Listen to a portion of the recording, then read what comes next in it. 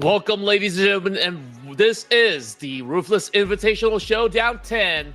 Of course, brought to you by Ruthless Hype Esports. My name is Contra, and joining alongside me is Sir Cloud. Welcome to day 2 of all the action here as we bring you some of the best that PUBG Mobile Esports have to offer. Oh yeah, and today is day number 2 of our playoff series, and if any of you were nervous about your team's performance in day number 1, don't worry, we still have a lot more days to go, so anything can happen. You know, this is PUBG Mobile, it's all about consistency. There's always opportunity for teams to make comebacks, so yeah, tons more days to go. And let's not forget as well, since this is the playoff, the objective is to be in the top 16 to be in the grand finals. So as long as you're in the top 16, which is a lot of slots, the team will be fine.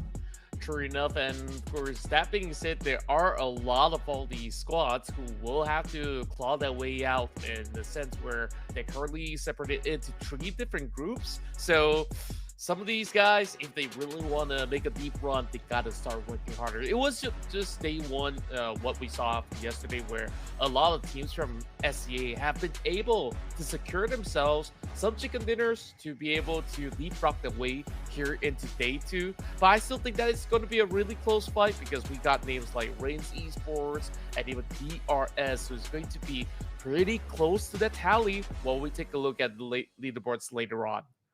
Yeah, so the leaderboard will tell some form of a story of what happened yesterday.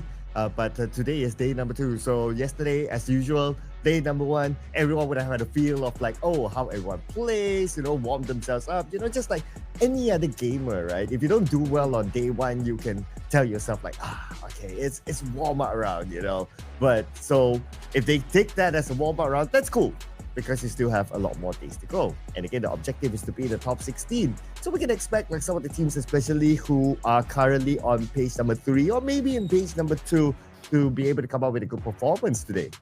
True enough, and of course, it is going to be a really good practice for them to be keeping themselves in shape for the upcoming major tournaments to go. So this is definitely one of the best platforms to do so. So I can't wait to actually find out what happens from here on. I mean, we have, you know, maybe a couple of months away before EWC happens, and I'm pretty much hopeful that those teams from all across the world will be really gearing up, and this is just scratching the surface and maybe shaking off some rust. So that being said, I want to see some of these teams to really put the pedal to the metal to show us what they got. Yeah, we can say that this is the off-season tournament, right? So it's an opportunity for the teams to refine or to maybe even like get their lineup in shape. I know a lot of these teams, they had a lot of transfers over the transfer period season, so they want to get the chemistry in with the team, because it's always a debate whenever a team does perform in a official tournament. But speaking about officials, so the official scoring system, you would know this by now, by heart that is, whereby the chicken dinner winner will score 10 points per round. Second place will be 6 points. Third place, 5 points. Fourth place, 4 points. Fifth place, 3 points. Sixth place, 2 points. 7th to 8th will be 1 point. Anything further than that, unfortunately, will not get any points based on the placements, but they are still eligible to get elimination points. That's right, and majority of all these teams, they are just going to aim for a lot of all these frags in order to score maximum points. And even if despite some of them crashing out early, they could still maybe churn, you know, up to double digit if they're gonna have a great run overall. So we'll definitely have to see who's gonna be amping up their firepower for today. And speaking of which, of course, this is our match schedule, as we will have a lot of days to play out, just like you mentioned before. So during the league stage, we have the entirety of this week for them to play out. And then, of course, once the playoffs is over, we'll have to see who makes it into the grand finals for 4 back-to-back days of a showdown. Oh yeah, we have 6 days in total for the playoffs, right? So today is only in day number 2. And when we talk about the format, so for the playoffs, we will feature 24 teams. divided into 3 different groups. They will be playing for the 6 days in the playoffs, 6 matches every day. But not every team will play all 6 matches. So it will be in a round robin format, divided as you can see here on screen. Match 1 will be A and B together with match 4. Match 2 and 5 will be A and C. Match 3 and 6 will be B and C. So only the best 16 teams from the playoffs will move on to the grand final starting from 18th of May to the 21st of May, whereby we'll feature the best 16 teams play across 4 days, 6 matches every day. And that will be the time where they will play all the matches per day. That's right, and I'm just really getting myself back into shape as well, because it's been a while since I've been jumping back into the PUBG Mobile Esports world, where I've been caught up for a little bit. Since you did mention, some of all these teams to be getting into their groove. So back in day 1, what was particularly the highlight of what went on coming into the concluded matches? Well, perhaps we can say that the team that scored the one and only double chicken dinner, or the most chicken dinners so far, is Voin Donkey.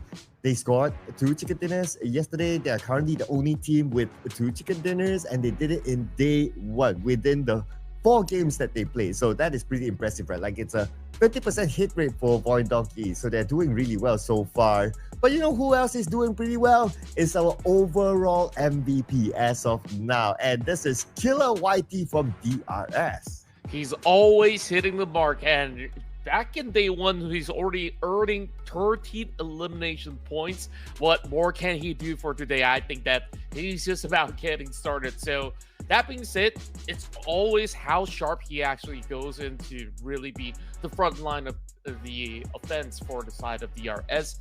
Therefore, he has put some of the highest damage on the block. So we'll see who will be able to match up to Killer YT, as DRS is hoping to race to the finish line with this man leading the charge. Yeah, besides the Killer YT, these other players are also just getting started, like what you said. Sky from Hora Esports coming in at number 2. Number 3 is going to be Ruthless from Reigns. And number 4 is Supreme from Hora Esports as well. And number 5 is Razak from Voin Donkey. So with the fact that these 2 players representing Hora Esports are on the road to MVP, I guess without even looking at the overall charts, you can probably have an idea that Hora Esports is doing not too bad. So far, it's no chicken dinner, no problem for Hora Esports. That's right. I think that traditionally Hora Esports have always looked to frag out, and that's going to be their modus operandi, as Sky is already catching up to Killer YT. It's also great to actually see Supreme to be also lending a hand towards the entirety of Hora Esports to have his name here on the list. Now, what's interesting to note is that on number 5, other than some of the MVP runners that we had earlier, we also see Kasim, who's going to be putting his name up there, aka Jimmy OP, I do believe, who's been able to actually match the same number of elimination points together alongside with Ruthless and Supreme. Yeah, as always, these players, they like to use pseudonyms during the off-season, so for whatever reason that is. And no pseudo here, as the points are quite clear-cut. Voin Donkey with the number chicken dinner, they're currently at number 1. In fact, they share the same amount of points with Hora Esports, but because they scored the 2 chicken dinners, so that's the tiebreaker between them and Hora Esports to put them at that number 1 spot. And Hora Esports, no chicken dinner, no problem. Currently at number 2, but it's only day 1 still. That's right, and we're looking at the second page right here with many of all these names hailing from SEA, who's currently keeping up to speed. And of course, we do have the inclusion of AST and 4 tries over on to 11 as well as 12 respectively. Following very closely, as well as we can see, the Savior currently with those 18 points have been able to have a late surge, so we'll expect them to keep pushing just like how the rest of the pack did. Now, some of these guys may have not get to see too much of all these actions just yet, but today we'll definitely feature them a whole lot more. That being said, Dota, FaZe Clan, they're starting things off slowly. Same goes alongside with the rest of Alter Ego, Pubg Esports, as well as Blue Spot. So the Indonesian teams, they are looking to see if they could ramp up ahead here in day 2. Yeah, and some of these names might be a surprise for you to see them like, oh, what are they doing at page number 3, like Face Clan and Boom Esports. But then again, it's only day number 1. So, like what we mentioned earlier on, there's plenty more days to go. And these teams will be playing in a round-robin format divided into Group A, B, and C. Meaning that if you don't see your favorite team playing in this particular round, there's a chance they could come back in the following round. True enough, and moving into these rounds, we'll start things off with Group A versus Group B. So that being said, it is going to be some pretty stacked names when it comes down to some of all these showdowns moving into our first map. Hot favorites, Hora Esports is going to be up online, and on Group B, DRS as well. So, I don't know who to pick right now for these predictions. Have you scored any predictions yet so far? Well, I'll leave that as a surprise. How many have I? Have I not? Have production scored like 10 predictions, right? Yeah, I'll leave that as a surprise. But what I can say is that the in usual Ruthless Invitational Showdown fashion, it's always not easy to guess which team will score the chicken dinner. So who would it be? Who will score that one chicken dinner in the first map, which is going to be Erangel? Well, Erangel have definitely seen the love all these teams thrive, and at the very same time, certain teams still making certain adjustments as well. So the last we saw coming into day 1, I do believe it was Reigns Esports that did manage to secure the first map of the day. Will they follow along with the trend? I'm not too sure if that's going to be the case, but I certainly do hope that we get to see a lot more of that involvement. If you guys were wondering who exactly is Reigns Esports, well, look no further than 4 Miracle Vibes, as those are the members coming from the team. And now looking for, I guess, a new organization to join alongside them. Well, thanks to them as well. I scored my first prediction correct. So here's the official number and the number. I was hoping to just flex it when I say it and it comes up, but okay. But anyway, all right, that's a spoiler there, ladies and gentlemen. There you go. So Reigns Esports, thanks to them, I scored the first prediction right. Have you had your prediction thought out? I have a rough idea. I'm just kind of torn between Hora or DRS, but I think to kick things off, I think that DRS is going to be a pretty good shout, especially when we're playing in Erangel at the moment. So that's going to be my pick here for game 1.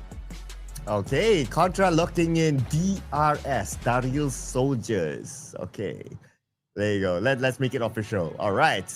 Well, I didn't particularly lock in Reigns Esports, but that's fine. Okay, that's fine.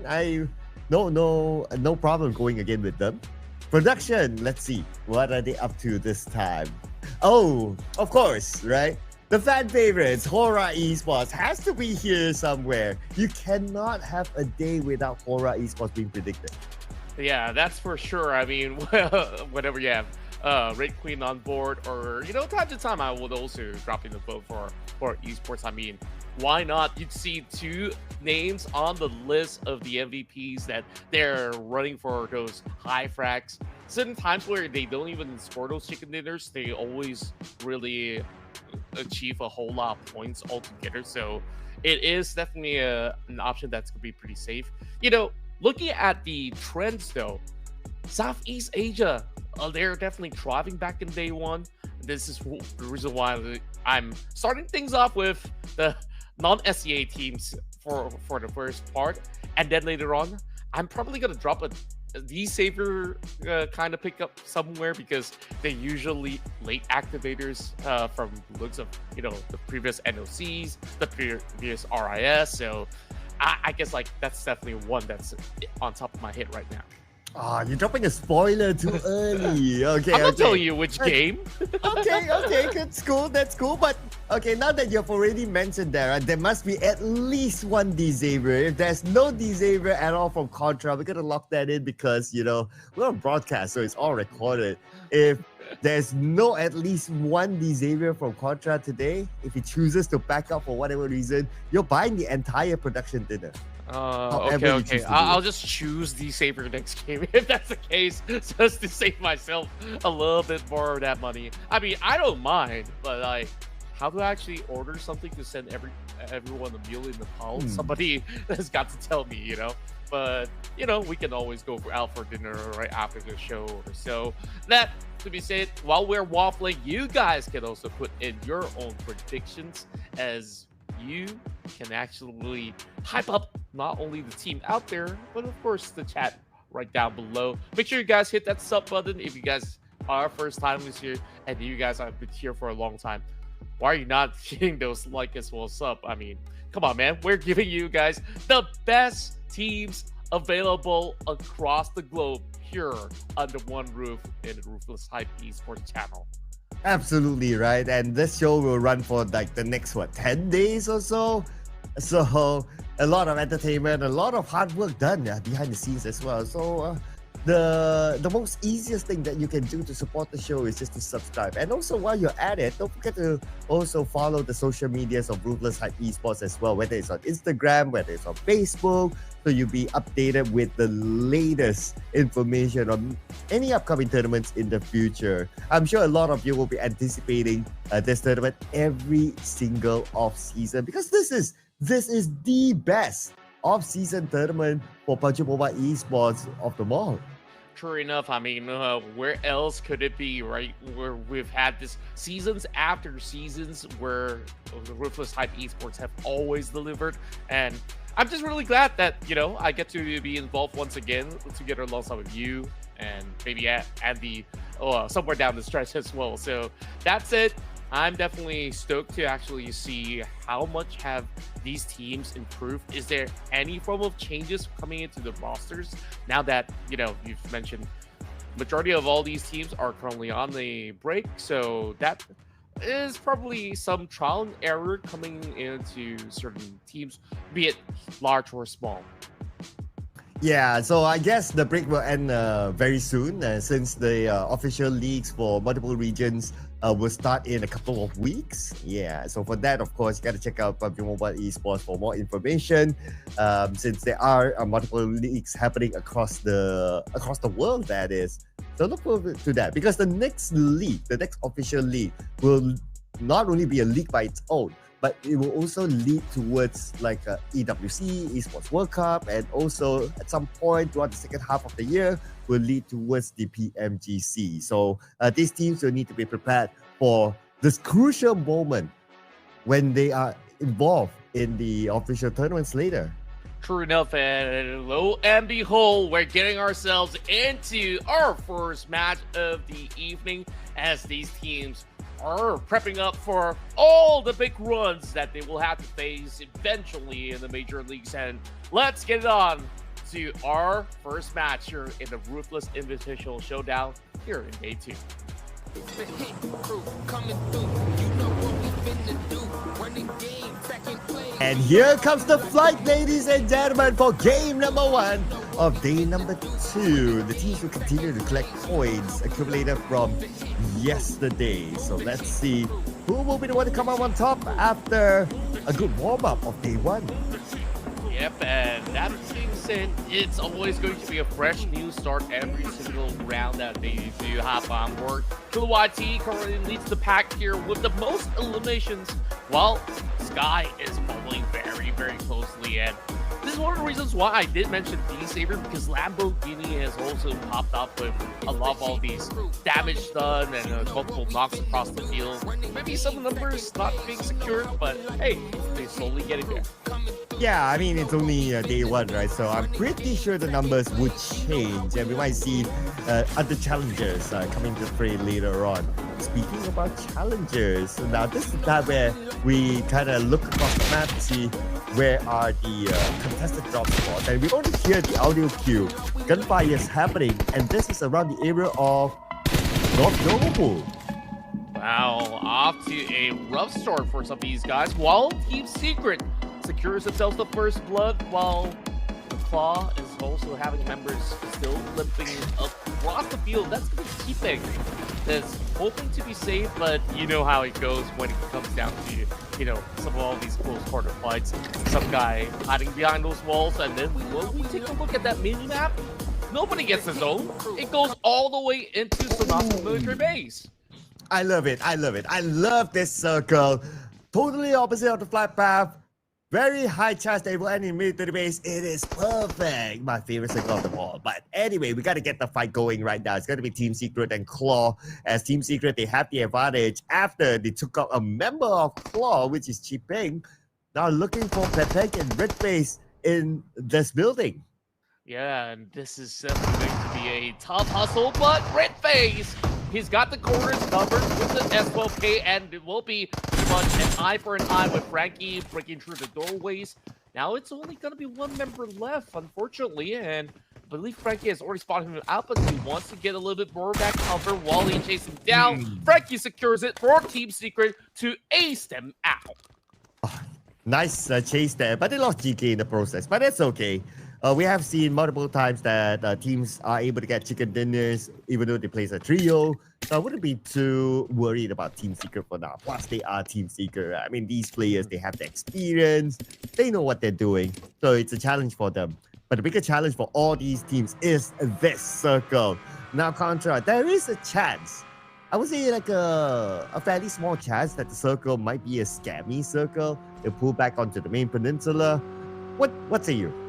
I think that it could potentially be the case, but looking at majority of the circle to still cover the islands, I think just to be safe, teams would like to be somewhere right over on the north portion of the island itself, so that if you ever need to go back to the mainland, you could still, maybe take a boat, take the hovercraft, get your way right across. But if anything that these teams want to just hover around over on mainland, I think these bridges is still going to be important for them to take good cover of, for them to maybe just for some positional picks. Speaking of which, oh, this is the bridge throw, ladies and gentlemen. Boom Esports. One casualty. Boston has a fourth rise. And now Yummy is caught out as well. Where is Yummy going to go? He has to win this fight. He has no choice. Fala receives a decent amount of damage, down to 50% of health. And Yummy still A-okay for now, that is. Yeah, great angles playing from Fallout with the QBZ, as he will be able to eventually close in on Yummy. These early rotations, Boom Esports weren't exactly expecting to be punished so early on. Despite that Nate attempt, it didn't seem like it will be too much of a concern for Fallout. So 4 tries, they should be able to get the revives through. Meanwhile, DRS, they get pinned down by Reigns, who's been guarding just by the corners of Novo. Oh, but at least they got a trade-off though. Doc is on his knees, Zol is on his way. Should be able to make it in time, while Gente is on the other side of the bridge. So Zio has to be extra careful here as he navigates around. Is he able to get to his teammates? I wonder. Or perhaps he's thinking that he wants to deal with Gante first, and Gante is alone that side. He's not healing up, so I guess he's out of first aids. Perhaps so. I mean, in the early span of the round, a lot of all these teams were hoping to loot inside the island instead. So it is understandable if they don't really have too much of all these utilities with them. That being said, though, Gante dangerously low while Zyle is pushing, prodding. He might just go for the revive first and foremost, just to ensure that Doc will be safe and sound. But here comes Top. He's going to be priming some nades. Gante, can he survive the trade up against the full squad of Reigns Esports? Yeah, let's see if he can pull this one off, right? I'm looking at Top right now. Managed to evade that Molly. Intelligently done, but look at the movement by Reigns Esports. They are getting closer and closer towards Gante. I'm not sure of his survivability, and Doc will be the one to land the final blow as DRS will be eliminated this round without any points.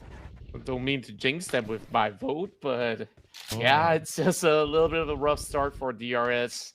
I mean, who can blame them, right? When it comes down to island endings such as what we've seen early on. Somebody's got to get clipped, no matter the case, and there are times where we even see certain teams to take those kind of late rotations where they don't really have options to move inside the island. They will have to battle their way out here regardless, and here comes Base Plan now being challenged by the rest of Outer Eagle being wrapped around where it's going to be a huge swing coming from the side of Yui. Well, he still lands that L12K shot. Still looking for more. The blue closes in. And here comes another jump shot, but Yui goes down. Oh man, that was a close one. If he got that one, it would have been a double back-to-back, and he should be able to collect those points and loot and maybe survive this blue. But that was just unfortunate for Yui there. And with that, Baseland eliminated. They managed to score 1 elimination point though. But for Alter Ego, heavy casualty, 2 players left.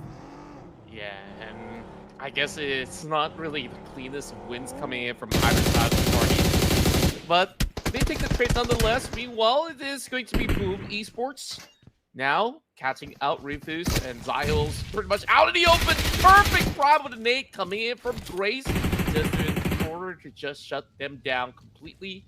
Just secure it, just repeaks in order to claim those 2 points back by the Indonesians. Well, Reigns down to only 2 players left. It's going to be Doc and Top to do the business. Now, if you kind of think about it, like Doc and Top is like the 2 best fraggers in the world. So it's if it's only them left, well, at least we can say that Reigns Esports, they are in good hands. They definitely are. While noticing on what all these numbers that has been accumulated from the side of Reigns Esports, all for elimination points are actually in the pocket of the Doc, who's currently alive. Well, I'm not too sure if they will be able to hold on for long enough, since there's still plenty of space inside the island with a lot of all these teams making their advancements. Speaking of which, Glue, they got a plan up against the rest of the Savior, hoping to cut by, while the Circle has further confirmed that it is going to, in fact, cut closer over onto the south side. But the catch is that the port is still pretty much available to play. Man, Contra, you came to the desk just at the right timing to see this sort of circle. Very, very entertaining.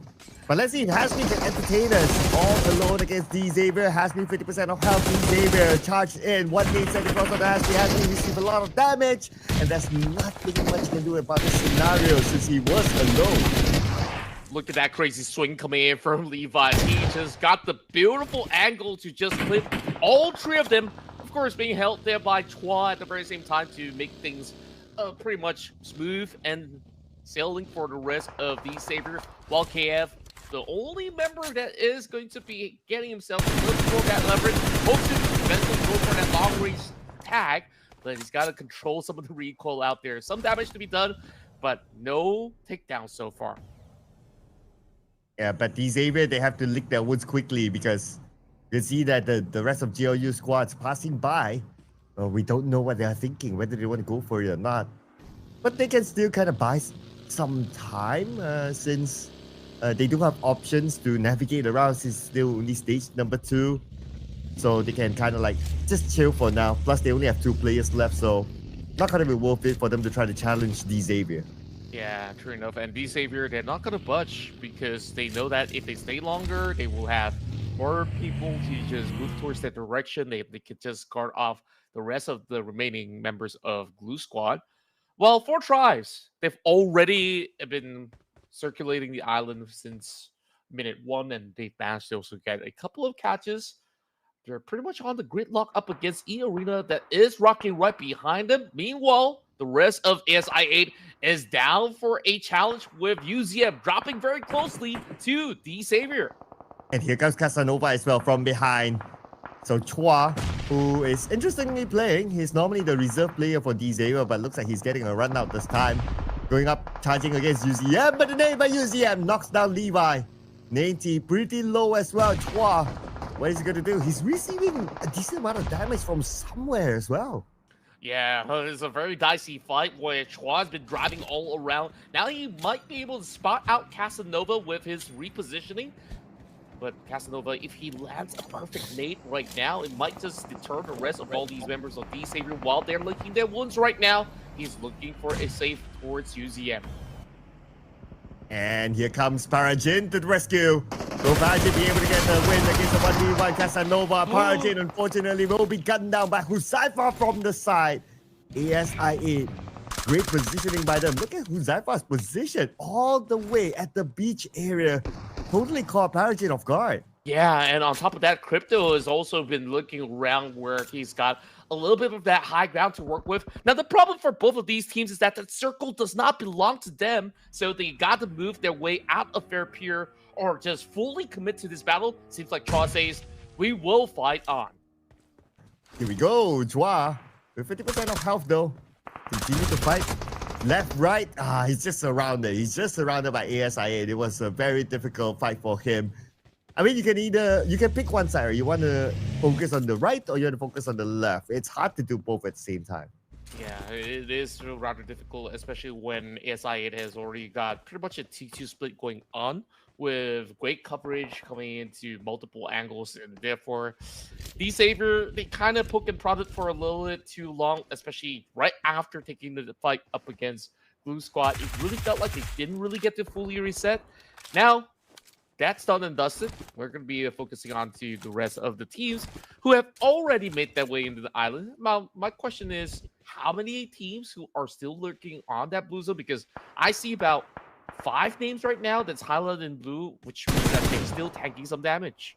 Oh, now we do get one of these teams on screen, and it's going to be Hora Esports, but they're there for a good reason. They're there to collect elimination points out of rotating teams, playing the bridge troll, and they managed to secure another elimination point for themselves, putting them officially, as of now, at number 1.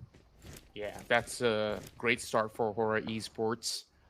Probably getting themselves a lot more of that safety net, as well as that portion of Novo does not seem to be all too populous.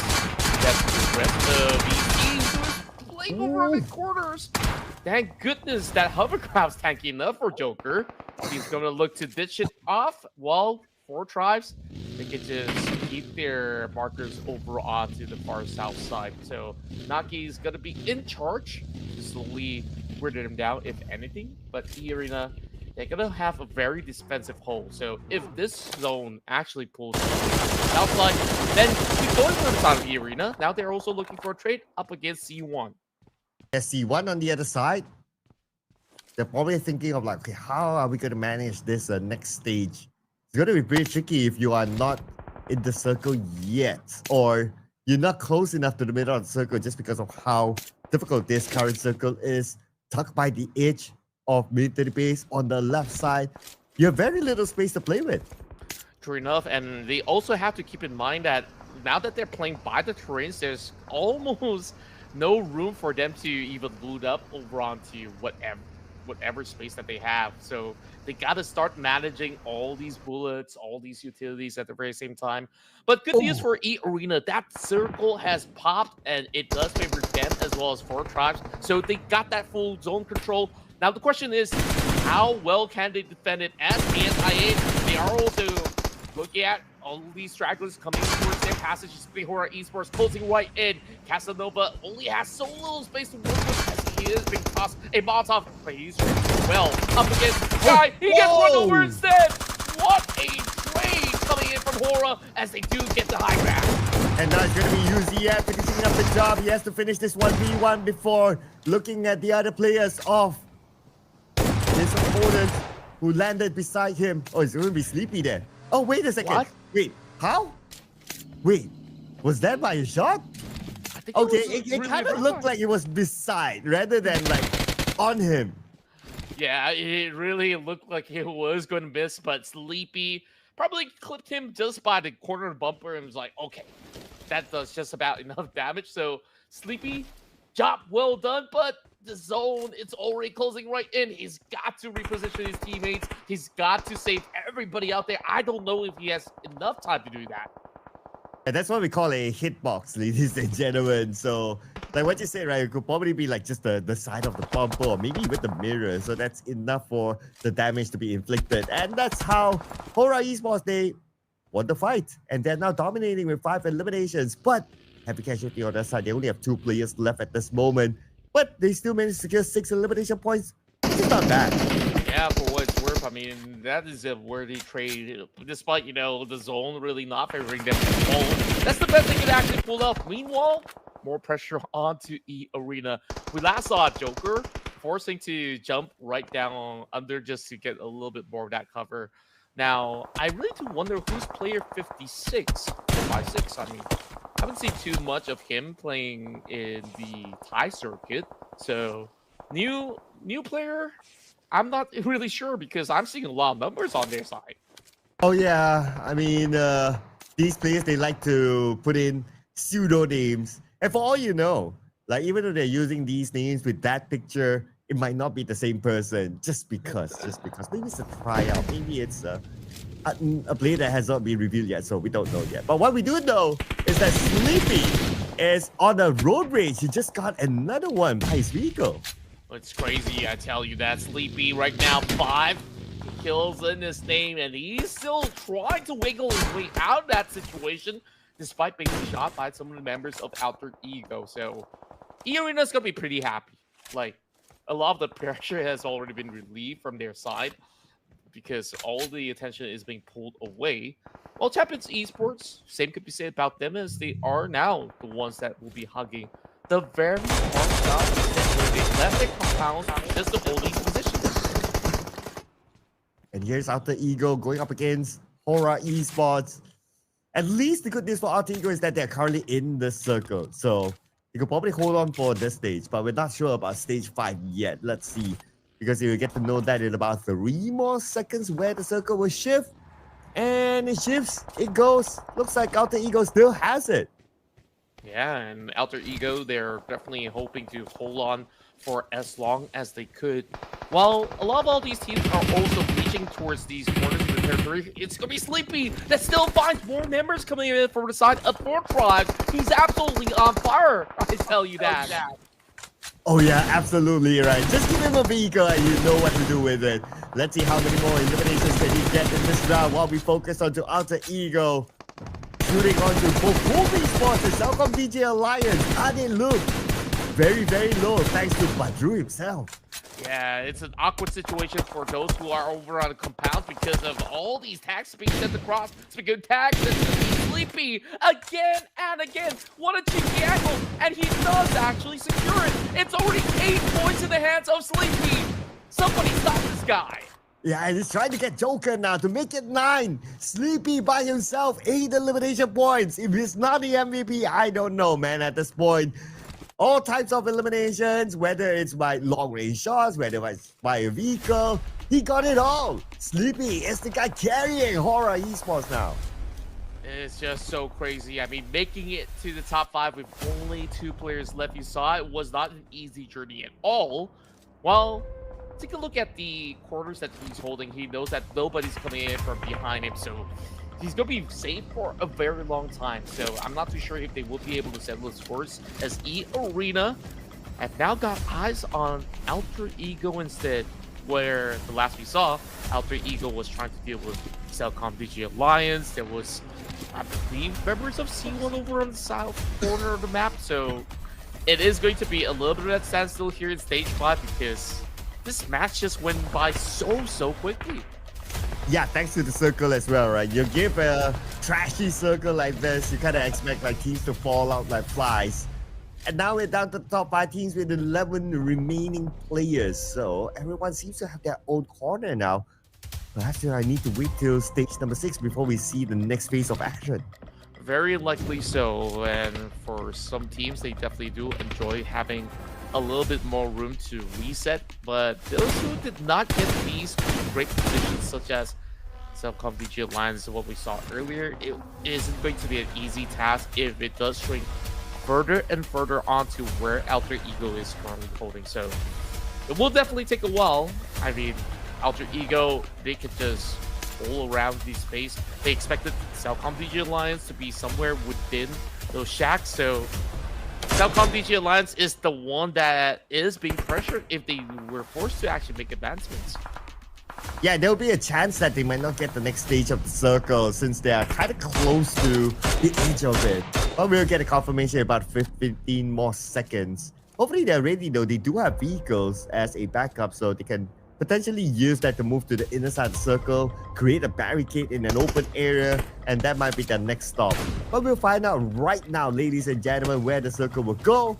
Celcom DG Alliance still has part of the circle. Oh, that's great news for them. I mean, they could continue on with their trade against Alter Ego because they've already known that there's only one spot that they could potentially hide in, and that's going to be that tiny little shack. But of course, they can't afford to overpeak at the very same time for far too long. They definitely do saw slight glimpses. You know what's the surprising thing about this two exchanging? That door is still intact. Oh yeah, it is. Okay, give them a bit of an extra protection. But speaking about protection now, Alter Ego now using the vehicle as a protection moving forward. But BX666 taking a decent amount of damage. Now his vehicle's been blown up. Badru managed to follow up together with him. See Sleepy on the other side though. Lots of open space in the middle counter. That's why nobody is like committing all the way in. Yeah, it's a death trap in the middle. I mean, it's just so much of an open space that you're going to be left so vulnerable if you were to drive into the direct center, which is why we're looking at all the teams to be hugging very tightly over onto the third corner of the circle. But now that BX have already created a little bit of that gap, and with the default of the smoke, I think that they could potentially look for a trade later on before the smoke subside. As right now, Telkom TG Alliance is just keeping their eyes pretty much locked into Alter Ego. Yeah, no team right now has a full squad, so everyone has their own casualties. And looks like no big skirmish yet. Stage 7 surely will force these teams to make hard decisions on crashing onto each other, something like that. As we look at Sleepy's position as well, he's by the edge of the circle. Yes, he does have the line of sight onto Alter Ego, but because he's in that kind of position, there's a chance that he will need to move forward. But Badru, after he moved forward, knocked out. But I also want to point out the fact that, look at what, Urkes is in the water. I wonder if he'll be able to surprise E-Arena. Yeah, such a cheeky maneuver. He's just got to ensure that he's going to do it very silently because Joker is still on the other side. But if they do catch out Joker, nobody's going to be able to revive him because the double stack coming from E-Arena is pretty much further forward. So Cass has got to be very sneaky about it, but it's going to be Sleepy that's also making certain advancements out there. So I'm not quite sure if this is still going to favor some of these guys. But Joker, he does have high ground though. Let's see what he makes good use of it. And Urkes is still behind him. Okay. So far, it seems like Joker doesn't know that he's there. This is going to be real interesting. Urkes is taking a slow approach, but Joker spotted it out. Urkes. Unfortunately, his plan failed. Yeah, it's just the crazy reaction speed coming from Joker. The moment he stood up and made a slight dash, he just turned around and expected that there's going to be somebody down there. And just like that, E-Arena, they further solidified their position. Now, down to Sleepy though, he's got no vehicles, not much that he can basically do, but to actually go for that 1v1 duel. So, that Groza definitely comes in pretty handy in that exchange. Oh, at least he cleared off his back so he doesn't need to worry about a potential backstab. But now, some of these players will need to be worried about the fact that they don't have the circle. And we're talking about stage number 7, so you don't want to spend even a second in the blue in this sort of stage because it will truly, truly hurt. And that includes like Joker as well. He has to move forward. So the good news for Joker is that he has his other teammates as a marker, so he can fall in onto his other teammates. Like what we can see here, Mr. E-Arena. I wonder who he is. But for Sleepy, no circle. It's going to be a bit of a problem for him. Yeah, meanwhile, that's going to be a nade that does connect as Telkom TG Alliance actually finds something in return. Same goes to Sleepy that gets another knot this time. Finding Joker, not paying attention towards that corner rock, but 2014, he's going to be getting all that sight around the corner, but just like what I mentioned, no can do. You can't save Joker if he's being caught out like this. Joker's eliminated, but here's the spray by E-Arena, catching one out of C1, looking for Atomic. Atomic, one last thing of health, and Atomic managed to hide behind that rock, but no, not for long. Ade Luke from Telkom TG Alliance eliminated him, and now we're down to top 3. 2v2v1. Sleepy so far being the most formidable player here in the lobby. racking in 9 kills already. That's 12 points for Horror Esports. I got a feeling that no matter what position he ends up with, Horror Esports should have the maximum points by the end of the run. Yeah, at this point, they are pretty consistent in the overalls as well, but Sleepy, that's going to be his last run there. He has no space. E-Arena was prepared for him. Now it's between Salcom DJ Alliance and E-Arena for the first chicken dinner here today. Both of these teams within the circle, but that could change in 5 more seconds. Very swiftly, like you said, but the problem for the side of E-Arena is that they are bunched up in that corner. Meanwhile, Salcom DJ Alliance, they do have a split going on. Despite having Adik Luke to be a little further away, or actually, yeah, exactly, Adik Luke. But those alternate angles could be put into good use as the rest of E-Arena, if they're being forced out later on, then this could be big advantages for Salcom DJ Alliance. It's just a matter of time right now. Perhaps E-Arena, we can see that they have the better position. I mean, they have the circle, stage number 8. They have this rock as the cover. Salcom DJ Alliance. Adeluk needs to move forward. Unless Kasim can get tap onto E-Arena. I'm not sure if E-Arena knows that Kasim is here. They might have an inkling, I mean, especially if they do spot this buggy that's pretty much sticking to the crate. So, E-Arena, they gotta make a call right now. A lot of attention over on the corners of Adik Luke. Well, perhaps like you said, they might not have the best of a hunch because the tree is kind of in between the line of sight. So that kind of gives Kasim a little bit more of that cover to work with. Here comes Adeluk moving into the circle, creating that smoke bridge. Hoping to be able to get into the circle at least. This is a better view of his current position. Not in the circle yet. The blue is chasing him down. He's able to step in. But what happens when the circle, or when the smoke subsides? That will be super exposed. He has to get to that tree. Yeah, even getting into the tree, there is going to be a little bit more of that problem where they are within that grenade range as we speak of it. We'll see how it's going to bounce still. I mean, time players, they absolutely love dropping in those frags. Sim, he's just working with whatever cover he has, even if it's going to be a 10 layer coming in from the buggy. But taking a look at this technical fight, here comes more nades being primed right through E-Arena, hoping to dent the hopes, and he does find Adik Luke. And that's the nade that they've been looking for. Now only Jimmy OP, aka Kasim, the final player for Salcom DG Alliance. And he is pretty close to the blue as well. Now this is stage 9. The zone will close entirely. This is goal time for E-Arena. They're charging in right now with Jimmy OP getting one for himself. Now putting himself in a 1v1 against 2014. It's all down to the timing of this grenade right now. While they bring in the UMP, it is going to be Kasim that secures it for Salcom DJ Alliance to start the day strong with the chicken dinner. Oh man, that was a solo run for Jimmy OP.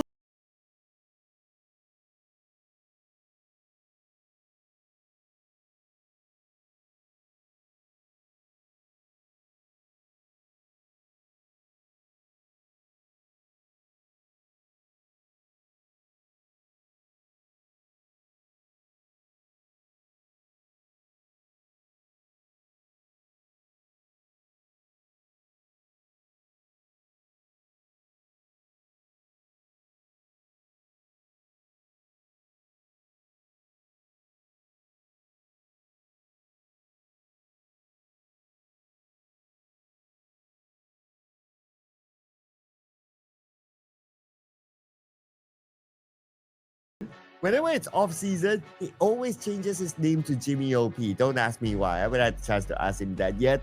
But yeah, that is Jimmy OP, ladies and gentlemen. And what a run. And do consider this as well. This is a very, very difficult circle for the teams to play. And the fact that you're able to score a chicken dinner with this kind of circle, it's a bragging right by itself. It definitely is. I mean, you saw how many teams were trialed and tested, even despite, you know, that crazy run that Horror Esports did. They did manage to secure a top 3 finish.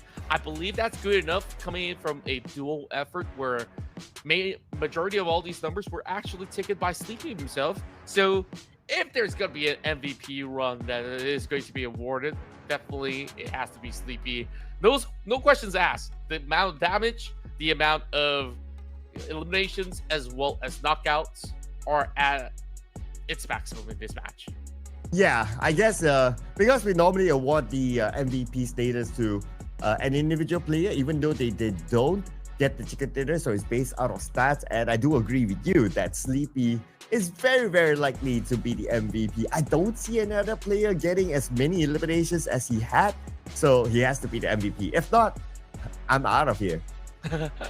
If not, maybe it's going to be Jimmy, but definitely those numbers don't really match. That being said, let's take a look at some of the stats. As, like you said, Jimmy OP, aka Kasim99 here, has scored 6 points for the team, together alongside to add to the tally with Adik Luke's triple eliminations out there, will get themselves a total of 19 points to secure this first run.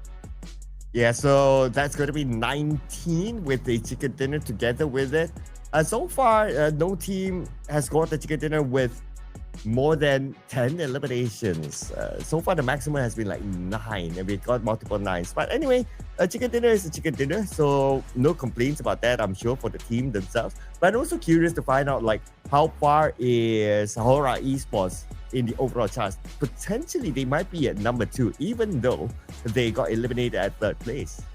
They might even be number 1, number 2, potentially so as well. But you're probably right that with this chicken dinner, Cellcom DG Alliance should have more than enough points to be able to tally off any other teams who are hoping to challenge them overall. Looking at the other stats out there, despite if they're as well as Olio bowing out a tad bit early, they still have significant contributions moving into this matchup now. Of course, that said, game 1 done and dusted. This is some of the teams to be whole once we do get our way through, where we take a look at this kind of run. Majority of these teams, they don't really get to fully utilize their whatever's in their package to full effect, other than E-Arena, who's been playing very defensively by the corners of the shore, and that's the reason why they have plenty more smokes as compared to the rest of the teams. Yeah, and normally that is a clue. The previous graphic was a clue of like the team's placement in the match point later on. But now we're going to compare the head-to-head between Kasim, aka Jamie OP, and also Mr. Balja from C1. And the stats are pretty close, especially when it comes to the elimination. 6 for GBOP and a 5 for Balja. But when it comes to the damage department, look at the contribution here by Jimmy OP, 927. He did a lot of work for the team, allowing his other teammates to secure those elimination points. Sure enough, especially on the double clutch towards the end of it all. And just like what we mentioned, the MVP of our first round here in day 2 is definitely going to be Sleepy. 9 elimination points. His damage alone can already top but a lot of all these teams here in game 1. So that's 1,141 damage being put out. And on top of that, he's definitely throwing a whole lot of utilities at the very same time. So this is just a very all-rounded player coming in from Aura Esports. And besides the Sleepy, of course, we gotta award it to Jimmy OP, aka Kasim, in case for whatever reason when you hear us mention Jimmy OP, you're like, where is Jimmy OP? I don't see him. Okay, that's Kasim there, ladies and gentlemen. Coming in at number 2 with the 6 elimination points, and then you have Balja with 5 at number 3, and then you have to have Dog. 4 eliminations. I mean, this guy carried the team as well. Look at his team contribution. 100%. All the eliminations that Raze Esports got in this round was through Dog. Sure enough, I mean, they managed to pin down a lot of all these members coming from DRS, and then they also do have a little bit more of that difficult time, despite, you know, all these X4 Macro Vibes members have always played inside of the Sonoska military base. Now, we get ourselves a little bit more of the update for this match itself. That's 19 points for CD Alliance, while 17 for Hora Esports, only scoring 5 plus points, but those are half the amount of eliminations. As a matter of fact, even higher than CD Alliance, who have been able to win it all. But they are currently tied with Champion Esports at 3rd spot. Yeah, those are big numbers there. But unfortunately for GLU squad and also DRS, They're not able to secure any eliminations this round. I mean, with this setup on screen, they got eliminated early, so the only two teams not able to bring home anything are those two teams.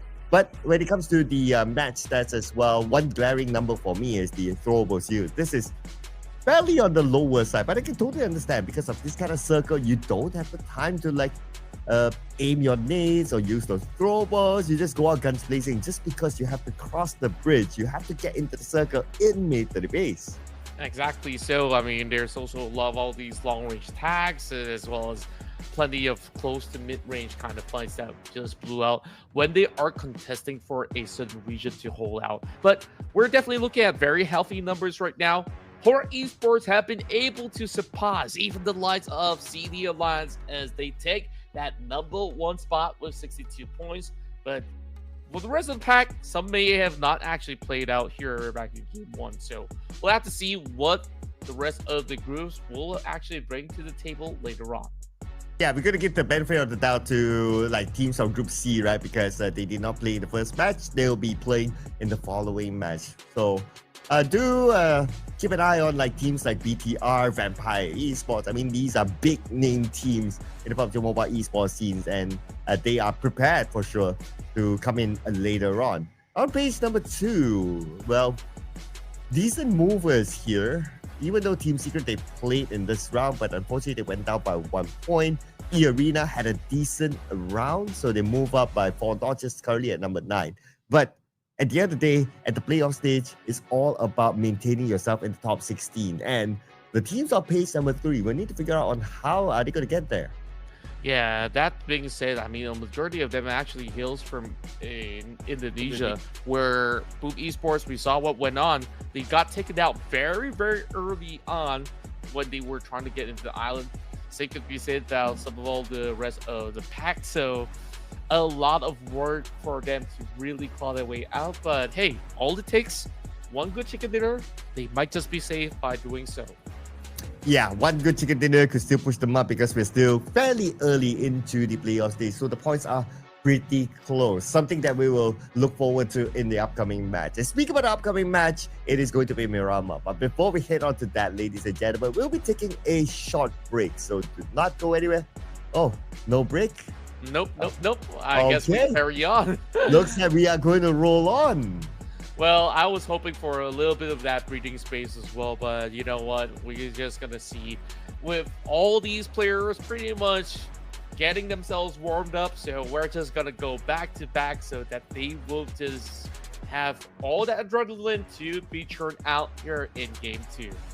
Well, straight in then. Group A versus Group C in the upcoming match. So Group B is going to take a break. So Group C, they're going to make their debut here today. Looking over at these teams, of course, we have to do our due diligence after this of picking a team. So I wonder if you have something on your mind. Well, I definitely do have one for Group C, but looking at the Group A, I definitely do think that there are a lot of all these major hopefuls. And speaking of which, I guess I would just reveal it right now. I was torn between either one of these SEA teams, whether it's RRQ or even of course, Vampire Esports. But I'm leaning a little bit more towards RRQ because they have been known as some of the kings of Miramar in the Indonesian circuit. So that being said, I'm going to be locking my vote for now on RRQ. Okay, RRQ for Contra. All right. So for myself, man, it's always, it's never easy doing this, right? But I guess if I were to pick one right now, I'm having them feels for Vampire Esports. Let's go. That was actually one of my consideration as well. I mean, Vampires, they're definitely looking super solid, extremely strong throughout the course of the run. Just that, you know, they were just on that break. Now that they are back up online, they have already seen how some of these teams have been navigating the way around. If they actually do any form of studies at all, maybe we do see some of these names thrive, while we are also including another team coming from the PMSL region of Southeast Asia, and that is BTR, the high fragging squad, now back in action. Yeah, then they are making their debut here today as well, since they are from Group C. Same goes for, well, Vampire and also RRQ. So happen all our predictions are from Group C. Now, whether they'll be able to score the chicken dinner, we'll see. Vampire and BTR, they scored their respective chicken dinners yesterday. So out of all our predictions, RRQ is the one that's still waiting. Well, let's see if they'll be able to get it, because RRQ is always this team that is like a very high potential team. Every time you see them play, you have the confidence that they are able to pull off something.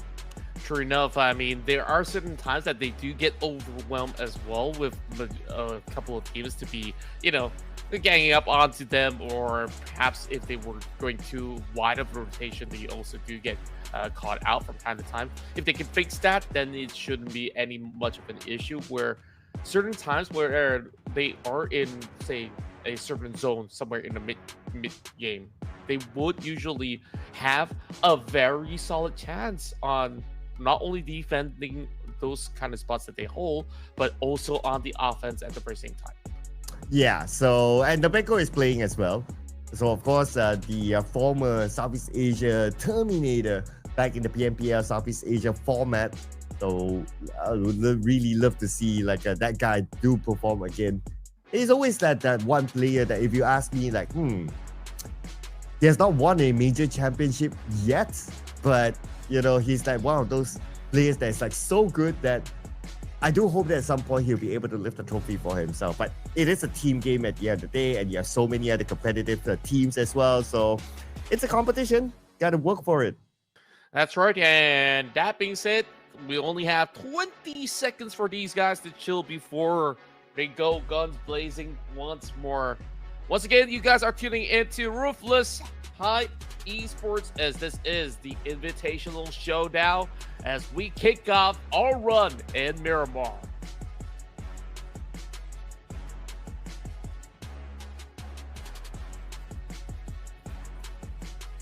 The hit crew coming through. You know what we finna do. Well, a bit of a delayed flight there, ladies and gentlemen, but at least it's not too long. We're still on schedule. This is going to be Miramar. Also, the debut of teams from Group C, being the second match in our second day, ladies and gentlemen. And here we go, Miramar with the flight path here. I wonder where this is. One thing about Miramar is that if you have a bird's eye view, things pretty much look the same, just because it's all sand and all dusty.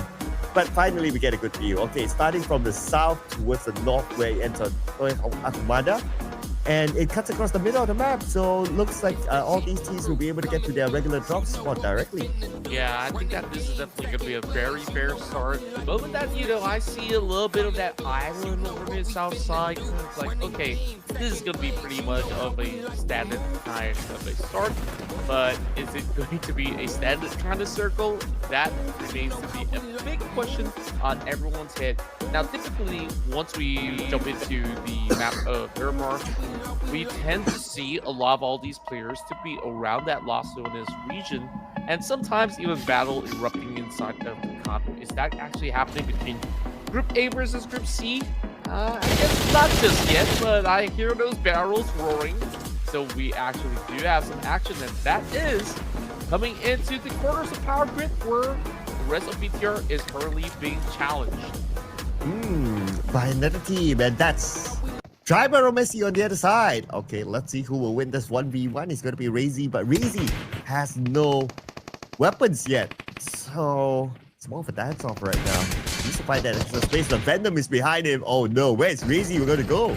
Oh man, very, very dicey situation right now for Razy, while Venom's doing a great job, but he's only got that UMP. No scope whatsoever. It's going to be pretty hard to land. Meanwhile, he didn't really check over the top side, so that is going to be instant punishment. 2 members down from the side of AST. Oh, okay, but BTR still got first blood. And Trapero Messi, 2 players left. And so far, they should be able to pick up Razy. And they have the numbers against Trapero Messi. It's just a matter of time, perhaps, until they recover their teammate. They're back as a 4. They have decent amount of weapons. They're still going around looting the area of Power Grid. They should be able to overcome Trapero Messi. Yep, and that to be said, Kang on the other side, have you been able to spot who exactly that is? Because I remember he always goes for such a name, but we also do have Voxy, who's actually playing for today for BTR. Yeah, I mean they always use these pseudo names, right? So the player that is using the name of ZMJJCK, I wouldn't even bother like trying to pronounce it. That's Satar. Yeah. If it looks familiar, that's because it's a player name from Valorant, where in short, it's actually Kankan.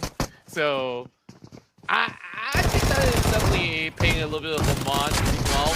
4, 5, 6 now dealing with the pressure with the micro Uzi in hand. Magic can still defend for himself, but not gonna get dropped. And I can't actually pronounce Chinese names for the likes of Uzi, so I definitely will skip this one. And you see the member just trying to find a way to pave a path. Joker now trying to hold on the line while this battle just erupts all across the field. Oh, for my second place finish now, only one player at the very early stage of this round with Joker. Only has like what 5% of health. He does not have any healing utilities, and he will be easily finished off by 4th rise as E-Arena will be the first team to bow out without any points. Yeah, surprising to actually see this actually happening around the corners of St. Martin so early on. Or could this be El Azahar? Well, it definitely looks a little bit more like St. Martin, but that to be said, that was very, very clean coming in from the guys of that has been able to actually go in for the sweep. Meanwhile, MVKE currently having a very safe journey over onto the south side of Los Leones. So if they were to move deeper, they might actually find themselves into a little bit of a tough spot. So RRQ, I wonder if they're going to be up to pick somebody up, because they've just concluded a fight. So 4 tribes, they are currently scattered. So this is a really good chance for RRQ. Yeah, so with RRQ having at least an early good chance, there's also a good chance for you to maybe score your prediction right. Yeah, we'll keep that in check. So far, when it comes to the overall for RRQ, they're doing okay. I mean, they're at number 13, 27 points. I wouldn't be too worried as long as you're within the top 16, because at the end of the day, it doesn't matter whether you're at number 1 or number 16. As long as you move on to the grand finals, that's fine. The grand finals is where it all matters, but of course, we'll keep that one for later. And RRQ, with being at number 13, they're still alright. Yeah, it's still pretty alright here in day 2. If you can still afford to have a little bit of those trial and error. Meanwhile, some couple of all these exchanges happening over onto the corners, where CD Alliance is hoping to defend up against the rest of MVKE, moving by the corner map, while the rest of Talent Esports just circles their way throughout. Typical start in Miramar, despite having a couple of casualties. Now it's just a calm before the storm, with majority of the teams trying to reposition. Yeah, it almost looked like Cellcom DG Alliance, they were just flexing their fingers. I don't think they anticipating anyone to be at the corner early on, so it's more like, okay, it's Miramar, it's a big map, we know that, and we normally drop in Los Leones, so there's a decent amount of time until something actually happens. So might as well warm up, keep your fingers, kind of warmed up, the muscles just in check before like the actual fight happens. So that's absolutely fine. I mean, I'm sure these players do that on their own time within the game. It's just that sometimes we don't get to see them on camera. True enough, and maybe certain times where you start off the game and you felt like, hey, I need to readjust my sensitivity. Let's actually test certain things out. Well, that could be one of the cases as well, but very less likely, because most of them will just ensure that all of this has been tested before moving in. And on top of it, it's a lot of interesting names. As is this a new member of 7-9? Well, that's actually Yuhai that changed his name to Yulo. Pretty funny if you ask me. Why not Ilo? Because the opposite of Yuhai is Ilo. Okay, I'll be sure to send him that message then. Or maybe at least to ask him the question. But one message sent here across onto GLU squad by Team Secret. And Team Secret now being seized out by the other members of GLU squad. They should be able to still save their teammate. And Stickley should be back up. Team Secret, the rest of them charging in. Okay, they're not going to allow GLU squad to lick their wounds. Let's go. And take a look at the rest of Team Secret. They are full sending it with those nades being primed up and ready to blow as they try to squeeze this one through the door. Should be able to be dodged by the rest of Blue Squad at the moment. Frankie's going to be able to join right by as we are looking at a very different roster with them rocking Zeros as well as Typhoon in this match. Yeah, they have a couple of new players for their recent transfer. But another team actually sent the nade across. Okay, where did that one come from? Anyway, that might help Team Secret to win this match. Zerus right now dancing around with the S10K. He'll make sure he secures the elimination point by taking out Stickley. Now Hasby's on the other side, pretty low. Hasby managed to heal up, but he takes a lot of damage by S10K. Zerus is dancing around, he's being shot at from the side, so he has to be extra careful. Here comes Xbox with the DBS, navigating around the smoke. As Hasby still dancing around with Team Secret. In Team Secret, they need to recover quickly because here they come. Zerus will get the knock. And they gotta actually set the scores quick because you can see from the minimap that there's more and more of these teams hoping to claim this quarter as well. Xbox, with that DBS in hand, tries to see if he could actually clear those quarters, but he's doing it all by himself. No backup whatsoever for the meantime, while the rest of them will be able to follow suit. Typhoon now only has that UMP, not daring to close in, way too close. But that being said, 2 members left. They gotta be decisive about this fight if they were to be on Team Secret's side. And here comes Xbox doing with DBS. Dancing around, and he managed to get that one just by the corner. And Team Secret will lose this fight against GLU Squad. GLU Squad will pick up the entire Team Secret 4 points in the bag. Such a close call coming in from Glue Squad, but they've been able to hunker down, getting some really tight shots going across. Meanwhile, we go back into the crosshairs of Vampire Esports, who's been taking a little bit more of that slower rotation, and I do see, certain interesting names over on their side. Could be the off-season random names, could be a new guy on the block, which I'm trying to figure out. So, for now, Doda, they got to do a lot more. They only have 4 points throughout day 1. Haven't found anything thus far. Whereas, of course, there's still plenty of time as well as space here. Just starting things off over on stage 2.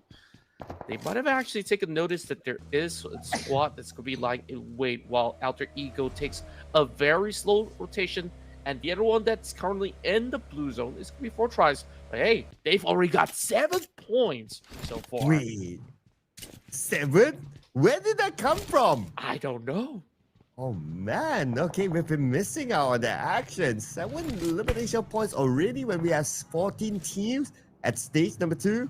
Man, that is 4 thrives right here on the roll, ladies and gentlemen. Let's see if they'll be able to get more than this. Maybe even break the record by getting maybe 20 eliminations. Let's go. It might just be the case. I'm definitely hoping to see something really special moving into this matchup. Now, taking a close look into the update, you can see majority of the teams are planted across that Chumachera highway, in between Picado, that is. But Blue, they're just about to join into the zone at the very same time. So, just in time, I would say, for them to rock up against the rest of Vampire Esports later on. Mela, that definitely has to be Mela that's going to be playing for this evening. We'll have to see if they could be able to form a fortress up against these teams who are on the move. And Alter Ego arriving into the circle. So far, no gatekeepers.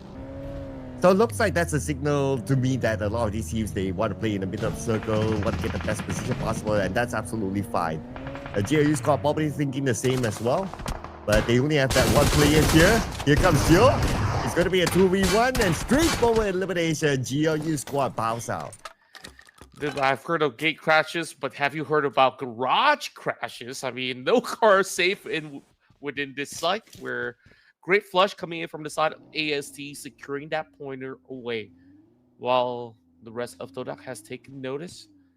Though they have been relatively passive throughout the course of the run. And in pretty much all fairness, they don't really have to make too much of advancement until that stage 3 starts popping up. So keeping a tap over onto AST is definitely going to be the main play. And once they do leave, they will be clipped. Meanwhile, speaking of getting clipped, 4 tries once again back into action. And oh, that was a close call for T24. Yeah, looking for more. And 4 tries right now. They are charging in onto Alter Ego. Right in front, it's going to be BX Triple Six. But he is alone. He needs his backup coming in. And they should arrive really soon before he charge in. But they're actually surrounding Alter Ego from the other side as well. But Alter Ego fires back, getting 2 out of 4 tries. And 4 tries. Their plan did not work out.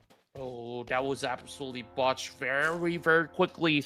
Well, Falak, he has to just save himself at the meantime. They're just leaving the rest of T24's body over onto the ground. Naki's also going on the opposite direction, while BX has got his vehicle already smoking up. So this is going to be a little bit tricky. I mean, a lot of space to cover. I'm pretty sure that he's going to call for a little bit of backup for him to be picked up, but T24, he's still limping and says, okay, buddy, I'll take your buggy and I'll take your life. And there goes T24. Hey, man. 4 tries. Started off really well with 7 eliminations. Now we only 2 players left.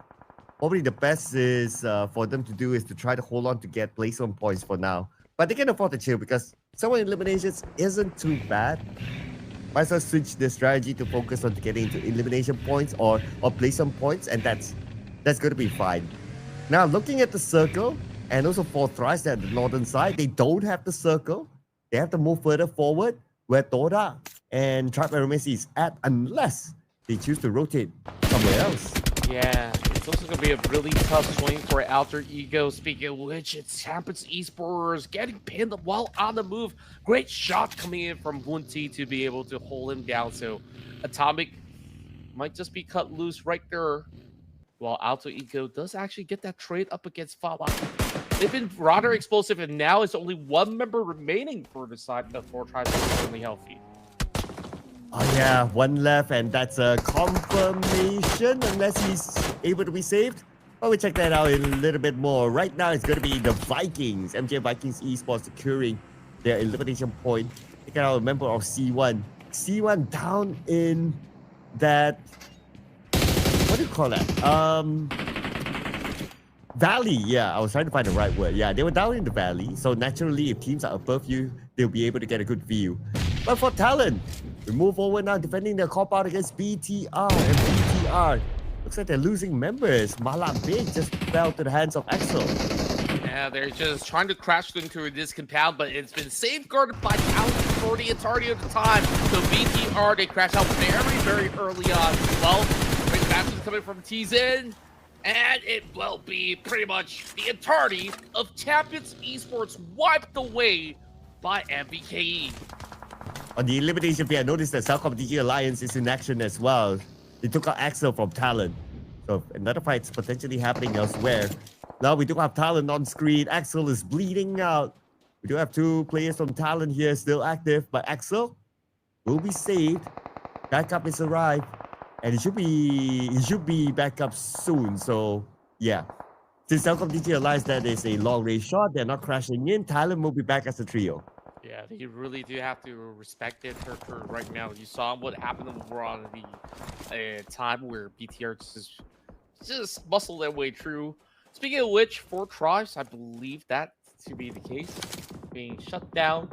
At the very least, 7 points have been secured, so they can call it a day. Let's see who else is going to get that 7 and above points right now. The next closest one is going to be Alter Ego and Talon with 4 each. Oh, and also the Vikings with 4 as well. And we still have enough bodies, obviously, for them to rank in those elimination points. As for your pick, RRQ. They're having a pretty chill round this time. Only 1 elimination point coming in very safely from the northern side. So it's as if like they will allow all the other teams to eliminate each other before getting into maybe a better position in the middle of the circle. Yeah, you're probably right at the moment where RQ, they're not trying to overcommit. Speaking of which, though, We're already getting a little bit more of that exchange going on. It's Alter Ego against Vampire Esports. Now that is one fight I want to watch. Okay, we might see it soon. Or maybe everyone's waiting for the circle. Might as well, right? 10 more seconds before we move on to stage number 5. And let's see how will this circle shift. If it's going to be worthwhile for them to fight each other, or might as well focus on rotating into the circle next. And the circle, ooh, it's going to be fairly difficult for Alter Ego and also Vampire Esports. They don't have it, obviously. But what makes it difficult is that there will be teams in front of them. Yeah, take a look at 7-9's position. They have one guy holding on to the middle compound and another two on that far western high ground. So hopefully if they do play their cards right, then the Malaysian squad of 7-9 might just be onto something there. While traversing over onto the fields, this could be Alter Ego.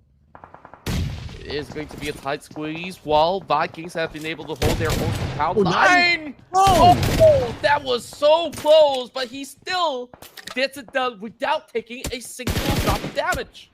Oh, what a slick move there by 9, but now Peko will be down on his knees. 9 ready to pick him up, but 9 is busy looting. Enjoying the spoils of this victory, Peko will be eliminated. And Dota, one other player has been knocked out. Still can be saved. I wonder how their positioning is at right now. But we shift over right now to RRQ with this high ground advantage. They're looking over at Tri-Barrel Messi, eliminating them at number 9 with 3 eliminations. That's such sharp shooting coming in from RRQ, zoning them one after another as they're starting to pick up the pace. While we also see a lot of all these other teams being very, very active. Now, what's really interesting to also keep our eyes on is the rise of MVKE right now. 4 points, and they're in such a great position. Oh yeah, so far. Not only the 4 elimination points, but they also maintain the full squad. So looking so far so good for the Vikings. The next closest contender in the overall is going to be Vampire Esports, and their points are not that far away from each other, so anything can still happen here. But for the northern side, we're going to put focus on the RRQ versus Dota. Both teams needing to get into the circle, and they'll face off against each other. But on the elimination field, we have some of the Alliance and Vampire Esports. Here comes the Vikings! Opening our fight against Alter Ego. Wow, super explosive. Brave now trying to squeeze past the smoke and quickly sift out by 1T just by the corner of the wall. Covering fire for his teammate while Pablo is already on the floor. Alter Ego definitely have to hightail out of the situation. Vampire Esports heard all the noise, but it's Superman gets them all lined up. That was perfect for the Vikings. Oh, he was ready for it. He was ready for it. He senses something there. And now the Vikings, they managed to collect 9 elimination points by eliminating the 2 members of Vampire Esports. What a game sense. Absolutely lethal. Got them pretty much within their line of sight. Now the rest of 7-9, they've heard all that noise and now they're prowling all across, trying to choke out these 2 teams who are currently on a gridlock, but specifically on Vikings, who's currently having a little bit of a danger threat. Paulo's gonna be on that far eastern corner right above Vikings, so how exactly are they gonna get out? Oh, it could be the rise of the Vikings, like what you said. But the next challenge right now is to get into the circle. But it shouldn't be a problem unless 7-9 can try to stop them. But at least they know the presence of 7-9 here. Okay, we have Wunti, 7-4, he's in U-High. Straight down to U-High. U-High should be fine thanks to the terrain. A lot of all these pressure dropping right into these corners of where 7-9 is currently holding out at the are kind of expanding their wings, so there is going to be ample space for them to actually fall back into, especially over onto the southwestern corner of the map, while Kasim, our MVP of the last round, is already marking onto the member of Vampire Esports. Oh. Where's he gonna go? Okay, shows himself. Iftar. Pulls the trigger. Nope. He's gonna save it for now. He wants to make sure that he gets a good clear shot. He's not in a hurry. I totally understand that.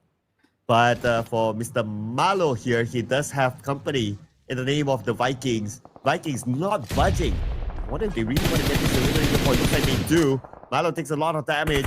fires back onto the Vikings. But at the same time, it's going to be 7-9 knocking down Break.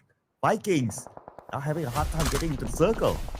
Yeah, pretty rough for Vampire Esports. They only get placement points, no kills whatsoever. And look at that spray. Oh, Adik Luke. He's been called the king of something, the king of injections, if you will. So, that being said, it's just super precise shots coming from him. Okay, that's a direct translate there, ladies and gentlemen, for anyone who is probably wondering, what do you mean by king of injections? Like, Snipe. Yeah. Snipe. Or maybe king of needles. Or needle? Like you poke needle? Okay. There's no way to direct translate that and still make sense. But anyway. I tried my best to simplify it by doing so. Yeah, we tried. Just like how these players, they will try right now to defend their ground. It's going to be the Vikings against 7-9. Mika comes in together with Trexie. Yuhai as well. 3v3, here we go. Yeah, just take a look at that white flag. The 7-9 members are trying to wrap around that in order for Vikings to be locked into place while the exchange is going on. Talon now drops a couple of them towards RQ as they try to hop over the wall. There's not much space.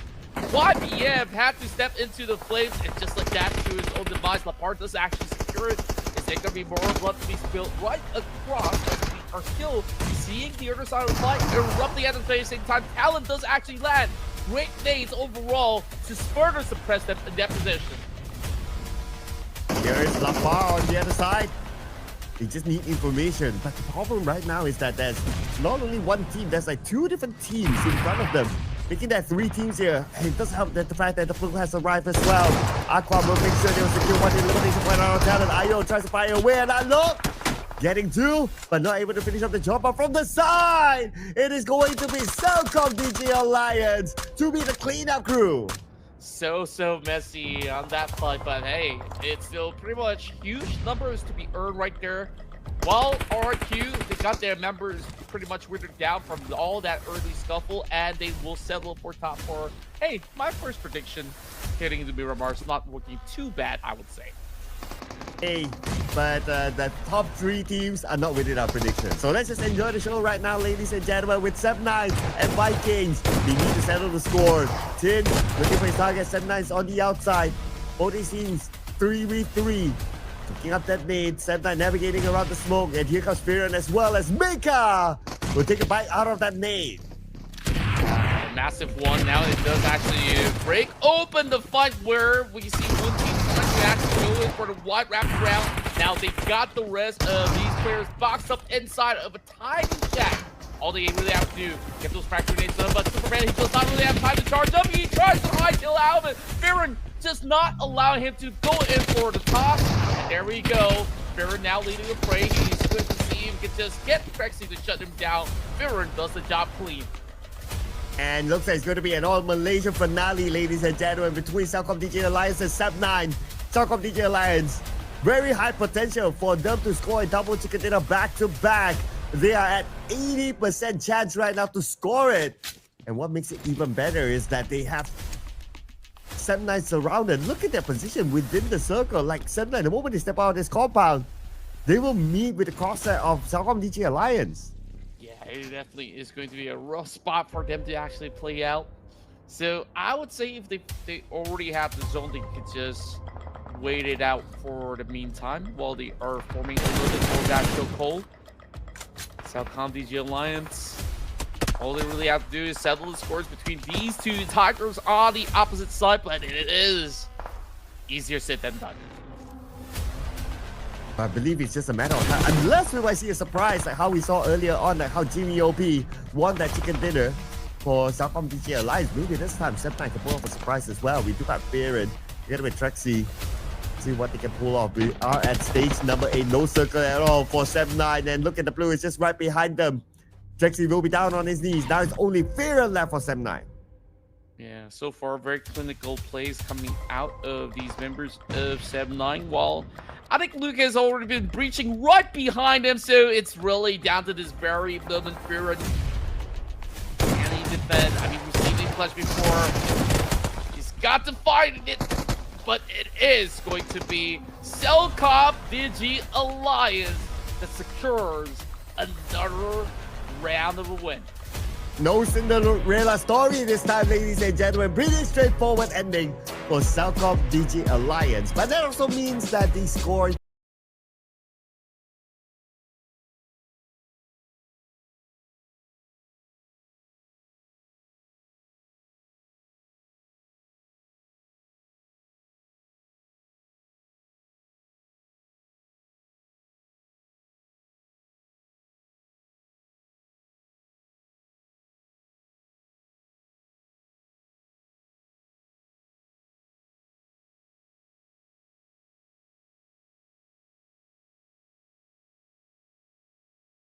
Enough to take over some of the names listed like for Esports. well, they have done enough here in the elimination department by scoring 10 eliminations. So that's going to be 20 points for Cellcom DG Alliance. What a round this is for them. It's even more than the one before. And the fact that they maintain all 4 of their players towards the end, this is an even bigger improvement as compared to game number 1. Yeah, and it was an absolutely menacing defense that they did manage to pull up, and even though we're on to their engages, I think that they've been looking relatively clean, especially with Addict Luke backing them on every single measurement. This time Cousin may not seem like the flashiest player because he walks away with no eliminations so far, while we look at Addict Luke, that's where all the points are being funneled to. Hey, and that's a great sign, right? Like, you're not overly dependent on to one player to perform. Like, if it doesn't perform, like there's another player, or maybe another player is like the main expected performer. I mean, it's Adit Luke we're talking about, right? So they can put their chips onto Adit Luke to come in with a performance. And he did show to the team this time, scoring them this chicken dinner. Now, besides Cellcom DG Alliance, like what you said earlier on during the cast, MG and Viking Esports on a rise, currently at number 2, the second team to watch, followed by Sem9, who scored a second place finish, and your pick, RRQ, is up here too. Yeah, and overall, I think that they've played a great game so far, just having a very controlled manner of a stance, but once that circle kept pulling away and away, it really felt like RRQ has got no clear advantages. So that to be said, let's take a look at some of the hit-to-hit records that we do have on screen. We have Fearon from Sem9 versus Viking Esports' very own Superman. Wow, okay. Hopefully, the Kryptonite is not in the game. If not, he might have a problem there. Being compared there. But this guy is not being compared with anyone, so it's going to be Iftar from Cellcom DG Alliance as our MVP this round, coming with 6 eliminations, 5 utilities used, and 693 damage. Yeah, what's really surprising to me is that even when we move into Miramar, we're not really getting too much of those utils to be put out. But then again, Iftar is always going to be on the chart, so, well, we can absolutely forgive him in that sense. Let's take a look at the top performers of Game 2, where Iftar has been the main dude that not only dishes out plenty of damage to secure 6 elimination points, but there is also the point where Fearon's going to be pretty much matched with Wunti on those 5 points respectively, but it's been 100% contribution from Fearon alone. And out of all of them, Superman actually scored the highest damage. But the damage might not necessarily contribute to points. At the end of the day, it's all about the points. The Cellcom DG Alliance bringing in 20 points, followed by the Vikings 16 points and Sem9 11 points. That's the double-digit department. But for 4th thrice, look at this contra. No placement points, no problem for them to be at number 6 with the 7 elimination points collected. Yeah, that's true. And that's it. I would definitely think that in these upcoming rounds, it's definitely going to be a very, very tight race. Now, moving into Miramar, we're looking at a high ratio of headshots, while Pablo does secure some really nifty shots from downtown with 355 meters that's being covered. I'm kind of satisfied to see improving numbers on the Trobles as well. So now, when we add all the points together, it is Cellcom DG Alliance that's holding that number 1 spot and kind of matching the numbers of Hora in the form of frags as well. But with 3 chicken dinners, this is a score very hard to beat. And on page number 2, we do have a few movers here. Naturally, since some teams they have not played they did not play the previous match, and some of them played starting this match. So we have talent here coming into the top 16. That's the bare minimum for the teams to be able to make their way into the grand finals. But on page number 3, these teams will need to work out something here, including your pick, your potential future pick. These areas. Potential. Yeah, I'll leave that for later. I still do have faith in them, but we're also looking at a lot of all these teams hailing from South Asia to have been able to thrive in majority of these battles. They're very eager and explosive, and therefore you're looking at some of the big numbers coming in from the side of for esports, where they don't really need a chicken dinner unless if they're going to be playing in a very different format that we've casted before. Yeah, it is. Well, yeah, that will be a problem if they don't score. But that's a different format altogether anyway. But now we are going to head to a short break, ladies and gentlemen. So do not go anywhere. We'll see you guys after this.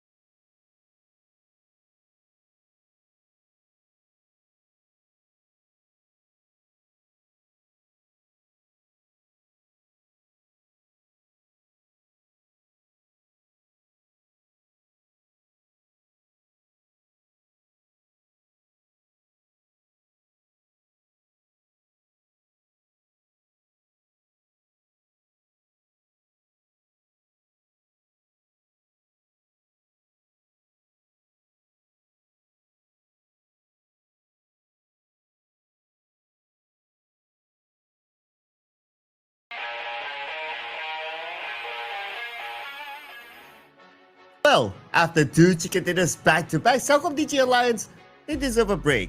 We'll allow the other groups to roll, ladies and gentlemen. Welcome back to the Ruthless Invitational Showdown Season 1 Decade, aka 10. My name is Stefan, together with Contra. We're still here with you and Celcom DG Alliance. Man, what a run they've been having. Yeah, so far it's been the Malaysian domination to kick off our first 2 matches. Now, moving back into Erangel, will they actually secure themselves the triple, though, if they're actually still on board? But definitely they've been earning their own break. So we're going to be watching Group B versus Group C. Now, it's definitely going to be looking very, very interesting on how this one could actually play out. So this time, I'm just having a tough call. Who should I actually vote for? So, you got any clues yet? Moving into this third game, now that, the Malaysian team that's won 2 is sort of taking a break, we're definitely getting a new winner. Yeah, so surely we're going to get one, and we have to do our due diligence. I was thinking along the lines of, it's so hard. Let's put in BTR for this round. Let's go. Okay, you're going BTR. I'm going to go for Voing Donkey this time. Voing Donkey, VD. Okay, so Contra locking in Void Donkey. Okay, all right. Anyway, they scored 2 chicken dinners yesterday, and they were on the roll. So, yeah, maybe they might be looking at the overalls and telling themselves that, hey, we lost our number 1 spot, so we want that one back. Maybe Void Donkey will score this one. Absolutely, and to also top some of all these, of course, love onto the teams coming from South Asia. This time, production is going for DRS since, he's voted for the first game on for Esports. So I'm really liking on some of our predictions right now, and it's really down to the rest of these players to really do the talking. Killer YT is on for, but I feel right at this moment, Horror Esports, it's just about matter of time, right, before they actually land themselves a chicken dinner. Especially Sleepy today has been on the perfect form. Yeah, I believe as well. Look at how they've been performing yesterday, and so far today, it's actually not too bad for Horror Esports. I believe at some point they will score the chicken dinner, but they're not playing in this round. They're in Group A together with the Celcom DG Alliance. So technically, if you want to put it into perspective, Celcom DG Alliance is the team that stands between them and also the chicken dinner. But it's alright, there's still a lot more games to go. And like what you said, right, for DRS, Killer YT, I'm pretty sure he wants to hold on to that overall MVP spot. So let's see what sort of performance he can put out together with DRS and maybe get the chicken dinner. Yeah, that could be a potential right there. So we definitely want to see how that actually plays out. So that being said, when we move into this round, well, I would still be expecting, maybe a little bit something that's going to be neutral, because the last we saw inside Erangel, I mean, come on, we start off the day, immediately we get ourselves the Sadovska military base. Now these players won't feel all too much of a surprise anymore. Unless if it happens again, then it might be a surprise, or it might go, or they might go like, here we go again. And the group that actually skipped that made to the base is Group C. So Group might need to be brought back here into this round, ladies and gentlemen. Without further ado, we jump back onto Erangel as our match number 3. Wow. If you're telling me that if it goes into Sonoska again, with this like half skewered all the way up towards the third portion, then game really be trolling, right? So that said, we're starting things off by the edge of Justine Pollyanna, headed into the corners of Triggerful. So the last we checked, I believe we saw a couple of fights breaking loose around to North George. That kind of see Team Secret actually battling up against one of the Indonesian squads out there.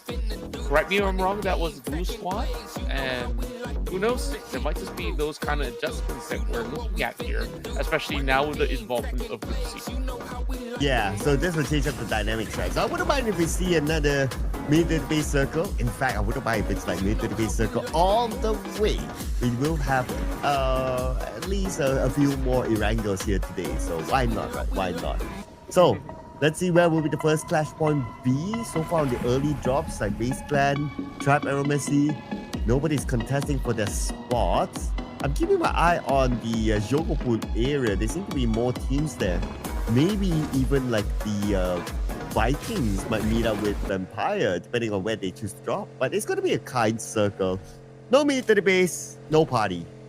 Yeah, and if you want military base, there's still like a slight tinge of it. I wouldn't really count my hopes on it though, but DRS, we kick things off this time with a very swift drive-by. Last we saw them when they were actually playing back in that Wrangle run, I believe they were having a very tough result with them crashing out very, very early on. So that said, Yulo and some of the members of Sem9 don't exactly have those vehicles, but they're not too far off in farm. Could just be the situation where you just want to see if you could just stash a couple of all these stray loots and then regroup, recuperate, because inside farm, it isn't exactly a space where you have too much of all these high item spawns, so you kind of want to spread out for a little bit. Yeah, it looks like the spread is working out for all these teams. You gotta think about it, like no early clash.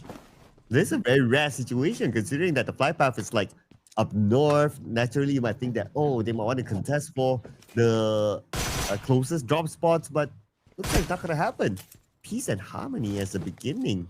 But that also means that when we reach like the later stages, like maybe like circle 3 or 4 even, it will be explosive. There will be a lot of fights happening across the map. Oh, yeah, that is to be certain. I guess it's just going to be a little bit of a hole. No fights just yet. Highlight of it on my final word there is we have quite a number of players that drop into Chojo pool early on when we check that mini map. So we'll definitely have to once again see once phase 1 closes up, will certain teams be opting to camp over on to those who have been starting off inside of North Church, while vampires have always moved inside of hospital grounds. It won't be all too difficult for them to actually navigate their way through. But what I'm looking at right now is some of the MVKE members who's actually looting a pawn Zarky so far away, while the rest of Boom Esports hasn't really got a field day out just yet.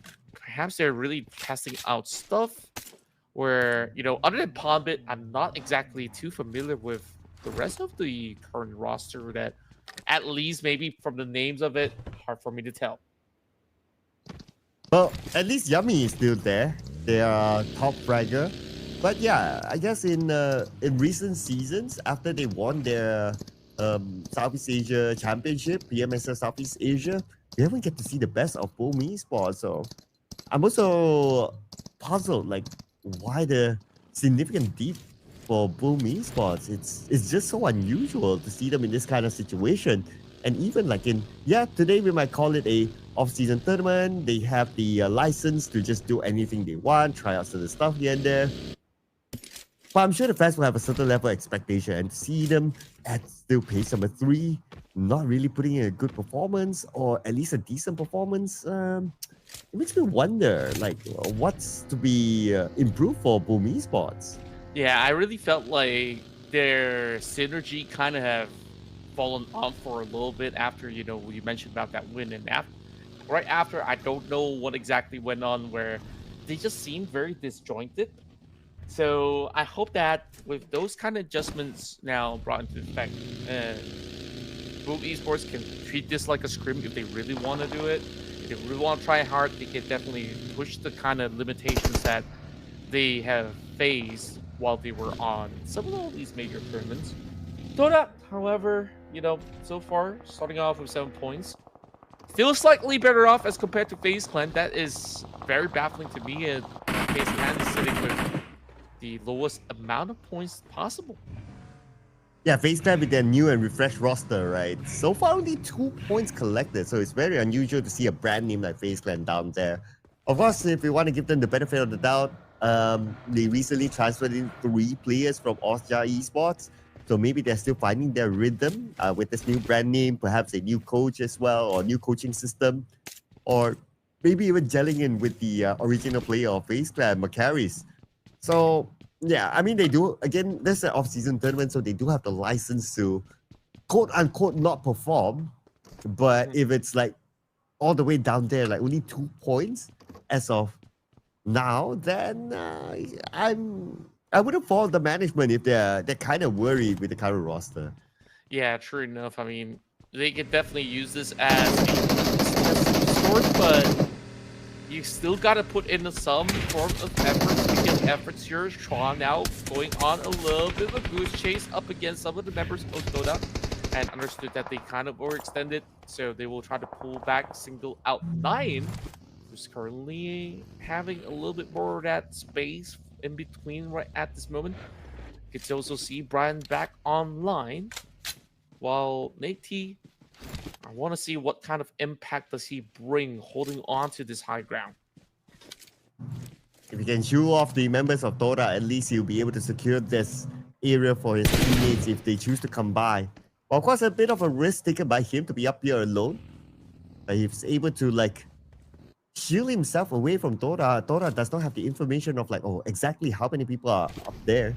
Dota naturally wouldn't push. So Nate, he has like the license to kind of like just be up here as long as he doesn't overexpose himself. True enough, the golden rule is that if you're unsure, do not commit. So good onus coming in from the side of Dota to be disciplined enough just to, of course, steer clear away from danger and also put themselves in maybe a safer position. Now we're looking at 3 teams tanking out the first zone. It's only gonna tickle, so just about those bandages will come in pretty handy, or just pop up boosters. So that's it. I'm also looking at the bottom half portion. To me, it's just really boggling, right? You see names like DX, you see Talon, FaZe Clan, which we've seen back in the PMSL. They definitely are super hard hitters, so evidently they're really going for certain trial and tests. But take a look at the current circle. A lot of all these teams will be brought forward into Pubg. Yeah, if you think about it, Contra, like this is the round that they have been very, very serious about. As of now, stage 2, still 64 players intact. We have not gotten this kind of result so far. But that number might change now that we have Xavier and Dota both inside of Pubg, and Xavier, they never want to let go of Pubg. Anyone who comes in, it's the wrap of Xavier. Definitely, and if you talk about Ralph, it is Nate T delivering it right through this doorsteps. Be quickly answered back by some of the other members as TDK having Peko over on the other side. Should be able to be a decent defense coming in from the side of Kodak, as Real is already taking charge, going for a little bit more of that revive. But if it's going to be a time to strike, DX has got to do it now. Oh, the trade fires now. Brian's currently down on his knees. Nate, giving up down by 9. And 9 will finish him off. Looks like the first one will be secured by Dorak himself. And now 9 with EBS. Kind of knows that somebody's inside that room. And now he's just playing this rather safe. But Wow. The moment he shows back himself inside of that building, immediately gets gunned down by Powergen. What a happenstance, right? Like, the moment he steps out is also the same moment that Powergen is pushing down the stairs at the very same time. So, tough luck. Well, Echo tries to throw in the grenade. He does have the S1 shotgun just to tease him for a little bit. It's like, I dare you. There's no way you could actually run off that corner. So this time, Dota only adds 1 point to the tower. And the fight's not over yet. Looks like the Pubg will be the center of attention. Here comes BTR as well. BTR looking for that opportunity. If they can get a knock onto a member of Xavier, perhaps they might push. But they don't have a good view yet. Anyway, they're not in a hurry, so they're fine. Stage 2, moving up to stage 3 will also kind of determine whether more teams will come to Pubg or not. True enough, and this is the home ground for Xavier. You could argue that in South Asia, there's also other teams that love this spot as well. I mean, Pubg is just a wealth of loot, and you could just gets a couple of all these hard fake spots. So understandably why, but look at the current stat point. FaZe Clan has gotten himself in a little bit of a pickle. Wiggle around the low ground, trying to lob in some nades, while Chomps is going to go in for a very wide flank. That has to be spotted out. So, like you said, FaZe Clan now, with their fresh faces, Red Bull, Persley, Asha TH, is going to lead the fray. I noticed a player is really far from the circle. I wonder who that is. It's a bit too small for me to work that one out, but maybe we will check that one out later. Now it's going to be FaZe Clan versus DRS, and Dewey jumps beautifully shot down by Dewey, and that's going to be DRS eliminated number 15. FaZe Clan, they start to collect more points. Yeah, those were really beautiful connections out there. Well, still a lot more to be added to the list. If they can actually work towards a top 4, it will be extremely valuable. Meanwhile, by the quarters of town, we see Boom having pawned it to finally arrive at the scene. This could be checks after checks, gonna take a while. Somehow, for certain reasons, it really seemed like majority of all these players, they don't really want to commit into the urban setting just yet. Just decided to play by the suburbs and the outskirts. But there are more teams actually that came in from the northern side of Pachinki. Look at this, Point Donkeys here. And we have Boom Esports as well. I'll say hello to a lot more teams. I wonder if there are any other teams waiting on the outside. We'll probably check that one out later. Morphirin gets a one knock onto a member of RRQ. But because it's an urban area, even if you get that one knock, you get that finish, it's not going to be that easy. Yeah, true enough. I definitely will take a while with all their members trying to pick them up, unless if it's just going to be a straightforward open field spray down, then you could definitely immediately secure it. Well, the rest of Boom Esports finally getting into the groove, getting into the rhythm, despite not really having those numbers of elimination points to be secured just yet. Whoa. This is going to be too dangerous as he steps towards the trap set by Vampire Esports. And here comes Claw right in front of him. It's going to be Vampire Esports. Woohoo, the IGL eliminated. So it's now down to 3 players. In order for them to secure this win against Vampire Esports, we got Newsy here on screen, picking up his nade. And right where they want to go towards Newsy, looks like a boo-boo happened. Chipping. He naded out his own teammate. Oh no. This is bad for Claw Esports, but chance for Vampire Esports to fight back. Yeah, that was the toughest ordeal when you are trying to actually win out the trade. And now you're on the deficit. Vampire Esports, you gotta find appropriate responses. I'm also getting a little bit something out of the mini screen, so you guys can definitely check that out. While we continue on, the journey is going to be the upcoming phase that may not see that hard shift. What, Yulo? Now, would the grenade exchange really putting in the damage numbers up against Boom? And you spoke about a hardship. It is a hardship towards the Pachinki Hills. And now the Pachinki is still in the circle, but there's a big chance that the circle might not be within Pachinki in stage number 5. Anyway, these teams are already locked in inside of Pachinki, so the fight will continue on. Here comes Boy Donkey. Oh boy, there we go. Potato now charging right through as we are still looking at Graces slowly flipping his way throughout, while Pombit's just holding on to the other corner wall. Lambang goes for the rescue. That was a very close call as Razak is just pummeling them down with bullets after bullets, nades after nades, and Pubg gets caught out. Oh, yes, Boy Donkey so far. Clean execution by them. They finish off Pombit in the process, and here comes Razak with a spray. Double knockdown by him. Boy Donkey will take over this compound. But Boom Esports, they still have Johan on the other building. Now Boy Donkey is going in for him, going up to the second floor. They see him as Boom Esports will be eliminated at number 30. And this is just getting rowdier and rowdier. More and more challenges to Ruthless in this time around. Vikings gets the tag out. Players coming in from VK. And that's it. It is going to be the demise of 7-9 in that sense where they could not afford to hold on for far too long.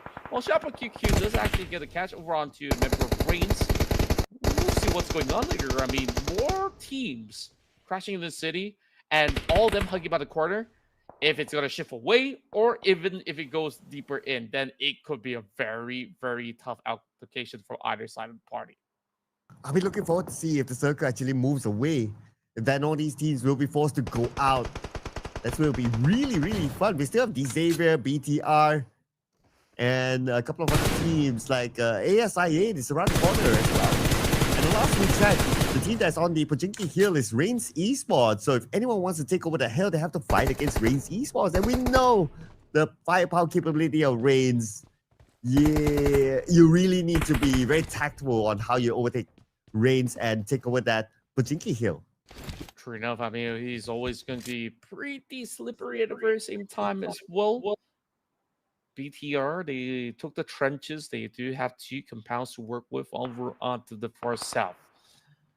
Now, where MVKE places themselves is pretty smart of a position, despite, some of the members of MVKE probably would like to take different spots if they really want to. It's just that they were worried about being isolated.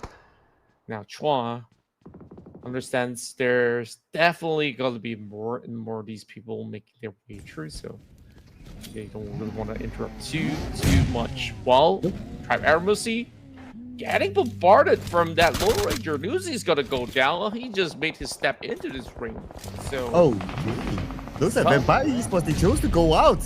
And now they'll fight against Tribe Messi as Venom was getting another elimination point for himself by running over a member of Vampire Esports. And on top we have Mela here, but Mela lost the 1v1 even though he had a high ground advantage. Wow, that was huge. And close is not over yet. The rest of RQ, they're hoping to circle back at them. Well, it's been 5 elimination points for RQ. Tough book out, but it seems like it's way for now. Long range by Berntia, trying to get Venom, but that tree is just not giving him that line of sight that he would have wanted. They are to secure this elimination point. They are going in, and they will secure it. That is it for Driver Messi at number 10 with 4 eliminations. Yeah, it felt like these kind of clashes were pretty much unavoidable. Else, it's just going to be them deciding on this gridlock situation inside of Pubg. And looking at the update, this is only going to touch the western tip of Pubg. So you could expect a lot of all these compounds to be out of the available zone. Federalis finally gets on board as well. So that's going to be the first knock. No kills thus far from BTR. And the circle still has Pubg in it, also to point that out as well. So we might see like some of these teams just still hugging into Pubg, especially for those who were already in there. While Reigns Esports, they're still being chilling on top of the Pubg hill. Focusing now on the Xavier, BTR's in front of them. BTR, they do not circle, but FaZe Clan, they want to challenge Reigns Esports. Here we go. As we have the rest of FaZe Clan now trying to negate all these dangers being swept by the rest of these members of FaZe Esports as they crash right through. Queuing out over the high ground. He does get the glitch, but look at how swiftly Doc just covers his own track, tangoing all around as he still stays alive. But the rest of FaZe Clan now get the hunch where exactly they're going, and there's barely enough room where Shopper QQ, he rushes through, but Top still goes in for that trade. And it's going to be a 1v1 now. What? Wait a second. Oh, from the side. Oh, come on, man. Come on, Lapa. Come on, let him finish the job. Ah, that's a party pooper. And there's even more party poopers coming in away. And GTR driving right through Razy. He's trying to do something about this situation, but they get shut down instead by Kiwi. All in the hands of that S1 shotgun. Oh, man. Now the fights are starting to erupt non-stop as we will see Red Bull burned down by Lapa now. RX going in to find a member of FaZe. That's going to be Chewy. They surround him. There's nowhere for him to go. as Spaceman will be out, but this time, at least a decent amount of points collected. Yeah, this reminds me of a old game that I used to play on the PC, where the small fish gets eaten by a bigger fish, and the bigger fish eats the biggest one. So it just keeps on devouring. And take a look at the reason why they fight. This is because of that separation between the city and the hills that is going to be in the firm control of RRQ right now, which is why these teams were just hoping to muscle their way through. BTR, they came in from the south side of the city, and they were pretty much sitting ducks. They just have to find a way to force their way through, but it wasn't enough to take out some of these guys. So it's been rough. So RQ now in the driver's seat. I wonder which old game are you referring to, since our definition of old is pretty different. But anyway, what's so not old, I old don't is- even remember the name. yeah, that's definitely not helping, but I'll give you time. We can talk about that later. But what we're talking about right now is going to be the Xavier and the Vikings. Both teams from the Vietnamese region. And the Xavier, so far so good, but he still has Superman together with things to deal with. It's going to be Chua on the second floor, then going in for the hunt. Then from the back, Chua dancing around. Could he win this 1v1 fight with the blue coming in onto him? Oh! He is winning this fight! Chua telling his coach that he deserves to be in the main lineup.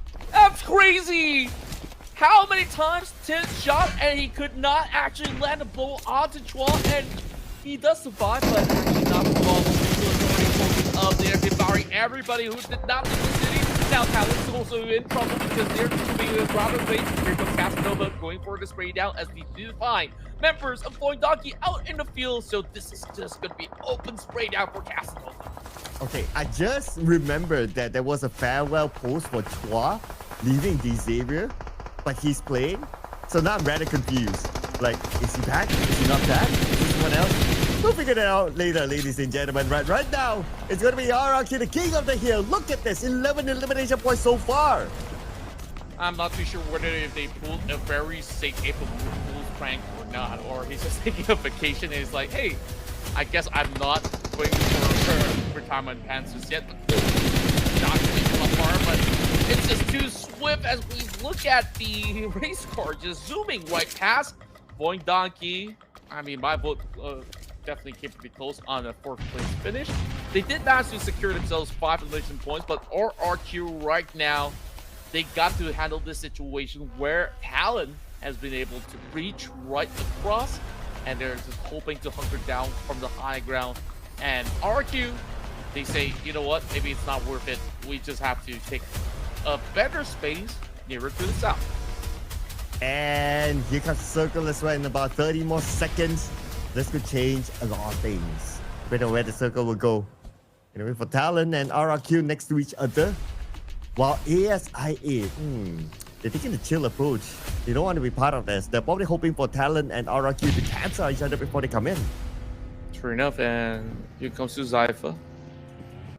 Just trying to bait out some of the members, but it doesn't seem like either one of these parties are falling for it. But ASIA, take a look at Crypto's position. Crypto is got Solomon over on the corner. He did not actually check, so that's going to be a free pick. And here comes Aqua from the lower ground trying to get his target. But doesn't have a good clear line of sight. But instead he exposed himself. And the Talon, they will take advantage of that. Lapa has arrived, but Lapa will need to win this 1v1. And Lapa will make sure that he will not lose this fight.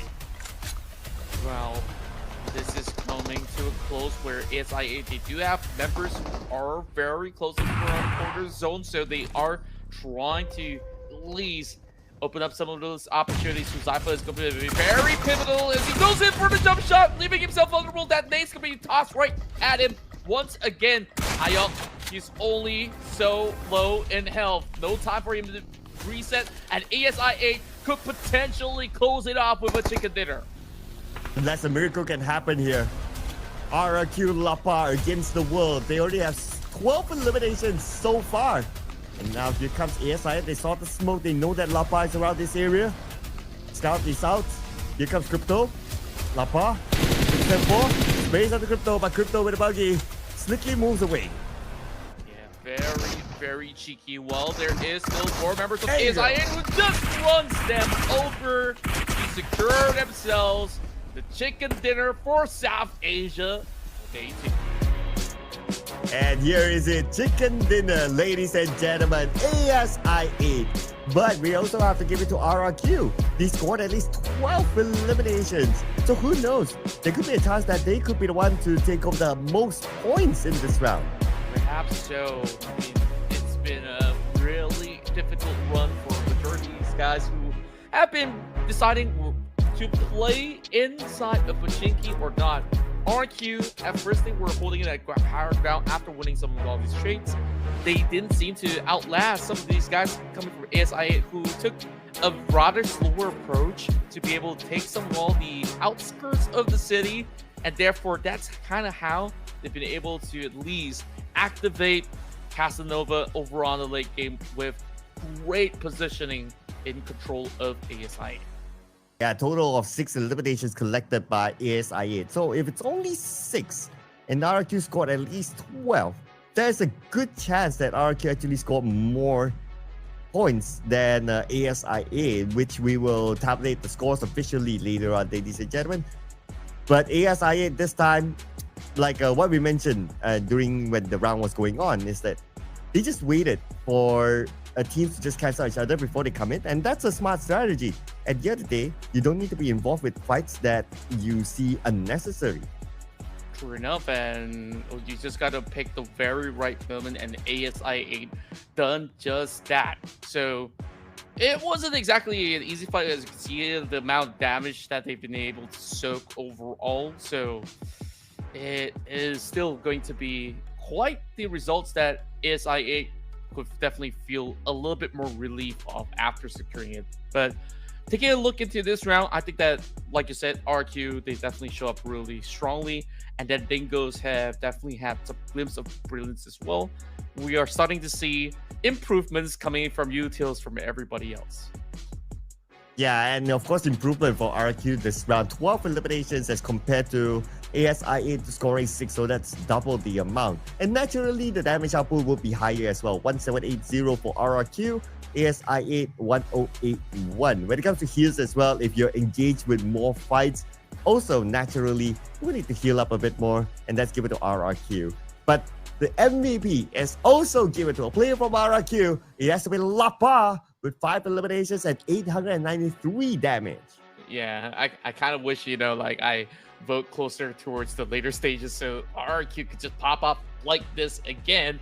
Despite, that they were eventually getting outnumbered by the time that they hit over the late game, just soaking too much pressure from all sides. But Lapar, he can handle the heat. He has been really showing up in this matchup, and other than that, I think Chua has gotten some really vital positions in order to also stack away doing major damage in this round.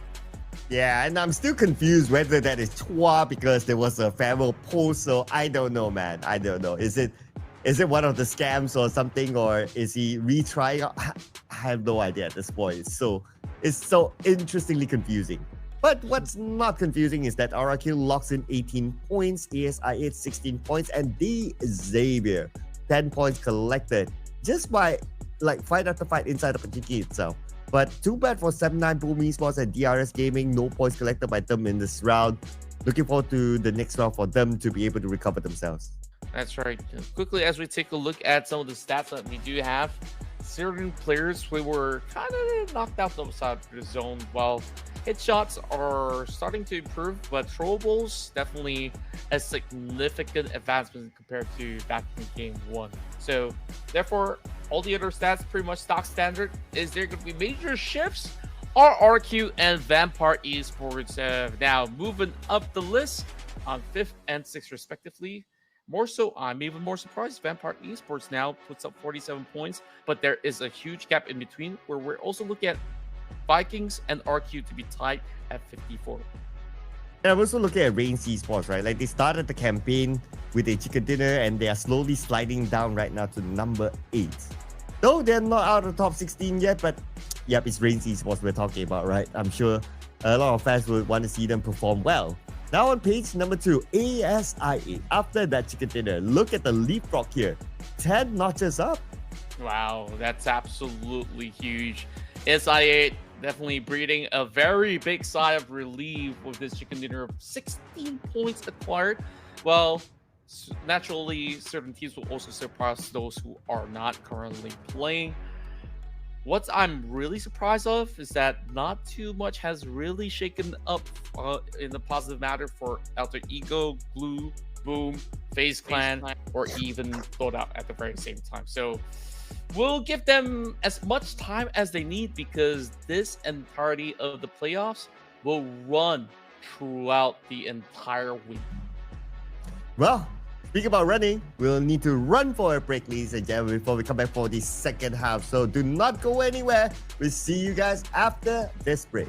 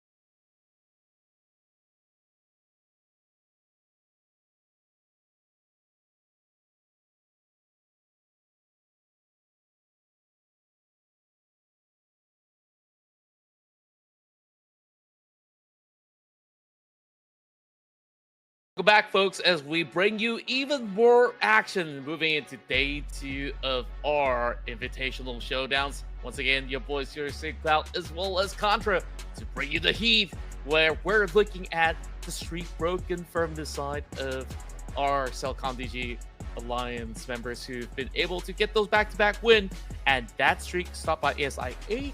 Now that the Alliance is actually coming back into it, this time moving into Miramar, it's going to be a change of scenery, so it will definitely see where if ASIA can also form their own domination moving into this map. Oh yeah, but ASIA, they will need to face up against Cellcom DG Alliance since Group A and Group B are both playing this time. So let's see, like what you said, right? Can Cellcom DG Alliance continue the streak? To be fair to them, of course, they didn't play in the previous round, so that's where other teams get the opportunity. But if they are able to make it like another 2 back-to-back, basically the entire day is theirs. But will you put in the master prediction? Yep, and I just gotta check if B Saver is playing in this one. So if they are, I think that I want to vote them here for Miramar. Ooh, they are playing. Okay. So you can? All right. So let's bring on my boys as well. Cellcom DG Alliance. Let's put it in. You want them to just win out the whole thing, huh? So I get it. Very, very good option. So today, nobody's been able to get it right just yet. Great Esports. Well, you can always trust these guys to always do well. So we did actually ask the question earlier, like what really happened other than, the first chicken dinner back in day 1. Suddenly it just felt like it wasn't fully their whole potential to be displayed.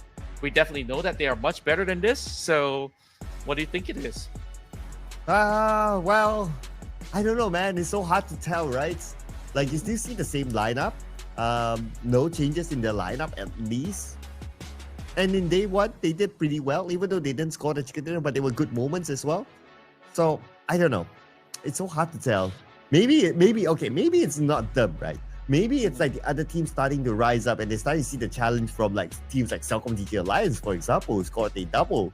So that kind of like became the gatekeeper between them and also performing as well as they would have liked like yesterday.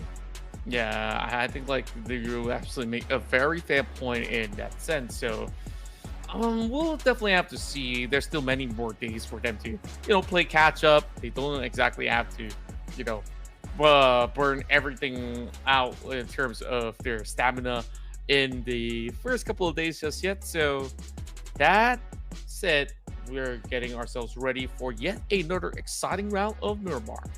Oh yeah, here comes Miramar with a different set of groups. Group A and Group B, second half for today. Last 3 games for today, ladies and gentlemen, as we head on to Miramar here. What kind of circle are we going to get? So far, the circles have been pretty nice in Miramar. Hopefully, we get an interesting one. I will vote for Impala circle. Oh, I definitely do love myself a little bit of that Impala ending. Or you don't want throw a curveball, go all the way up north, have that battle happen at the Oasis to see who will get that chicken dinner. That is going to be something that is going to be pretty special if it ever happens, but very likely that not it won't, because if you guys notice, like majority of the time when there is a center water ratio, then the circle will very likely be peeled away from the ending. Yeah, gone are the days where we get a fully water circle, right? Ever since the introduction of what we call the Esports mode, so it will always go towards the land. At most, we will see a bridge circle, but even that is like super duper rare. So even if you see like, 50% water in this circle, you can expect that circle to pool all the way to the land. So it's easier for the teams to read. Yeah, fair enough. I mean, there are certain rare occasions where it ends up somewhere around Val de Mar and it is still going back to land, right? It's never going to be directly in between the river where they're just swimming instead of fighting. So I'm glad that, in esports modes, you get to sift away some of these portions. Team 24 goes in for the first knock. And instead, it's actually his teammate that gets knocked down. So what really went on? Gotta get a really close look at this. So we're gonna get a view now. In fact, there are like 2 different fights happening, including the one that's on the mini screen. But on the bigger screen, we're gonna see 4 Thrives here up against E Arena. And E Arena's on the 2nd floor. 4 Thrives, they're going up. Okay, they do have a stun grenade. Okay, stun grenade. Door closed just at the right timing. Oh man, that was so clever. Yeah, very swift advancements coming out. Now we finally get a little bit more glimpse coming in from Claw, and as I do say that, they are already going back and forth. As Jiki is unhappy about having some visitors by the quarter of Minas Generalis, Ray's getting very active early on. Funny to me is that moving to Miramar, teams are getting even more explosive. And yeah, the fight's happening here, even though it's a bigger map. Way more explosive than the Irango match previously. And here's JLU Squad versus Pubg Esports. We got Haspy here, jumps down to the ground floor. Grace, nice jump shot by Grace to finish off Xbox. 1 more to go on the other side. Very clean work, and now he's going to be looking towards securing yet another one. Hoping to get 3-5 done, but oh, great connection of shots as we are looking at another pump coming right through, but where we are headed to, Hacienda del Patron as we have DRS take on FaZe Clan. With Chama now moving on to the UNP, Killer YT now leaps out to that window. The rest of FaZe Clan pretty much boxed right in. 2 members left for the side of DRS, but they're holding strong. Getting them down is all down to Red Bull right now. Oh, and looks like JLU Squad officially eliminated by the hands of Grace, the hero of Pubg Esports. Now focusing on the DRS gaming from the side is going to be Delta. Nice opening found by him. Together with Killer YT, they will take out the members of FaZe Clan, but FaZe Clan they fire back. They got Killer YT instead. And DRS now down to only Delta left. Wow. No mets whatsoever. He still has a full helmet intact, but with his health bars, I mean, the hit shot that does connect will definitely eliminate it still. Red Bull now on the other quarter. If Red Bull gets to secure the final blow, then he could still go in for full revives, but here comes... He will pick up Shopper. He knows that this is his timing. So he's going to go in for the swing. And oh, Delta gets punished. FaZe Clan, they do survive. Wow, Red Bull. He was on point there. He was so focused. He probably heard the footsteps. Immediately switches his crosshair to land that shot. Man, Red Bull's still at the top of his game. Hopefully FaZe Clan will be able to collect more points and burst up to like at least the top 16. But now, 4 tries at E Arena, this has to end. Yeah, Kill Witch, they managed to get that one down. Kalak now going for the rush. And it is going to be another glorious opening for the side of 4 Tribes. Their early game always looks so strong. Yeah, 4 thrives. So far, 4 elimination points. The last time we saw them getting 7 elimination points, they didn't score any placement points, and that's still pretty okay, I must say. And those points were collected at the very early stages of the game, so they are having the same pattern again. And if the objective again is still just to be in like the top 16, this could be good enough. Yeah, you made a very solid point. Like, you don't always need to fight for that #1 spot. You just need just about enough points. So right now, if you could just maybe secure 27 points per day run, that is more than healthy enough for them to be able to just make it their way past through. So, of course, a lot of all these matches played out within the span of the day. We'll see them play at least, 4 maps at the very least. So it is just going to be navigating throughout the course corner. Oh, we got ourselves a camel inside of the shack. So, Potato, what's he going to get this camel out is another question. This should be the event. The recent event that I believe it's ended or ending. Either one. But it's unique. It's unique that the fact that they can still summon the camel. Alright. Anyway, so just some fun facts about the camel. You have to treat the camel like an actual animal. And what I mean by that is that if it sees a wall and you're riding it, the camel can automatically jump. Ah, okay. Yeah. And if it sees a tree in front, it will like just move aside and go around the tree. So it's not like your typical vehicle will be driving a wall or a tree, like it will just crash in. Just like how Shopper is crashing in here.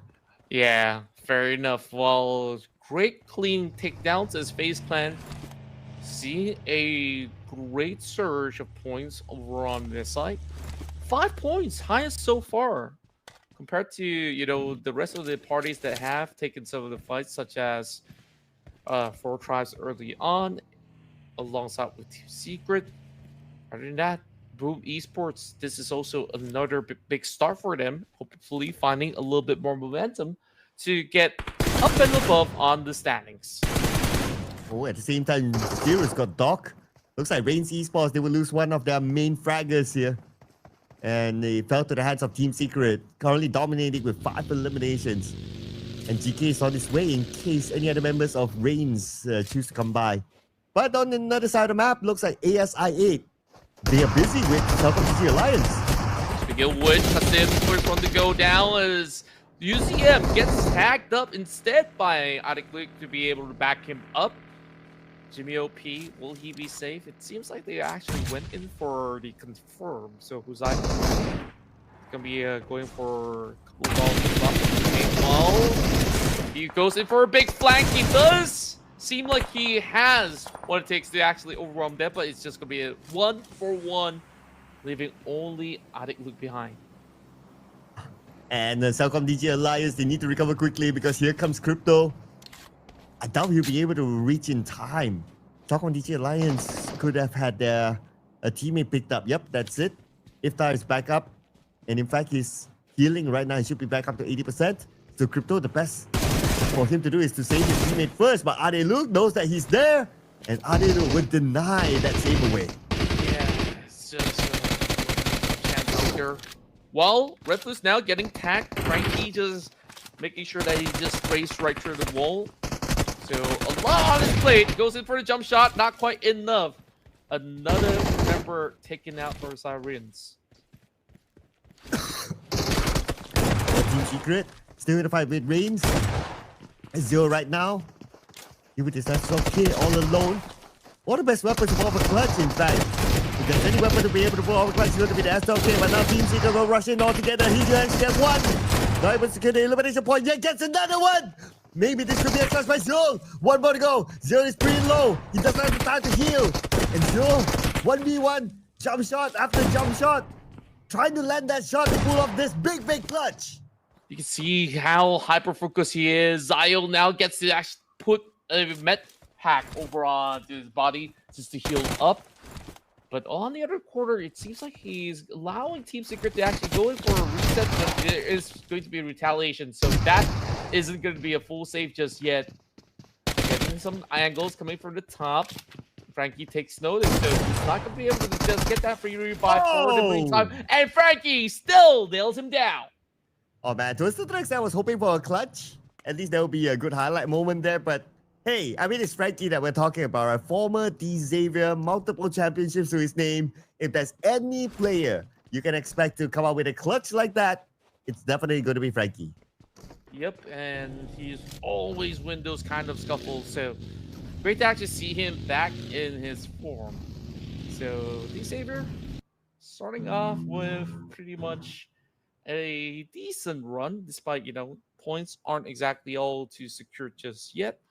So, looking at the current scenario, Alter Ego have already booked a decent spot. Remember this, the circle moves all the way far northeast. So, initially it was Impala. So, over on the south side, it will start to get a little bit more congested. Ooh, that's where we can expect to see more fights then.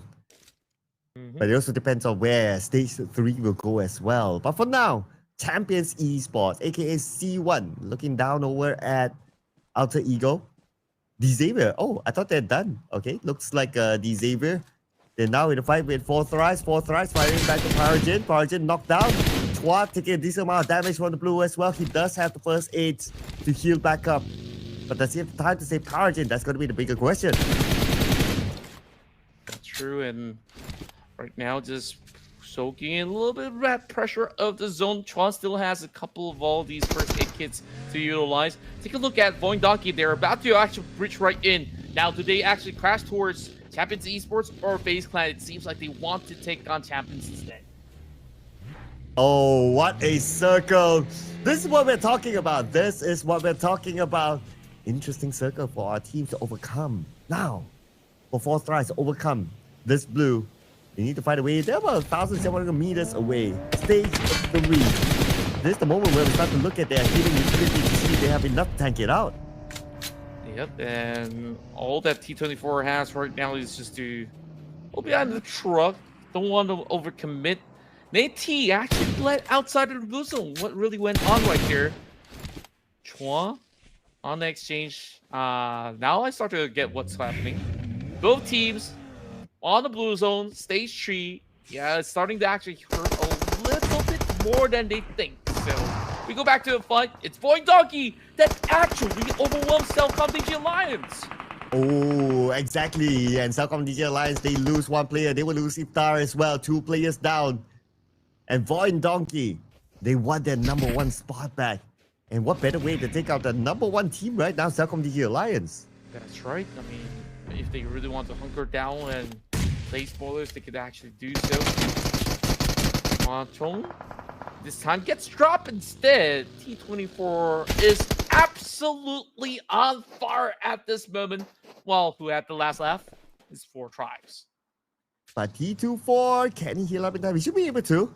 Now it's a matter of getting into the circle because it's starting to hurt. Especially if it moves towards stage number 4, then, well, hopefully he's in the circle by that time. But Cellcom DG Alliance, after coming out from that break, well, I guess they deserve an extra break. Number 9 for elimination points.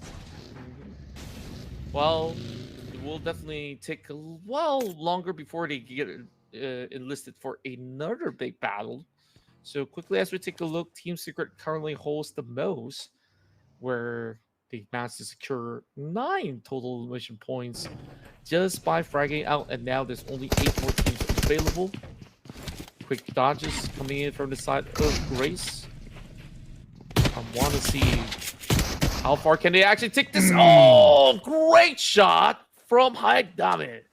But there ends Grace and his heroic run from before to the hands of Hora Esports. And Hora Esports finally opening up their account this round with their first elimination. As we shift forward to Void and Donkey, looking for more. 2 players of Team Secret down. Wonder where are the members, the other members of Team Secret. As we look at the next phase of the circle, it should go towards the land in the middle. And will it get a confirmation here? All right. Not too middle, but towards the northern side where Hora Esports is at. This is a very horrible circle for the players, but we absolutely do love watching it. Still, about 35% of that map is surrounded by water in the upcoming phase, so a lot of all these fights will definitely take place around this current hut that player 14 is currently holding out. So I want to see, can they actually just pull off the meanest defense to hold back even the likes of Champions Esports? Yeah, at this point, if we were to look at the overalls, right? So Hora Esports, they are number 2. They are behind Cellcom DG Alliance by a handful of points. So if they do well this round, they can overtake that #1 spot. Although, it doesn't really matter at this point because it's all about getting into the top 16. But it's good bragging rights. And I'm pretty sure Hora Esports, they will want that sort of bragging rights. True enough, and these definitely still have more to prove before they, of course, brag about anything at all. As the round's far from over. Potato now carefully looking for those kind of space, gets back into Chicago. Well, Urcas has gotten Frankie pretty much boxed in, so what more can they do from this standpoint onwards? And C1 now looking to fight their way through. The other players are still behind, not in the circle yet. Rather, they have to deal with Team Secret. Team Secret, what a nade on the Frankie! Wow! Where did that nade come from? But here comes Void Donkey. Fire in a hole. Does it actually connect? Seems like it's lobbed a little bit far too wide. to me, it's been pretty impressive on how Champions has been able to just hold out despite being very relatively on the open ground.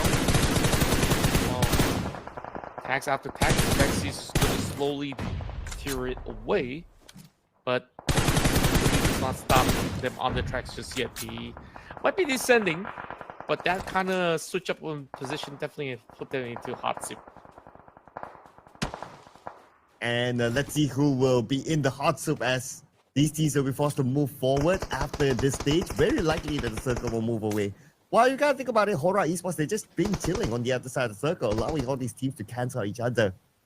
As for Champions Esports, okay, let's see if Atomic can pull off something here. Pull off a surprise against Boy and Donkey. He's the closest one. I'm not sure if they know that he's there. And Balja, knocked down. Atomic, he has to pull off a big one here in order for them to win. And then here we go. Atomic dancing all around. He does find it with the S12K. Just happily maneuvering with the line of sight that he has, and now going for Potato, going for it, and then goes for combat, but it will be Swifter coming in from the side of Potato, holding them down. This is where Atomic lands another killer blow. So it's all down to that 1 versus 1. Few more seconds and the blue zone sets right in. Barely any space left at the nade. Oh, from downtown. It is Faceland to shut them off completely. Yeah, Faceland was monitoring the situation. They were like, okay, we'll come in later and pick up those points, lead the clean up through, and that's exactly what they did. But now Alter Ego is doing the same to FaceClan, trying to block them from coming into the circle. As Badru, now right in front of him, 2 players of FaceClan at least, one of them within the circle. Badru, overwhelmed with the current situation, he will leave this one. Yeah, and right now, in the top 4, all the teams only have 3 members apiece. No full squads whatsoever, so consider it pretty even. But the power of having these compounds, the power of being in between either regions is going to be one of the solid strength, but can they hold out till the very end? If it shrinks directly in the center, then it might just be bad for Alter Ego, but for the meantime, this looks as solid gets. By the age of this blue, Champions Esports still looking for an opening to come in, but the next gatekeeper will be Alter Ego. And FaceClan as well, let's not forget about them having that high ground. So whoever who moves forward and they start to fight, they forgot about like FaceClan is up there, FaceClan could get a good clear shot, so it's something for them to consider as well. Basically, we got 3 teams here on the left side of the circle. And for Hora Esports, they just need to wait at the right side and, you know, let them cancel each other. Let the circle just shift. It doesn't matter for Hora Esports. Very, very high chance for Hora Esports to get this chicken dinner. I definitely do agree. I mean, all they really have to do is play their cards right. They don't need to be the instigators. They don't really have to force anything at all. Giga Wish, just a little bit of a light tap onto Gui just to try to flush him away. So, driving all the way back. Very interesting. They didn't really open far as well, because seemingly they would be able to do so. While Shopper QQ, he's always been the sentinel for the team, and now we'll see where he could actually spot something with his naked eye. Look at this, Hora Esports. I guess they got kind of bored. They want to try to check it out, like, oh, what's happening on that side. But they're still putting themselves in a pretty safe position. If they need to fall back, they can, because they're quite far with Baseland. Chopper just spraying down to Hora Esports, but I doubt he's going to get much out of this. True enough. Just very difficult terrains to work with.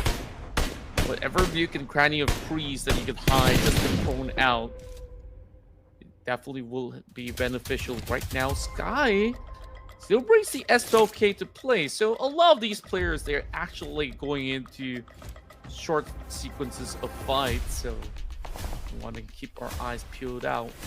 If there's going to be some random stuff that we really have to first handle, but that's it. They know that somebody's in the vehicle, so with these tags, perhaps that player would be able to take very good notice of these compounds. Maybe that tap might be something here. Okay, Haitami's looking at a moving vehicle. We're not sure who that who's in that vehicle, but I guess it's one of the players of Horror. If not, he would have put the trigger. So yeah, he will let that one go. It's probably his teammate anyway. Time to get into the circle. Stage number 6. And Haitami hitching a ride with Sky. And let's see, where are they going to go? They're still going to play this rather safe. Still on the right side, it seems. It's just so difficult for these guys on the outskirts to really bypass. You see that wherever they turn, this time not really having any focusing unit. Maybe they just really have to wait for teams to once again commit to certain acts. And say 14. Particular zone. It's been quite some time. I mean, for the past 3-4 minutes, nobody faltered.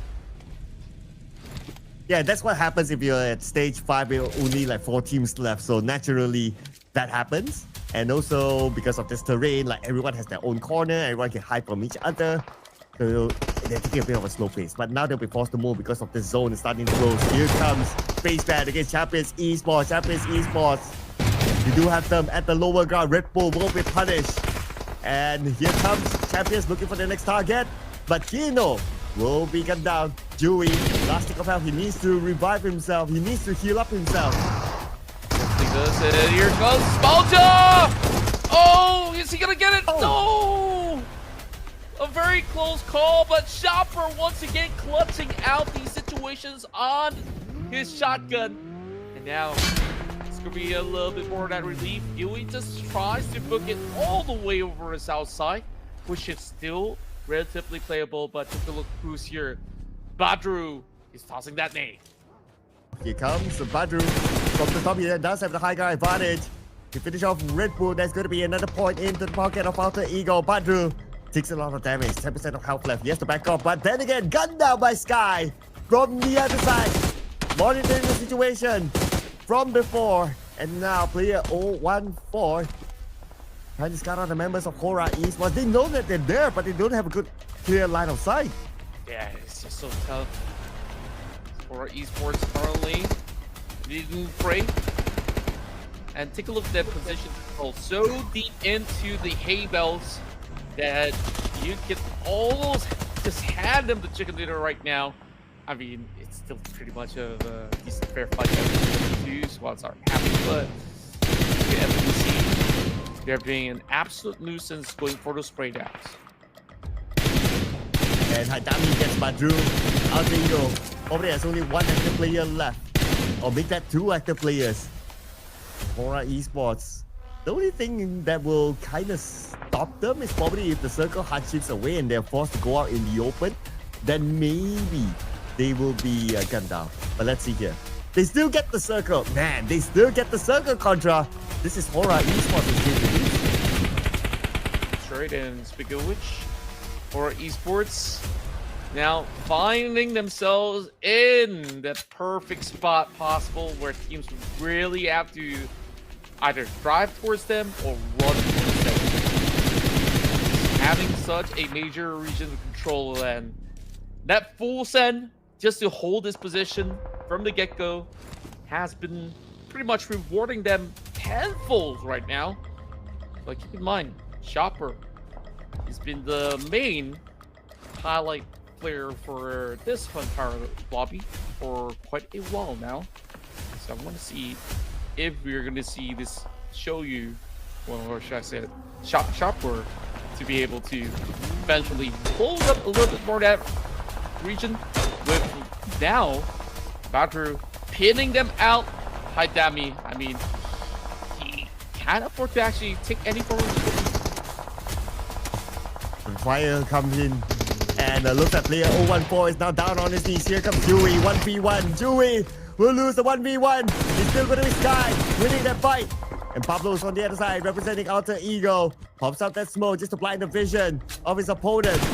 But it's still going to be Hora Esports dominating right now. 3v2 at this moment. Both teams pretty much within the circle. Can Hora Esports wrap things up against Alter Ego? Only 2 players left. very close call. There's just too much smoke Here comes Supreme. Driving by. Is he going to be able to find it? Is it enough? And that is it.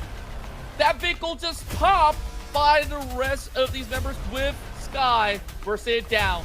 Only one member left from the side of Alter Ego as they are on the hunt. Badru, he says, I'm not going to waste any more time. I'm just going to unleash whatever I have. Now drawing the attention of two of these members as he tries to leave on pressure. Can he land a shot? No, can do, sir. As Hora Esports, the Purple Hearts, have secured victory in Miramar. And that's what we have always said since yesterday. At some point, Hora Esports will score the chicken dinner, and they did. They did it against Alter Ego towards the end, ladies and gentlemen. Rejoice, Purple Hearts. Hora Esports is in the house. And with this chicken dinner, there is a chance they could be at number one.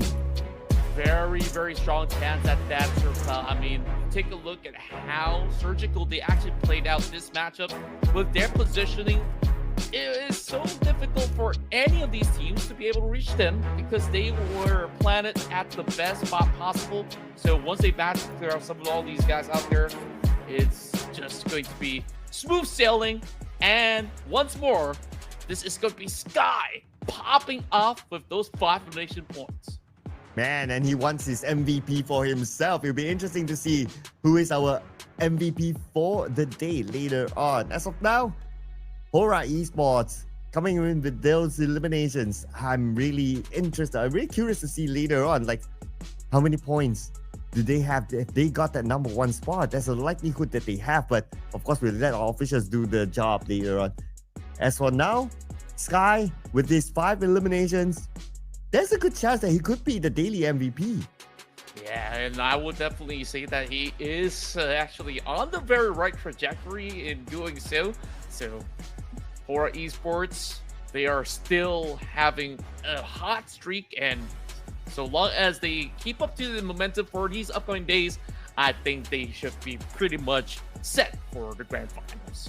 Oh yeah, no doubt with their current performance, right? And it's not an easy round for them. Like, they had to travel a lot amongst the other teams, like 10,963 meters traveled by Hora Esports. So that's one. It may look easy towards the end, but that's because they took the best position possible for them, and they were favored by the circle as well. But before that, 10,000 meters of travel into this kind of circle wasn't easy for them.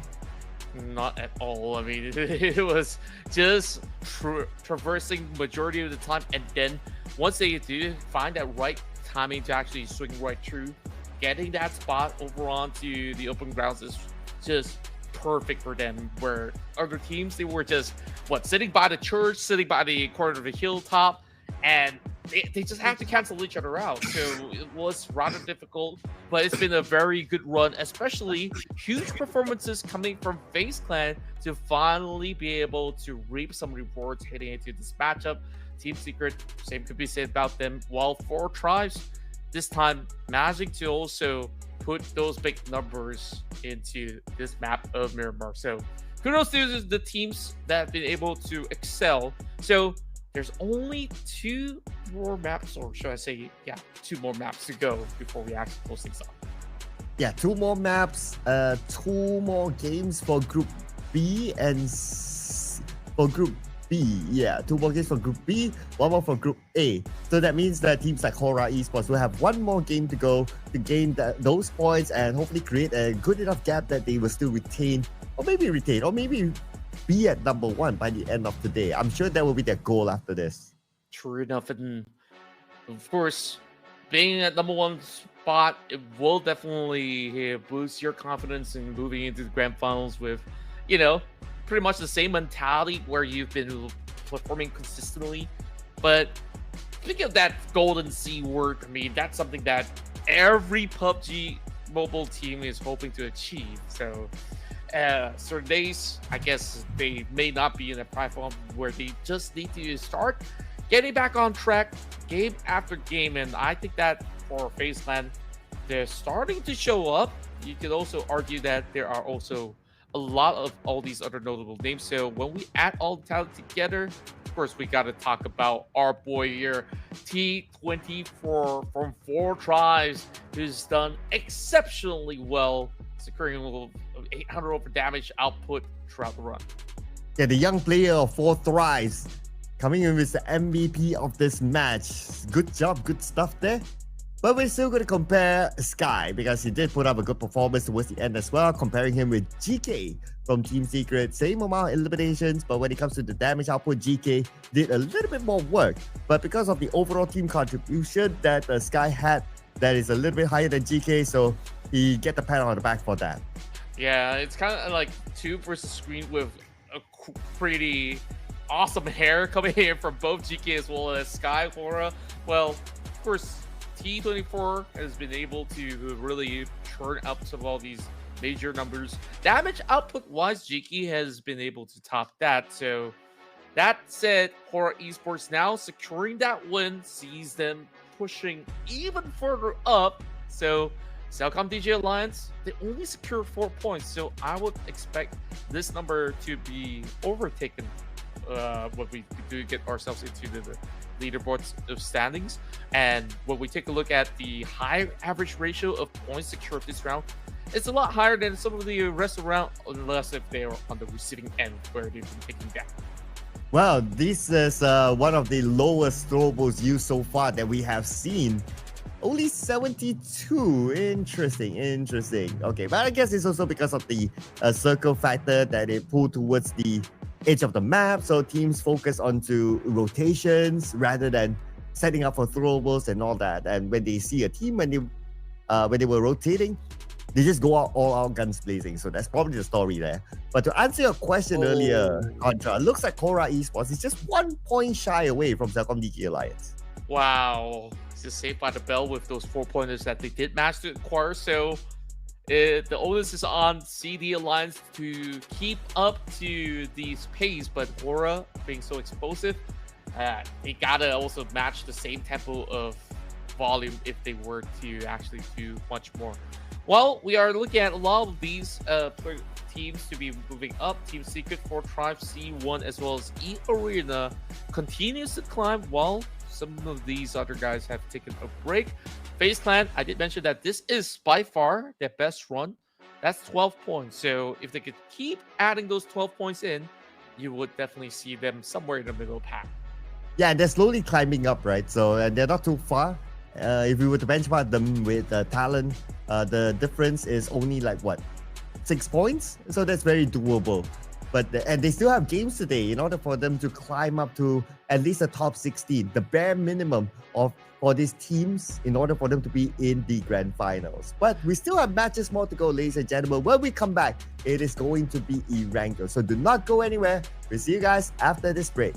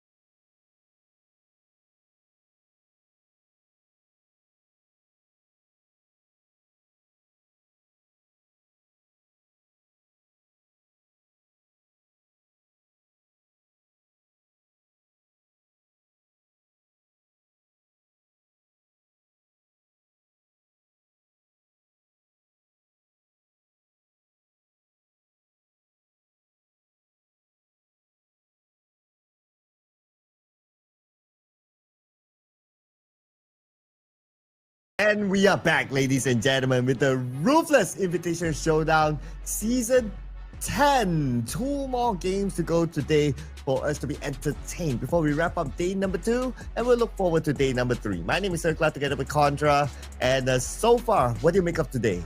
Well, looking at the current tempo of play, I believe that it's just getting more and more intense every step of the way. So, I wonder if Cellcom DG Alliance can handle the heat, because Hora is starting to chase, and that is their first chicken dinner. Like you said, it's only a matter of time before they actually bank one, or who knows, they might be looking at a repeat, because it's Group A versus Group C. Oh boy, it's about to go down. Now we have to do our due diligence as well. Get down to do our due diligence. It's never easy. It's always tough. Now, I'm thinking that this is still going to be pretty much a very high momentum running in the favor of Hora Esports. So I'm going to go with Hora Esports as well for production. Hey, you took away production's answer. Oh man. I was also thinking of Hora Esports since it is the last game of Group A. So why not? Let's go all in. Hora Esports, let's go. So if we get it right, great. If we don't, then nobody gets a point still. So, which, we haven't been getting points. So I think this is a decent way to go. So, of course, lots of love for the Purple Hearts out there. And of course, you fans who have been, of course, cheering them on to, of course, amp up what they've been able to provide on their performance. So that said, I definitely think that there will be certain challenges, because a lot of all these circles that we've seen so far inside of Erangel, they're kind of rough. It's not your usual typical one. So I'm thinking that this might just be, slight curveballs for some of these guys out there. A versus C, I still think that it is still very technical on how they actually play. There are, of course, explosive teams like Hora themselves, and also I'm hoping that Alter Ego kind of gets awakened in a sense, because they're definitely just cruising by for how many games now that is starting to concern me that they might not even make it through. Well, I mean, if you're concerned just like any of the other fans of Alter Ego, let's also remind ourselves that there's still after today 4 other days left. So still alright. I mean, if FaZe Clan can do it, they are looking like they are able to climb up to the top 16. So I'm sure a team like Alter Ego can do that as well. But if you put that into a consideration that, it's Alter Ego, it's FaZe Clan, this lobby is pretty much stacked. So you can pretty much name anyone, and you can tell that, based on this name, they surely can make it top 16. But because everybody is as stacked, then that becomes kind of difficult. Yeah, I mean, you got to treat it like you're playing PMGC or any other global tournament, right? When you have all these big names in the lobby, you cannot afford to underestimate them, and you cannot also overestimate your own output at the very same time. So that is the beauty of having, this kind of shows, of course, well organized by Ruthless Esports so far, to also give us a glimpse on how these teams actually practice, and versus what do they actually do when it comes down to the tournament circuit. Are certain teams on a slump, so you guys can make their correct predictions when you are about to back to your friends like, hey, I got better predictions than the casters who's been casting these games. Well, I mean, if the fans would want to join in on the vote, we're more than welcome, right? We're more than welcome. So spam it out in the comment section as well. And who knows that you might be able to predict better than any of us. So why not, right? It's a good bragging right. And also, besides it just being an off-season tournament for the teams themselves, it's also for the fans to kind of have a glimpse, have a teaser on how maybe some teams have new lineups, new strategies, or however they would like to see it, to get this feel of what might happen in the upcoming professional season that will be coming up in a couple of weeks more. So I believe this is going to be one of their last few training moments.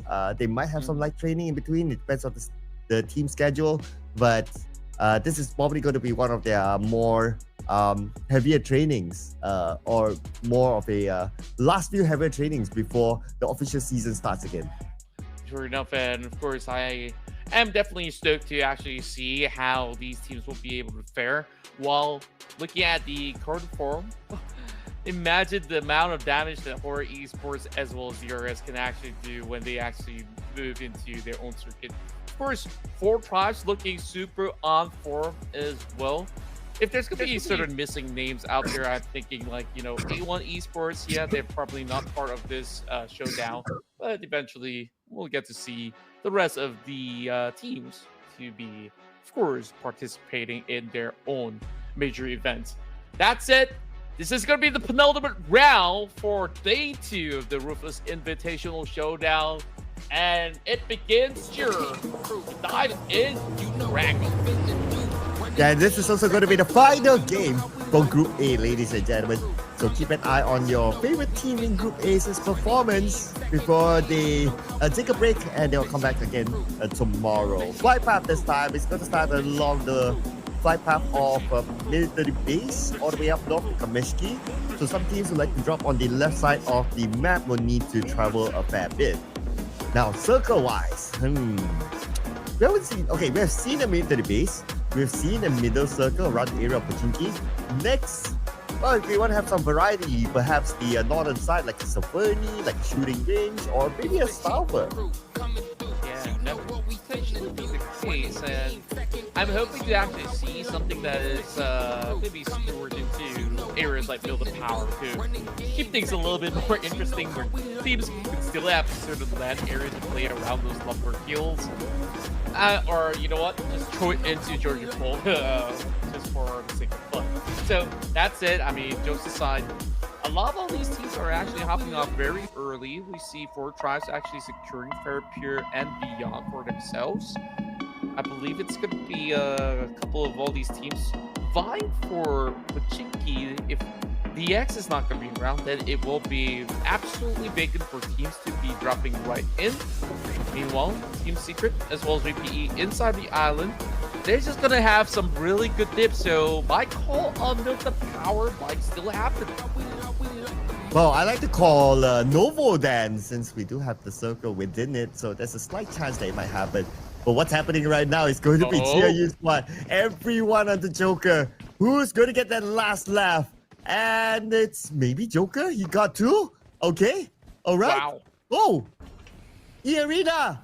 They got the last laugh. Oh my goodness. Wow, that was an ace from everybody out there. Look at how low they are. And each one of them have secured 1 elimination apiece. That is just something that I've not seen in a long while. You know, like certain games you decide who gets to start the round by just having the knife rounds. And this kind of felt like it for a little bit. Now, what's really going on right here is Talon facing off against Horror Esports. The problem about this for Horror is that they are being wrapped around once they do arrive inside the city. And just like that, Horror says, you can surround me, but I will still be the main marksman that you have to be worrying of. That's when Talon will need to take care of them. Ayo comes in, but Sleepy is in the house, ladies and gentlemen. The man who has the MVP here today, and Sleepy will make good work out of Talon, taking them out at number 15, not giving them a single point this time. Quickly just sending them off just like that. Man, I guess like it's about bedtime for some of these guys, where Sleepy's just putting them to sleep. So swiftly as it goes, it's still a streak going in favor on the side of Horror Esports, where they are still able to also get that revive upon Hate Dami. So as it stands, E-Arena, great start. Horror Esports, phenomenal finish. And just like that, those 4 points is just about enough to overtake Cellcom DG Alliance at the moment. Yes. Oh, the game is still running with Cellcom DG Alliance still in the game, so gonna keep an eye on that. But yeah, can't complain about a great start here. Clean 4 points for Horror Esports. Also clean 4 points for E-Arena, who's looking to make their mark in the top 16 because they are at number 14 as of now. So they are also thinking to themselves that, hey, we need enough points to be in the top 16. We don't want to play catch up by the last day and put unnecessary pressure onto themselves. True enough. I mean, we're going to be reaching the halfway mark tomorrow. So teams will really have to churn out even bigger output than before, because by then you'll see teams who are desperate for the points to be fighting harder, or some trying to play a little bit more passive. There are those teams who might have actually scored just about enough points and they just rest on their laurels, which is absolutely fine, right? So long as you do make the cut for the grand finals. So plenty of approaches, but whoever secures it earlier, they get to have better relief heading into the finals. That's a good point. Could that be what like Reigns Esports is thinking to themselves that, hey, you know what? We kind of had a very good first day.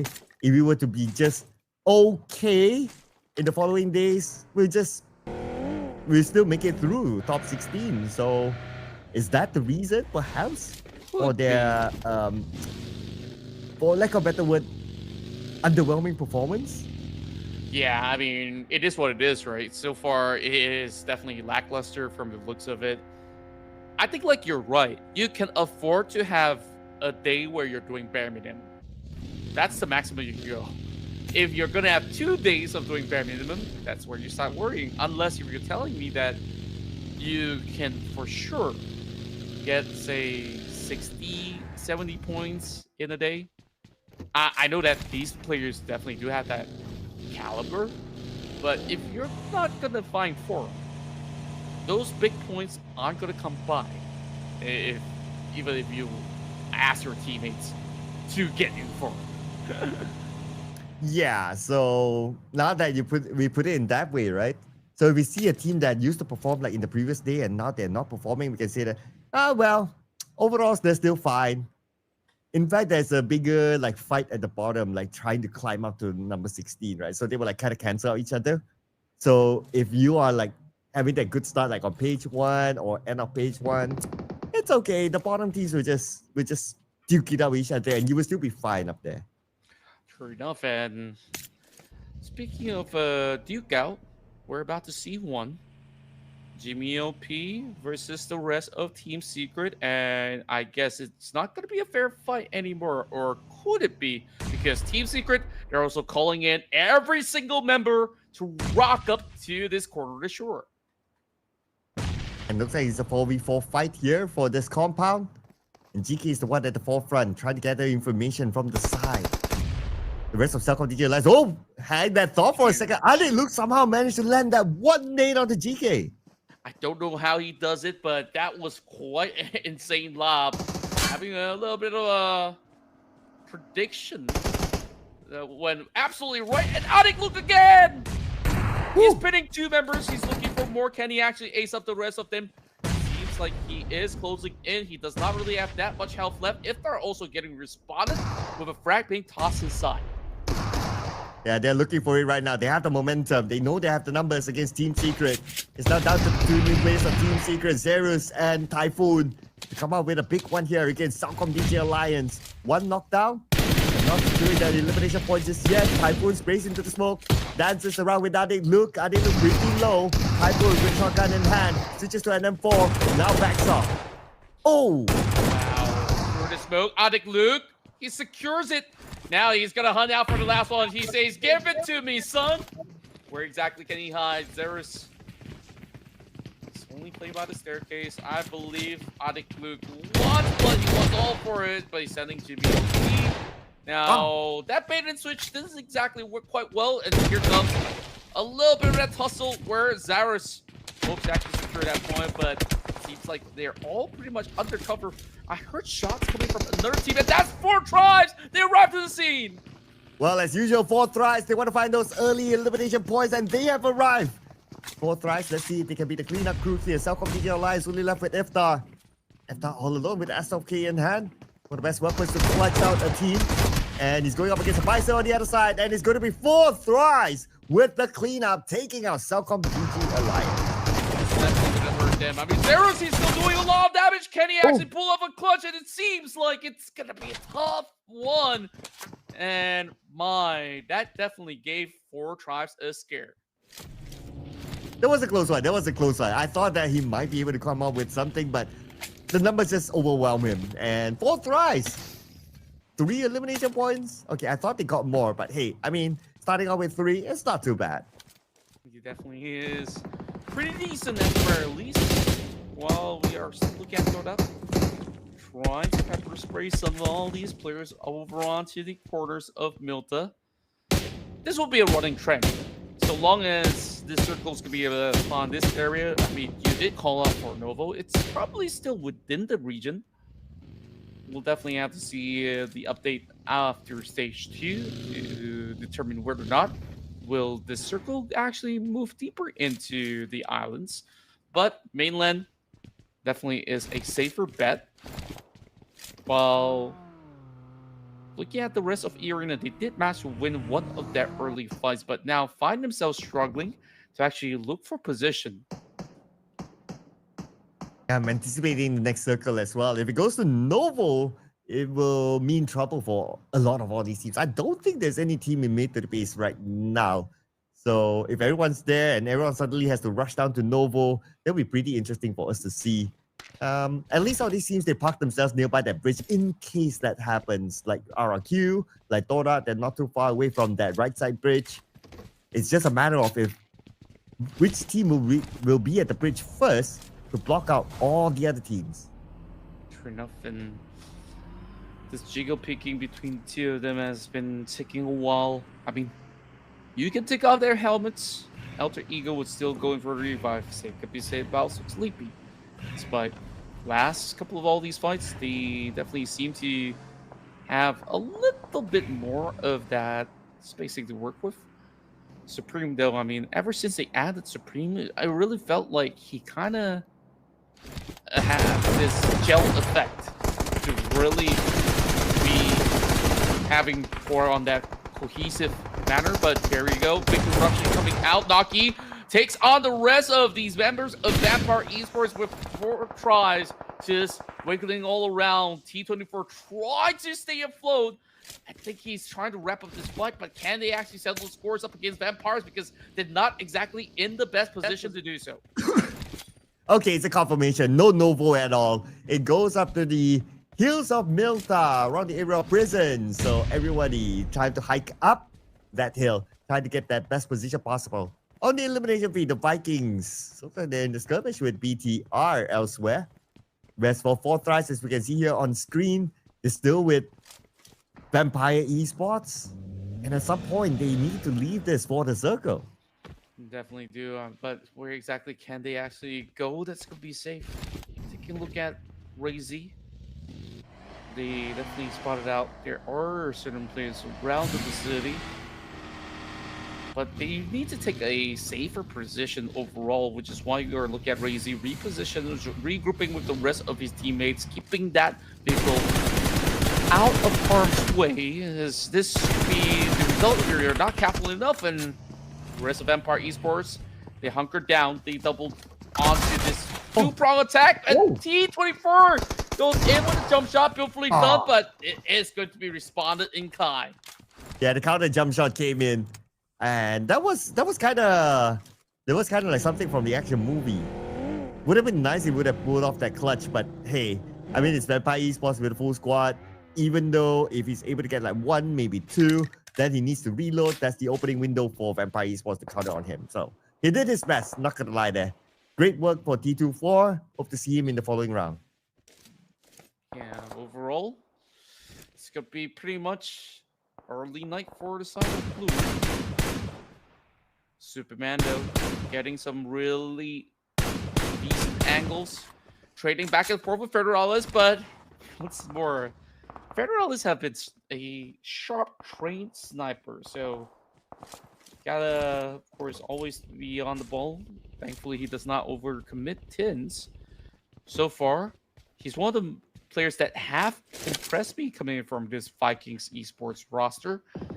Vikings, I think they started off the day really well, and they're still keeping up to speed. Currently match same amount of points with RRQ. Wow. This guy, he managed to secure another elimination point for Hora Esports. And they want to catch up to Celcom DJ Alliance, who overtook them. Now with Celcom DJ Alliance eliminated, Hora Esports has a very good chance of overtaking them. They only need one more point for that to happen. And they could potentially do it against RRQ. Aqua is bleeding out. I wonder if Solomon is able to save him. But the answer is no, Sky says. You secure that elimination point. And now officially they are above Celcom DJ Alliance again. Wow. And going back into the action. Alpha right now, trying to look for those space. 9 whips a couple of shots. That's going to be an opportunity that missed, but he won't miss any longer. And now he exposes himself. Wow, big blowout out there while the rest of Showdown is going to follow suit. The rest of Vampire Esports about to also ride towards this quarter of the compound. Hello now looking at that grenade, not quite popping in the right direction. Rill has got so much on his plate. And Sleepy just got eliminated by Rick. But now we're going to focus on to Real now for Toda, the final player. And around him is going to be Alter Ego still. Nylon on top.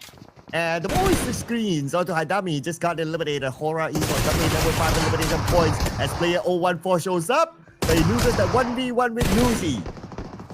Ooh, it's just bloodbath all over the corners right there. Badru, he's taking these off angles, but he needs to find a way to also participate. He's starting to lose a little bit more of priority for his teammate as well. Roll now drops in the Molotov, hoping that some of these guys won't be able to leap right forward, but I believe that is still going to be a save coming from the side of Vampires. But Rill, he has to pin down Mela.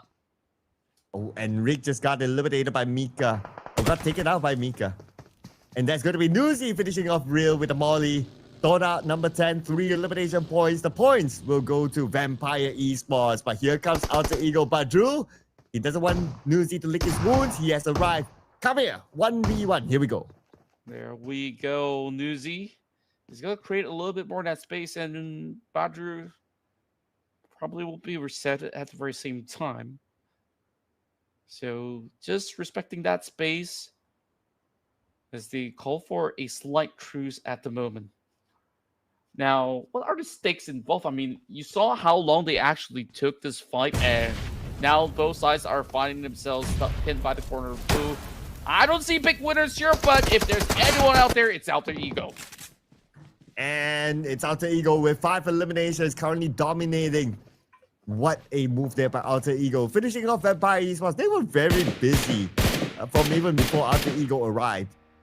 Now they have warranted themselves a chill time. While we switch over to 7-9, up above them, or below them is going to be C1. But Trifle Messi got 1 out of C1 as well, doing 7-9 a favor. Oh, yeah, and 7-9 trying to actually look for a decent spot, but they come to realize that a lot of all these areas around that eastern plane of the hill is currently occupied. Bala will be the one that is being caught out. Meanwhile, Voxy keeping his eyes very closely over on the top end of the hill. We're starting to actually see BTR playing a little bit more actively, despite not really getting any form of elimination points just yet. Don't crash onto each other while you're having this battle against C1. C1 might take advantage of that situation. Atomic now. He knows that Solomon is just right in front of him. The Molly will be tossed out, forcing Solomon to move. Solomon shows himself. 1v1 with Atomic. Atomic pretty low. Same goes to Solomon. They're at the very edge of their health right now. And Solomon will get him. Perfect repeat. And I believe that to be Netpacko that's going to be wielding all those arsenal weapons. Now, let's take a look at the quick update. We see a lot of all that space for E Arena over on the far western corner map. North side dominated by BTR, followed by a few other notable names coming in from MVKE. So I guess we can fixate our eyes onto that quarter of the Lumbered Hill to see if more could get done from that standpoint. Oh, look at Badru. He's looking at RRQ. He's going to pull the trigger. Passing by, player 014 the other side. Player 014 will be the one pull the trigger first. Finishing off the final player of RRQ. Number 7 for them. Yep, and here we go. We close right in. Voxy Gets that catch over onto the member of AST. Quickly as they navigate their way out, I believe this is going to be Trap Air Messi cutting a loss right there as they slowly lurk upon more of these members with Alter Ego. They've already had this position compromised, but bold enough to still try to trade them. Slayer now falls right down below. So this is a really good time. If they could actually get somebody to flank them with those vehicles, really send a little bit of that shockwaves over towards, open up that space for Asterix to do more. And Trix now looking for his next target. He does have the elevation against Alter Ego though, but does he have the time? Okay, he's within the circle, so that's fine. But he will not have Venom together with him. Venom will be eliminated by Badru. BTR now showing themselves. Who else will be the next target here? Way up north there. While Trix putting focus on the Alter Ego. Managed to get Badru. One more to go. Player 014 is still alive, but now he has to deal with BTR from behind. Yeah, it's too overwhelming of pressure as he will eventually crack Foxy now at the third point for BTR. Or should I say it's not fully confirmed just yet with only 2 defeats. But 7-9, they are definitely trading back, and this is actually great to see Rankit currently playing over the corner side at 7-9. Here's BTR spraying down onto the Vikings, hoping to land their shot. Razy positioning himself. They're getting control of the right side of the circle now. But a lot of teams knows the presence of BTR. As for BTR, time to get into one corner, finish off a team, and then think of the next phase where they're going to move from there. Yeah, it's just getting tougher and tougher. There's going to be a lot of all these slope for them to, of course, play the vision game, or do you want to play the low ground or even the high ground? Look at the clump.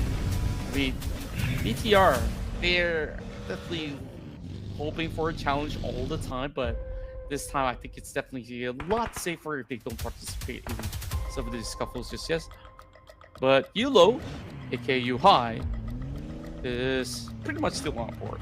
He is the one really leading the pack, while you can definitely see the rest of his members will have to follow suit by doing so. As much as they don't want to participate, but the circle will force them to. BTR's not in the circle now, and in front of them is going to be the Vikings. Wonder if could that be their next target. But who's going to move first? Okay, most likely BTR since they're closer to the blue. Or Vikings, they still have a little bit of gap. But I wonder if they know that BTR is just right beside them. Anyway, they need to deal with E Arena if they want to come into the circle as well. So, with this circle size, I don't see them rotating away. They have to just move forward and fight whoever's in front. That's right, and it's been a little bit of a stalemate for quite some time now. Only MVKE as well as BTR have slight deficits, while one small portion of the lumberyard is still pretty much covered up. So if BTR really wants to look for a fight, they kind of know where exactly they can actually find them. So BTR, what is going to be their main option right now? Well, I guess for BTR is the same option. They need to take this fight. Even if they want to rotate somewhere else, they will meet up with another team, and that's exactly what they're trying to do. They're trying to find an entry into the circle, but the moment they moved in, another team shooting at them. But at least they managed to send 1-2 players into the circle as a marker, so this circle is theirs. Now it's going to be a bigger problem for the Vikings because now they have BTR in front of them as well. True enough, and let's see, Break driving all around. Actually at least dodge a few of these members. Well, look at the far corner. It's going to be Mike's.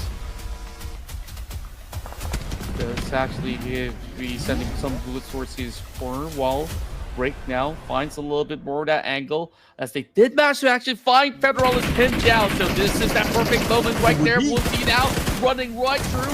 While Razy pins them down, sends them to their knees, and Break! let me Break there, bringing the M4. Oh, just breaking the spirits from the side. It's going to be Break. Now Voxy is still in the game though. Break cooking up this nade. Does he know which tree It's Voxy at. Probably gonna love that name, but Break taking a lot of damage as well. Where did the shot come from? Maybe it's from Voxy, or maybe from Fero from the side. Could very well be one of these guys out there. Mika now with a sublime grenade. Secures it. Now blinds break on the far border. It does actually connect. And now you see 7-9 to face off against E-Arena, where E-Arena, they're getting themselves a deeper run into the top 2. Oh, it's going to be a 4v4, so it could be anyone's game here. Stage 7 in about 3 more seconds. Let's see who will get the circle and a little bit of an advantage towards the end. And it looks like E-Arena has the circle. Pressure's on right now to 7-9. Yeah, such a rough position right now. Yuhai kind of locked into place. Farad is going to go in for the extension. I have to see, because right at this moment, he's trying to actually go in for a little bit of a wide swing. And look at these kind of situation. E-Arena, they honestly don't need to do too much. They just need them running towards the direction. And those picks might actually fall into place. E-Arena did manage to get that revive off. You can see how close the predictions are for both sides of the chicken dinners. Yeah, exactly your point there. E-Arena doesn't need to do too much. They just need to be aware of their surrounding and just monitor the movement of 7-9. Whoever is moving where, coming into the circle, which position. All they need to do is pull them. They can pull a couple of shots out to 7-9. Why not? Exactly what 2014 is doing now. But 7-9, they somehow managed to slide into the circle, but they haven't found their spot yet. They're still circling around it. Yeah, they gotta make convincing calls. It's just that they're playing through the low grounds, or should I say high ground, that doesn't fully benefit them all too much. Or should I say, actually, it's the opposite. They're on the low ground side. The rest of the arena says, you know what, have that space, bro. I got a lot of trees, I could march downwards, I could close the distance, and maybe nade you afterwards. Okay, so stage 7 so far, 7-9 doing so good in managing the circle. 35 more seconds before stage 8 is upon us. And that's where the circle might favor 7-9, we don't know yet. But look at Yuha here. Just right below E-Arena. If there's a surprise that could come, it could come from Yuha. It could very well be the arena now extending, and I think that because of those kind of flips, you might actually see 7-9 actually capitalizing. I know that fans have definitely been waiting for a very long time for 7-9's return into their former glory, and it seems like last season definitely convinced a whole lot of us. This time, that beautiful nade actually does clip it wrong. Remember that 7-9? Oh, 2014! He got pinned out, and right now they have to dodge all these vehicles. They are full setting it. Now it looks like 7-9's in the driver's seat. They do have 3 active players versus 2 from E-Arena. Joker together with E-Arena will need to do the job. They managed to get Trexie, the IGL of 7-9. Looking for Mika next as their next target. Can they actually find out where Mika is at? And 7-9, they do have 1 other active player. They got Mika. 1 more to go. Where's the 1 final player? It's Yuhai! From behind. 1 more to go from Yuhai to wrap it up. 1 versus 1 at the moment. He does have that nade fake to right in. Joker has been relying onto this S1 pump shotgun for the longest of time, and this might still be a little bit of that revive. Is there gonna be enough time? I mean, take a look. They're on the other side, and Yuhai now brings out the Scar L. He swerves all the way towards the side. I believe his movement has been tracked already. Yuhai versus Joker 1v1 right now for the chicken dinner. For this place played by the edge of the circle.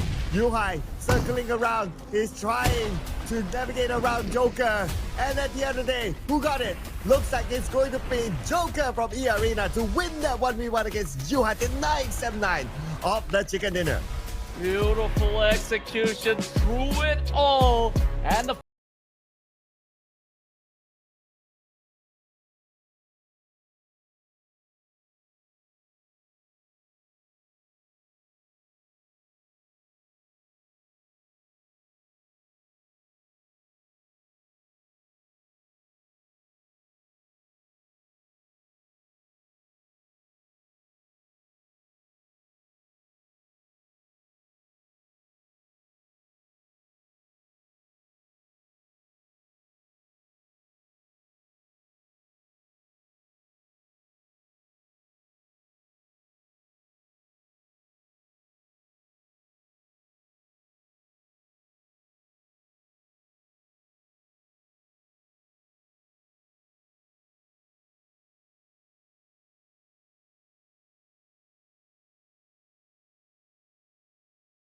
behind, it would have been perfect. But it is what it is at the end of the day. And E-Arena scores the chicken dinner. They take with them together 9 eliminations.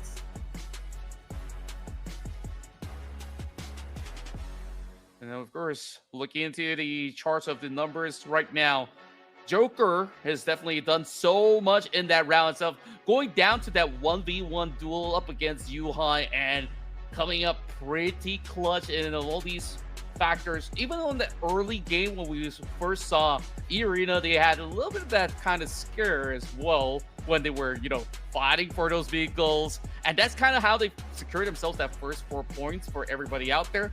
And then, that final feud out when we were seeing them repositioning once they were going for that kind of fight up against 7-9. Joker, he was absolutely pivotal where he got to make a decision whether to really commit to the battle up against Yuhai or going for save. And of course, he's been able to really pull off the final number in order to come up ahead. Yeah, besides E-Arena and 7-9 that took away the highlight towards the end there, let's not also forget about Alter Ego that you mentioned that you would like to see them do well. And so far in this round, at least they're one of our teams to watch. So it will be exciting to see how many points have they collected. And yeah, we definitely want to look into that later on. But when we actually match 2 and 2 together, I mean, E-Arena, the Buddy somehow leapfrog over the Tigers with the amount of damage that they've done, and just 1 kill of a difference. I mean, if you think about it, if Yuhai wins that trade, then perhaps they could have actually scored a lot more because there were a lot of all these unclaimed knockdowns that they did not manage to secure. So it definitely was a little bit of a bubble for the Malaysian side, but this is a big one for Thailand where E-Arena is just getting ramped up. But what's really interesting is the note is that they have also soaked a lot of damage, and therefore they have one of the highest healings out there, 1,409. Yeah, they've been really tanky this round, right? Like, take damage, heal, take damage, heal. And interesting enough, though 7-9 they didn't score the chicken dinner, but 2 of their players are up here as our top performers, including Mika and also Firen, both of them with 4 eliminations. Badru is here up as well with 4 eliminations. And of course, the mysterious player of, just naming himself E-Arena, 4 eliminations too. But the one player who's our MVP is 7-9's Mika. Yep, and it's pretty much a huge ordeal for 7-9 to have him getting back on track, where back then we always talk about Mika and Yuhai to be that lethal duo. It's still pretty lethal, but now that you add Firen onto the list, I felt like the dynamics for 7-9 has been working much better, especially when they do play some of these international circuits where they're very well adapted onto the kind of pacing to play out. So adding everything together, now I guess we finally get the answer. Alter Ego does actually get that double digit, so kudos to them. They will be walking with 10 points and therefore moving into the middle of the pack. What's interesting to note is that there's plenty of all these teams actually going brawling with 7 points each for Vikings Esports, BTR, RRQ with a total of 7, and 6 points for Vampire and Tribe Aramis. And a tough one for Talon and JLU Squad as they did not manage to collect any points this round. I remember that JLU Squad was the first team to be eliminated by that, what do you call it, like a knife battle, where they got like team aced by another opponent that time. I believe that was like, I don't remember who by now. Was it E-Arena or was it somebody else? Because I think it could probably be them. Like, we'll definitely have to recall it by zooming back into the bots. But overall, I think like this definitely has been very feisty on how they brought, and it's just very average numbers of utilities being used. And as the game goes by, even longer range coming in from AST Rig with 76 meters of a shot to connect. Well, but based on the overalls, we have to welcome officially Hora Esports back at number 1 with 85 points. Followed by Cellcom DJ Alliance with 84 points. Only 1 point difference between these two teams. And then you have a decent gap with Void Donkey. That's like what, a 21-point gap between Void Donkey and Hora Esports. So that's about 1 round's worth of points. And on page number 2, let's see. Alter Ego, wow, welcome to page 2. Yeah, if you take a look at page 2, you can see how close everybody is. 44 points for the side of Raid Esports, while the rest of them are still pretty much within touching distance, as you can see.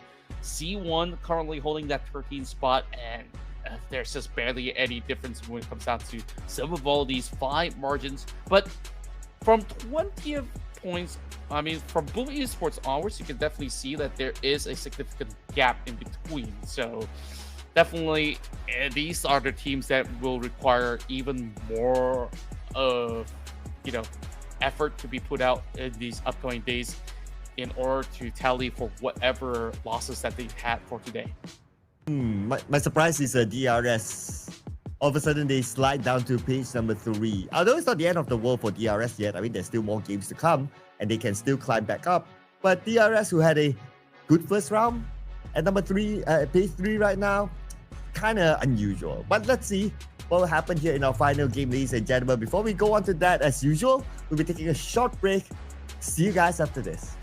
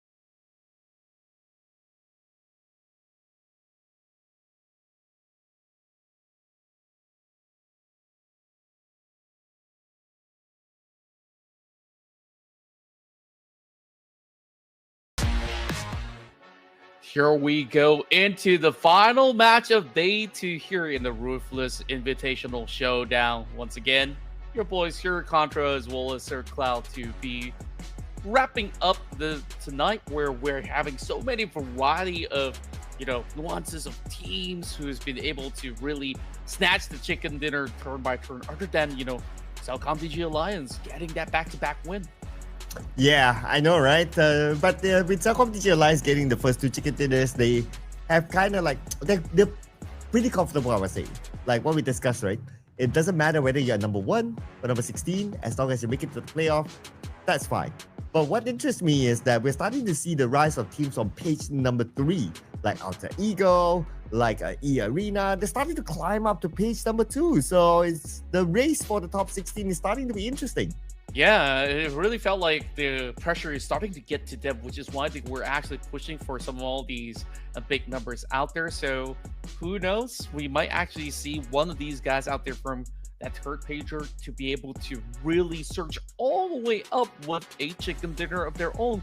And what's also even more interesting is when we take a look at the mid table, that's where just about fine margins, 1-2 points could actually result in a climb or a descent. You know, like it really depends on how well can they fare moving into this Miramar before we kick off our run tomorrow. Remember, once again, it's gonna be same time, same place. If you guys were wondering when are we gonna go live, so yep, you guys could just tune in by the time that it hits the evening from the GMT +7 time zone that it was written right there. Now, of course, looking at the current schedule, we have Group B versus Group C. So, what's it gonna be this time? Ooh, Group A is done. So Group B and C, oh man. We're starting to see the rise of teams on page 3. I wonder. Going with that narrative, I'm probably thinking of like somebody who's on page number 3. So I have a few names in mind right now. What say you? I definitely do have a little bit of a hunch on what's going to be the case. So, looking at this situation, I'm thinking that I'll tell it to you once we actually get into the prediction screens, because there's a lot of big notable names, but not all of them are in the prime form. But we definitely had that argument earlier that, oh, it could be some of these guys from the third page that can't actually bounce back up. So I'm definitely gonna wing it. I'm just gonna say Alter Ego. Okay, I mean, you did say Alter Ego before this, during the cast, that is. And they did show you a decent performance in that round. And now they are in page number 2. So, yeah, putting your hopes up for Alter Ego at this point, after they have kind of warmed up, I think that's kind of nice as well. So, Contra is going to lock Alter Ego, by the way. Yeah, let's make it official. So, Alter Ego for me. What about you, Cloud? I mean, you were thinking about a few options, right? So, what were the options and what do you want to lock in? Face up, FaZe Clan. Let's go. I kind of felt it coming. So I was kind of torn between that, Vampire, and Alter Ego, which is why like I was kind of thinking a whole lot. Now, Prot, you gotta get yourself the point to catch up to Sir Cup, because none of us have been able to get it right so far. So Reigns, okay. Good notion as we want to see them once again popping off. I mean, overall, these superstars that are coming in from Reigns, and of course, if you guys just tune in, they are previously known as former MVP players. So I definitely want to see them at least get back on track or secure themselves a top 4 finish, if anything at all, before they move into tomorrow's matchups. I mean, they've been slowly sliding down if you kind of think about it.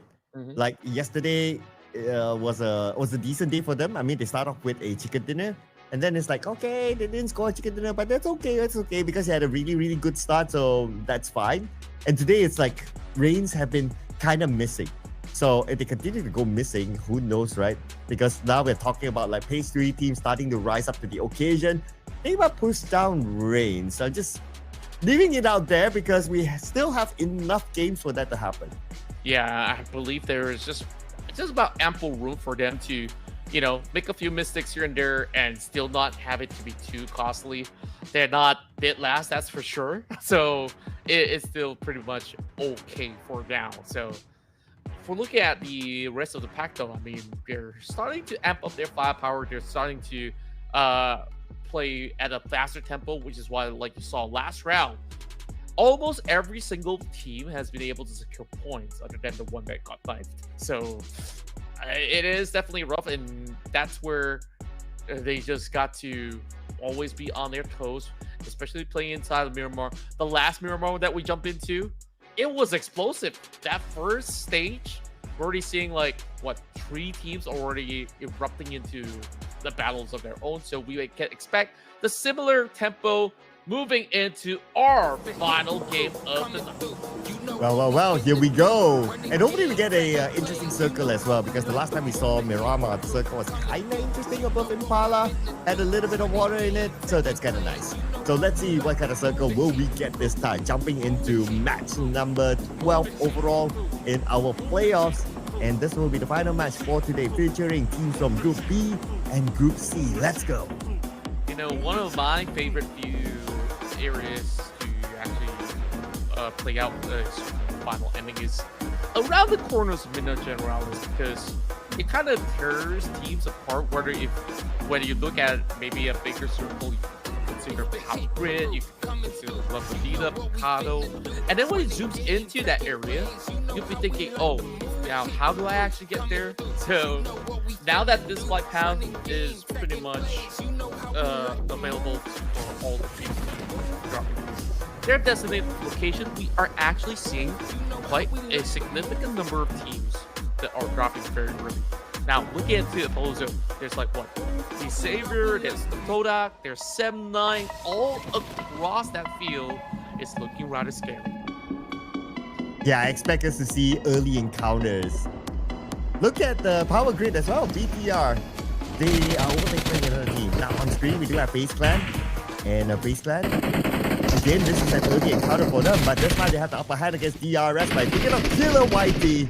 One of the players that have been performing for them, especially yesterday. So that's going to be a big one that they got. Now Gante, speed low, but hey, what? How? Wow. What? Wait a minute. Whoa. Wow, they just actually sweep them all together, Gante as well as Delta, to be able to bring it all back. And DRS, they are on the right track, baby. Oh, just as when I thought that, DRS, they lost one player, they lost Killer Whitey, and then it's like, probably they're going to go down. But then again, they fight back. So great work. Shows that they're not dependent on only one player to score points and perform for them. So good stuff there by DRS. Now they have the entire compound for themselves to loot. Yeah, back towards your point, it's always important to lift each one of your teammates up. It's not always about that one-man show. Of course, we had Killer YT pop up yesterday. Today, Sleepy out of Horror Esports, absolutely phenomenal. Now, Tribe RMSC, I think they've done this before up against BTR. Last time they did manage to win out that trade, but consider that BTR have already learned their lesson.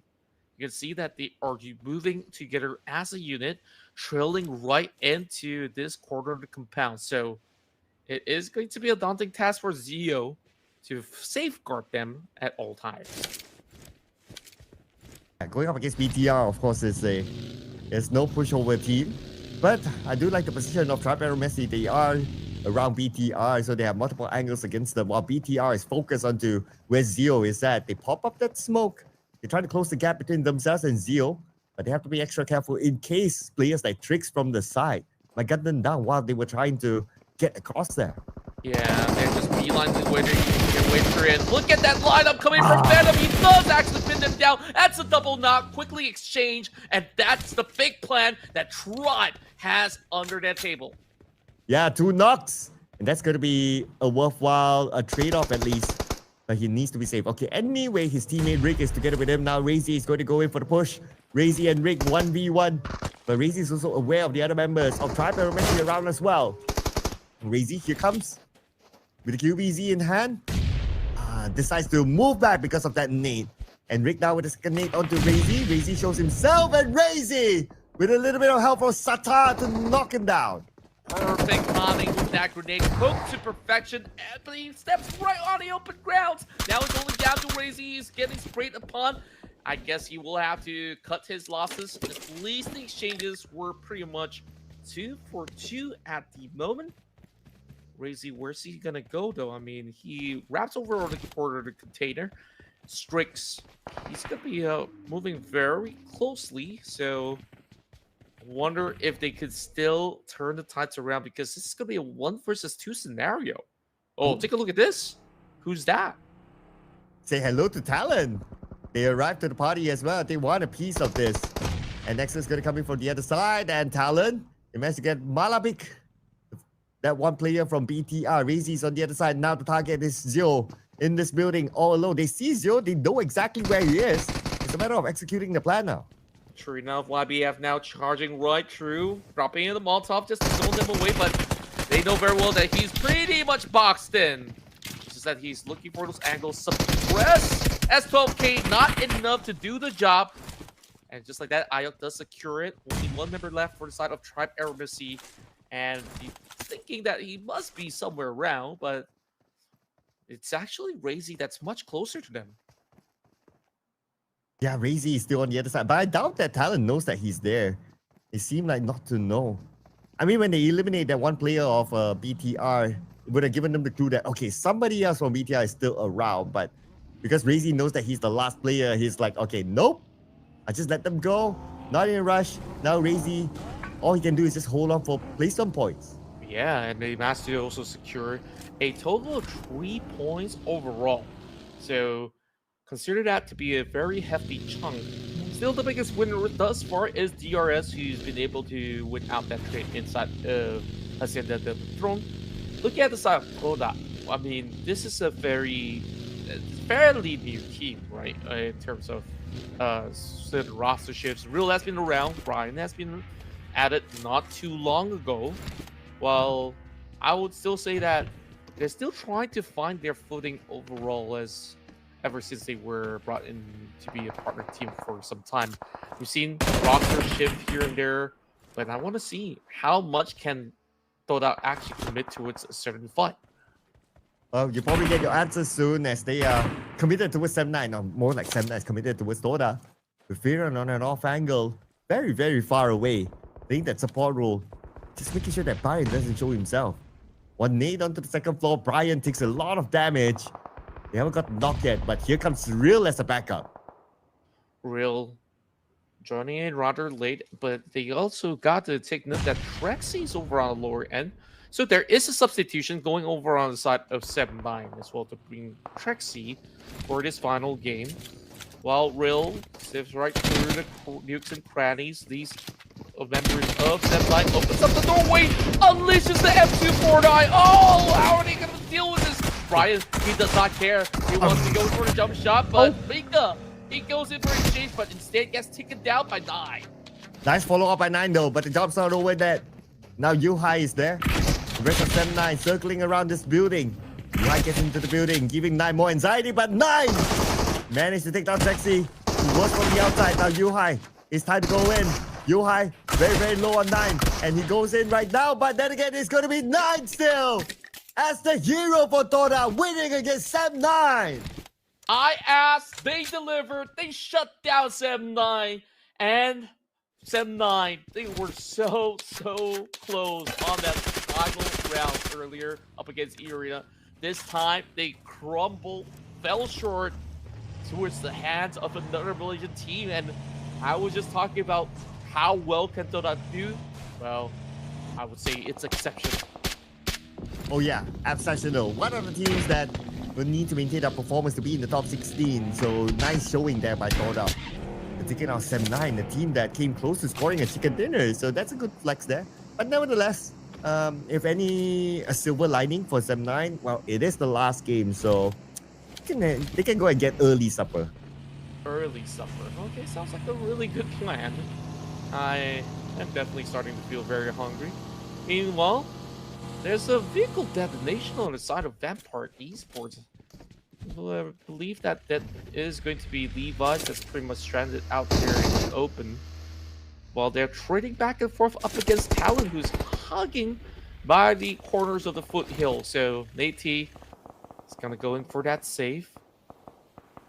lucky enough that there's ample of areas that's still vacant so that they won't be caught out other than the team that was shooting upon them. Razak instead goes in for the exchange, finds Chua.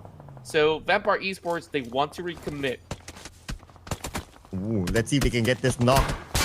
But Ginola is taking a decent amount of damage though. Having to be careful of whoever is at the high ground. Vexy is the one to get Ginola. Interesting. Okay, and the elimination feed continues to roll. Zeta will finish off Ginola. Vampire Esports will lose one player out of nowhere. Yeah, now that you mention it, Ginola, based on the picture, I believe he's Schweppes. Now I start to understand, okay, his playstyle is pretty aggressive in that sense. Makes a lot of course, flashbacks coming back to my brain. Anyways, I digressed. So back towards this scenario, that has also drawn in even more teams' attention towards the rest of the members of the team. Over on the top side of the hill, it is going to be a great spray onto the side of Talon Esports. Well, DRS, they're just going to hunker down. They're not in the right position to really push out. So all they really have to do is to see whether or not does Reigns actually push right across where they want them to be. Yeah, and Reigns, they need to pick up their performance again. It's been a while since they see them perform. Though, now that we look at the overalls, they're number 9, so that's still okay. They still have some room to play with, whatever happens after this round anyway. But for Vampire Esports, what sort of roam are they thinking of here? Because right now, one player down, but no follow-up. There could be a long-range knock onto, I believe that was Newsy for Vampire. Yeah, Lucy has been having a rough day today, I would say, where a lot of times he tries to trade, he will end up getting clipped at the very same time and gets punished. So not exactly as clean as he used to be, but take a look at this. Oh boy, that intersection of Monte Nevo is going to be hotly contested, but there's so many teams from the south side that will be looking for that warehouse right across the street where Monte Nevo is at. Oh, and all these teams taking out the blue. Water fight's happening as Huzaifa spots out Refuse. He will be down on his knees. He wants to try to finish up the job, but he doesn't have a good angle. On the other end, there's Top here, trying to stop him from finishing him off.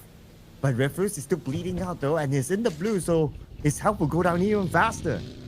Yeah, they gotta really watch their resources. Do they really want to commit over onto this course? It is rather risky, especially with only 2 members left.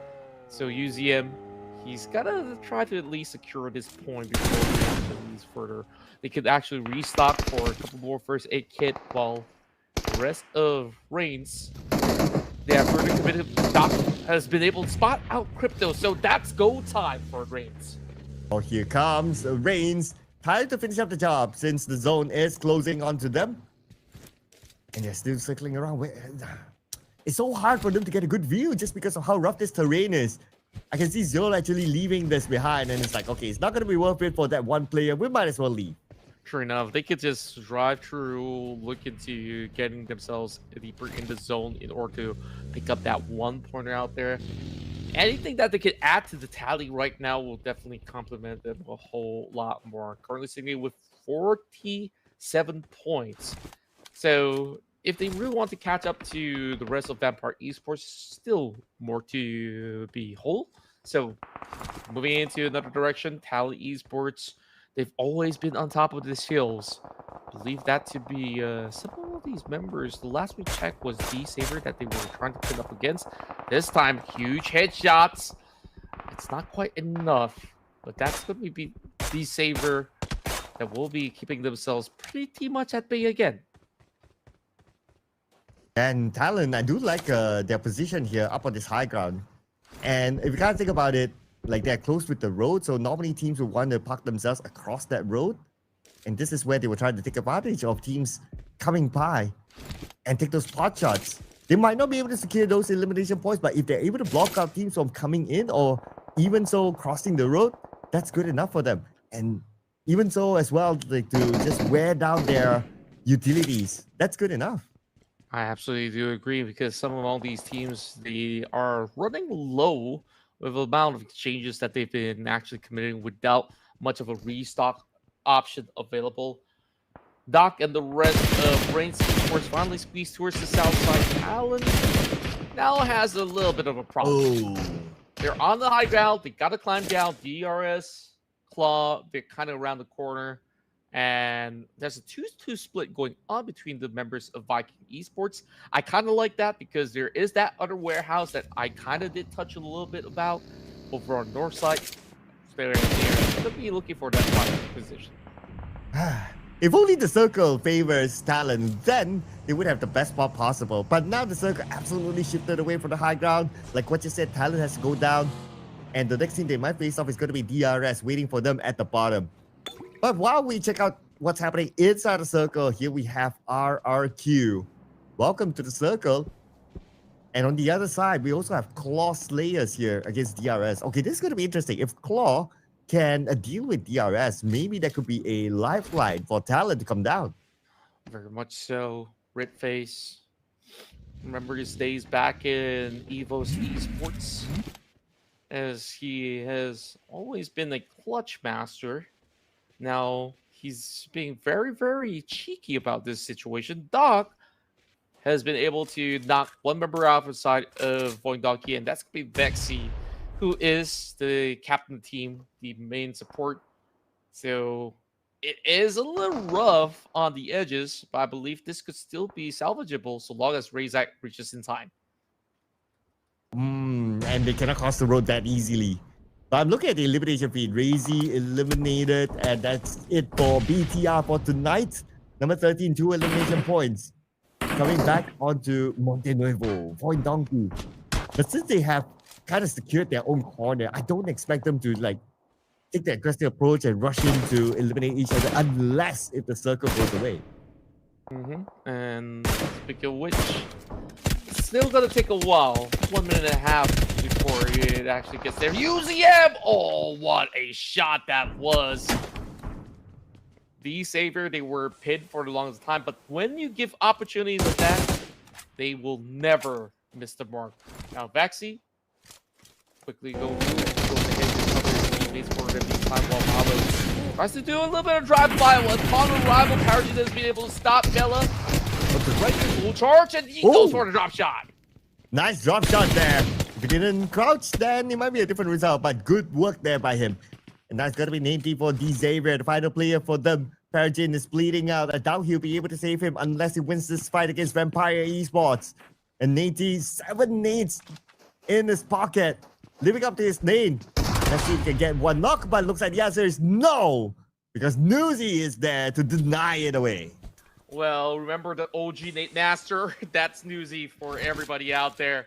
So, just going to be able to just buy a lot more time as well as space right now.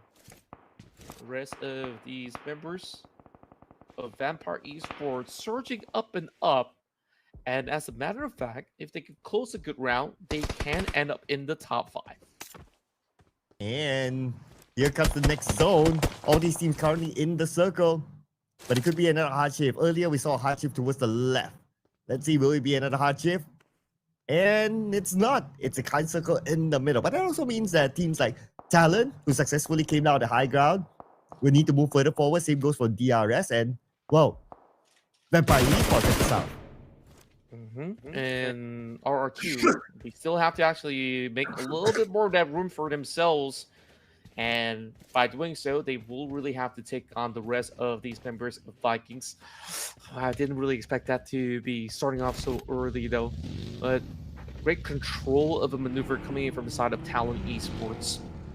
Now, they just got to really take their options, right? Because right across that zone is DRS. That is an absolute trap. I think that they fell just about enough to some of the members of DRS throughout the run. So, looking at the situations, 9 now gets that free shot and sends them running back. Ooh, that's a nice shot there by 9. The hero for Toda. Can he pull off a miracle here? Who knows? With 9 and Peko, they're able to secure the chicken dinner. It will be interesting because Toda is one of those struggling teams right now at the bottom, number 23. A chicken dinner would definitely help them propel up to page number 2. So Toda playing by the edge, trying to block teams from coming in, including Vampire Esports. Let's see how will Vampire Esports cross this road. Yeah, hopefully they still have any form of mobility left intact.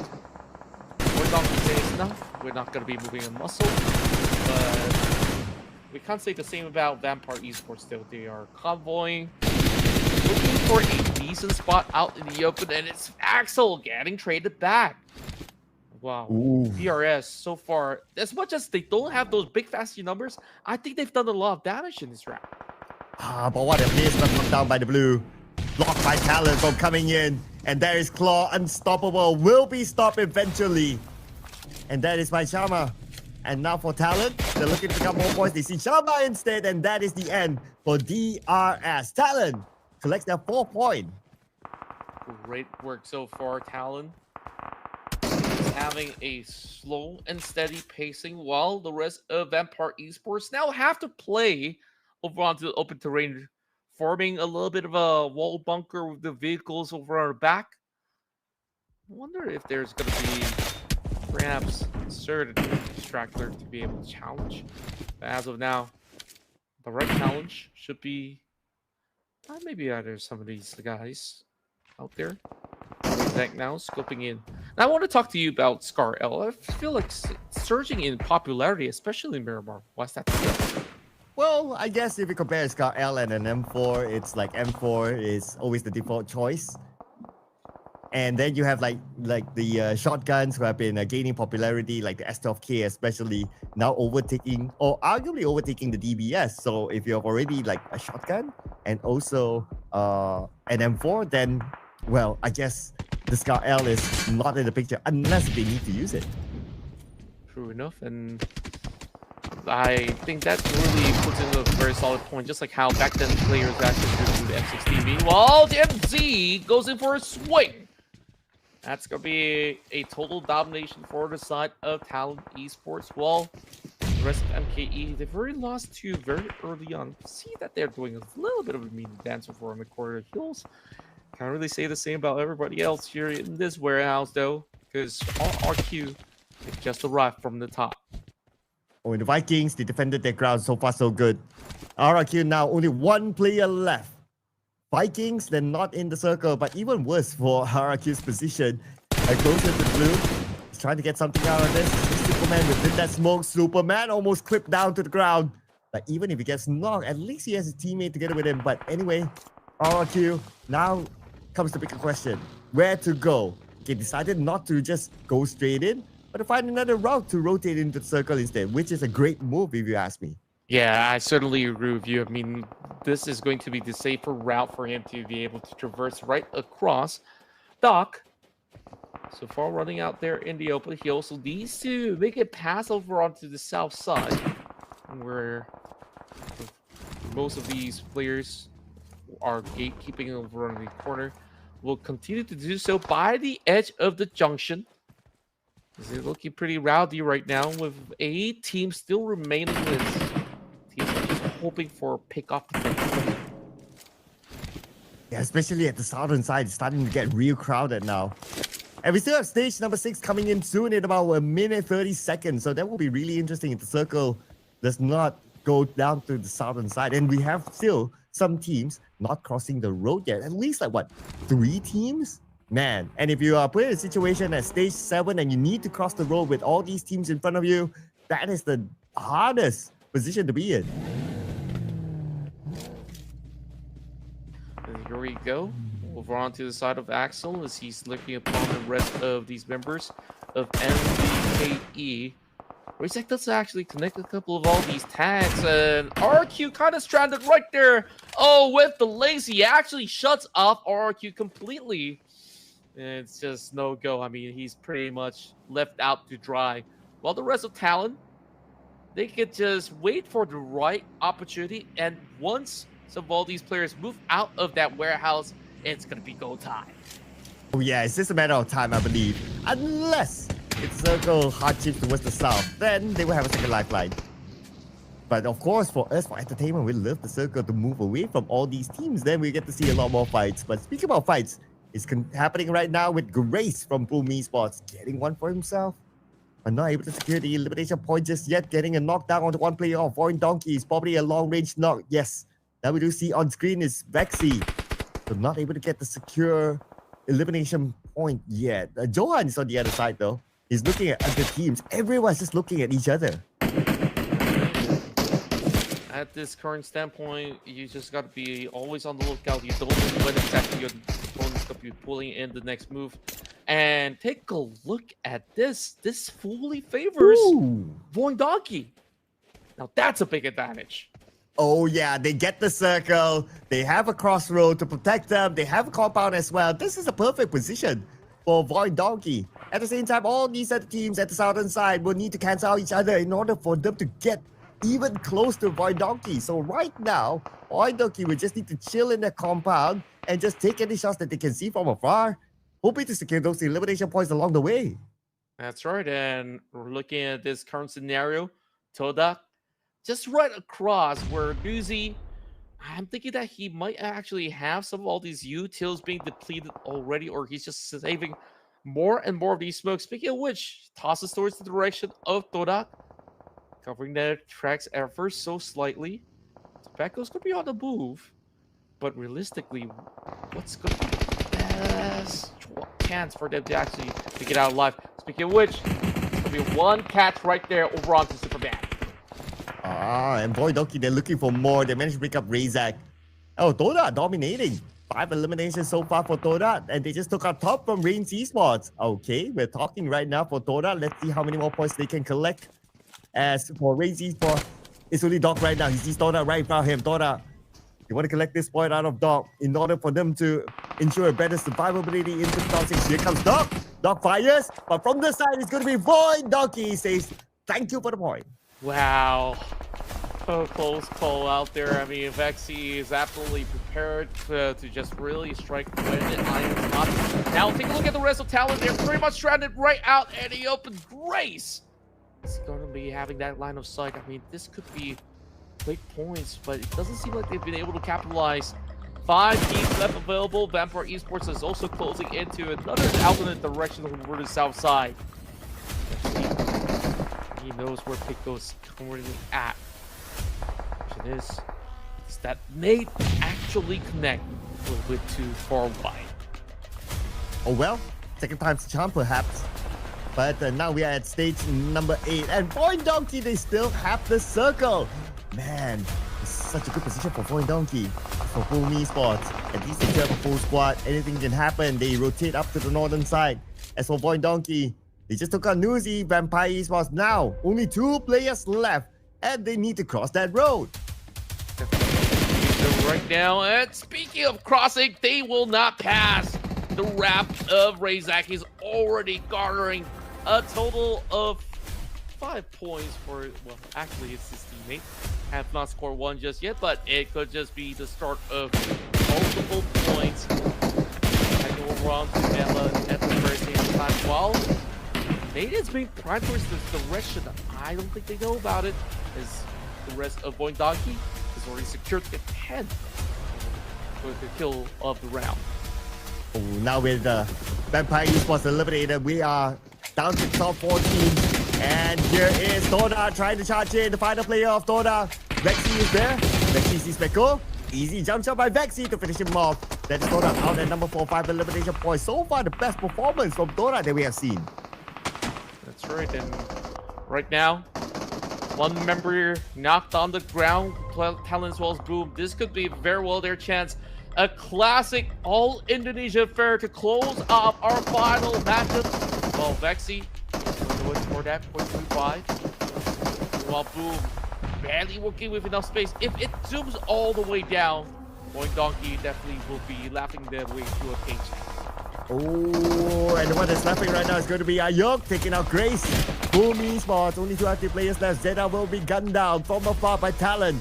But Reza is together with him, so not going to be an issue. They will be back up as a 4. I mean, they have a fortress. Fortress, that is. Now in stage number 9, nobody has a fortress. The zone will start to close now. That's right. It's all flat terrain, so you can see that they are trying to wrap up the fight as fast as they can. Talon zoning out the rest of Pubg Esports. Wow. Take a look at this flank. Razak is going to full send it, and is going to be able to secure it. It is going to be yummy. Then we're on the ground. While the rest of Talon slowly weathered down. Zeta He's still alive. Look, he's gone. But he is just chiming in, and now they make damn sure of it. Ooh, and now it's only Talon and Void Donkey. Void Donkey, this could be a third chicken dinner. Time for them to finish up the job. They're pushing Talon towards the edge. Now, where is Talon gonna go? Void Donkey. Well, unless if Talon can get knocks, but it's gonna be really, really difficult. But hand that thought for a second. They got Potato. Oh, it seems like they are about to close this one out. 16 points, the highest that we've seen so far today. As Void Donkey is oozing, brimming with all the confidence that they require to really close up this series. Oh man, it's only Zeta right now. 1v2 for the chicken dinner. Come on.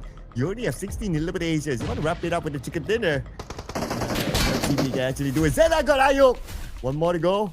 And Zeta, is he going to go for the pickup of Razak, or is he going to try to finish them off? At the same time, he has to manage the blue. The blue is here. Looks like Zeta might deny away the point. And chicken dinner still given to Talon. Wow, the chip and his patience actually paid off. At first, I thought that with the numbers advantage, they would just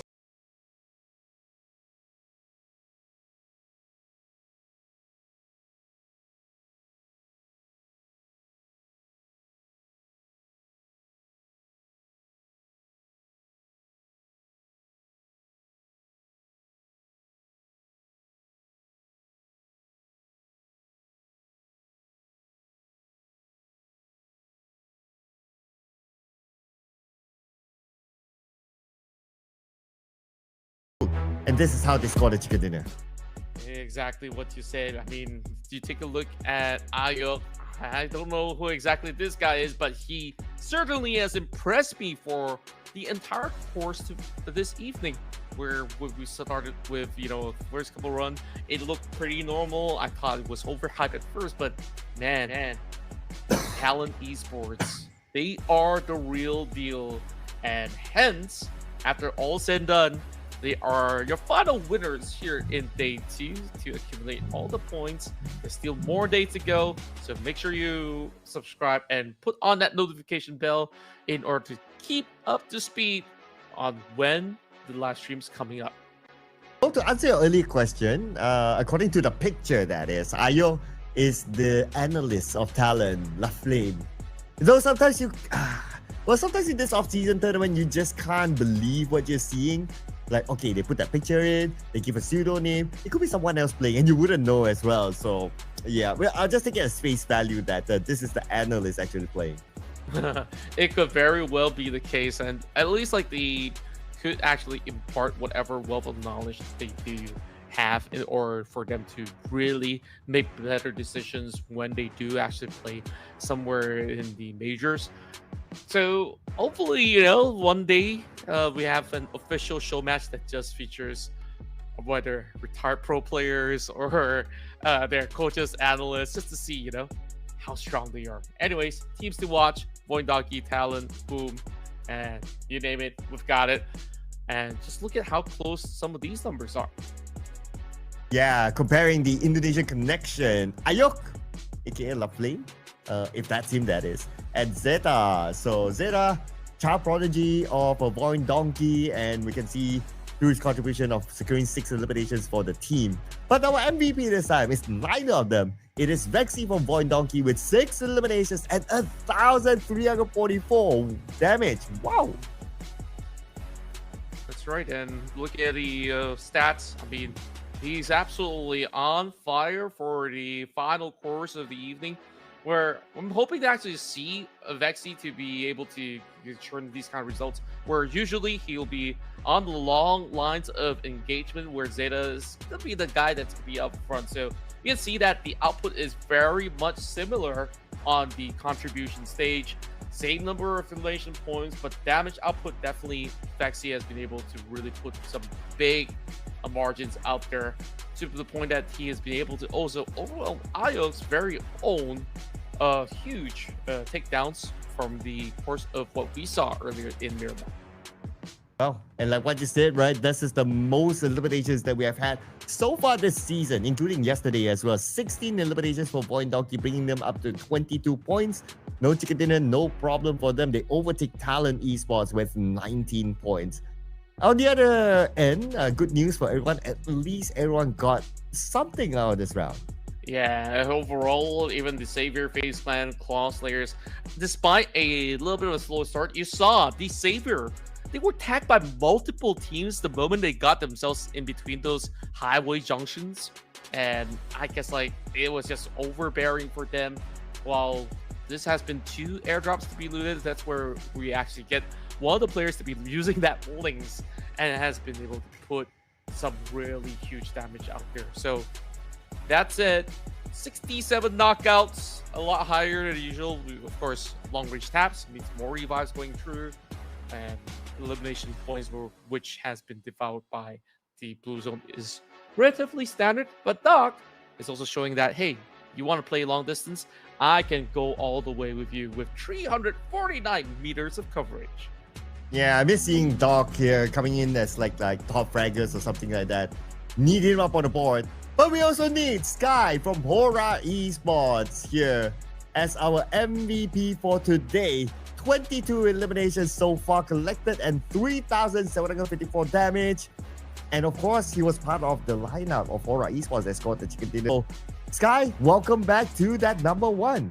Yeah, welcome him back with open arms, as he's not only the bronze but the brains behind all these magnificent plays coming in from his entire squad. So tomorrow, I'm definitely hoping for a whole lot more great runs coming in from Hora Esports, especially with his impeccable skills in order to really rack up those high elimination points. And besides Sky, we also gotta give it to Adi Luke. I mean, 2 chicken dinners today for Cellcom DG Alive. Somebody has to be up here, right? And it is Adi Luke, followed by Lapa from RRQ. And then it's Razak from Void Donkey. And then we have Jimmy OP, aka Kasim, at number 5. So, too bad for Killer YT. He's no longer in the top 5. But it's not over yet. He can still try to climb back up tomorrow onwards. True enough, if it's not tomorrow, there is still the day after, all the way up till Sunday run, I do believe. So make sure you guys tune in every step of the way, because we offer you all these exciting action absolutely for free. All you really got to do, hit that subscribe button, and we're good to go. Take a look at the overall fraggers again. Adik Luke has been able to climb up the charts, but man, Sky, he's just built different. And look at Lapar. What's also interesting about this stat is that he's kind of really churning some of all these results with lesser amount of elimination points for sure. But that's kind of the same way how RQ has been able to eventually come up ahead of Hora Esports in one of those rounds. And same to say about Cellcom DG Alliance. Hey, and we have to also welcome Sleepy here, since we're only zooming into like eliminations, right? So Sleepy is part of the number 5. So that might also mean that Sleepy in the pace 3. So at pace 3. So at least there's something here for DRS to end the day here. ASI8, no change for them. C1, 39 points. So that's something that we need to look at, like what's going to be the next team, the number 17 team onwards and their points. I also want to point out that Reigns Esports is now at 2nd page, and they are only 11 points away from ASI. So Reigns for a late act. That is the conclusion of all the action that we have here for day 2. And you guys definitely enjoyed this. Make sure, once again, follow Ruthless Hype Esports on all their social media platforms. If you guys are watching through YouTube, you know what to do. Subscribe, drop a like, comment, make some friends here, and have a good time. Yes, and we will be ending the show here, ladies and gentlemen. But tomorrow we'll be back, same time, same channel. My name is Sir Cloud, together with Contra. We'll be seeing you again for day number 3. Bye-bye.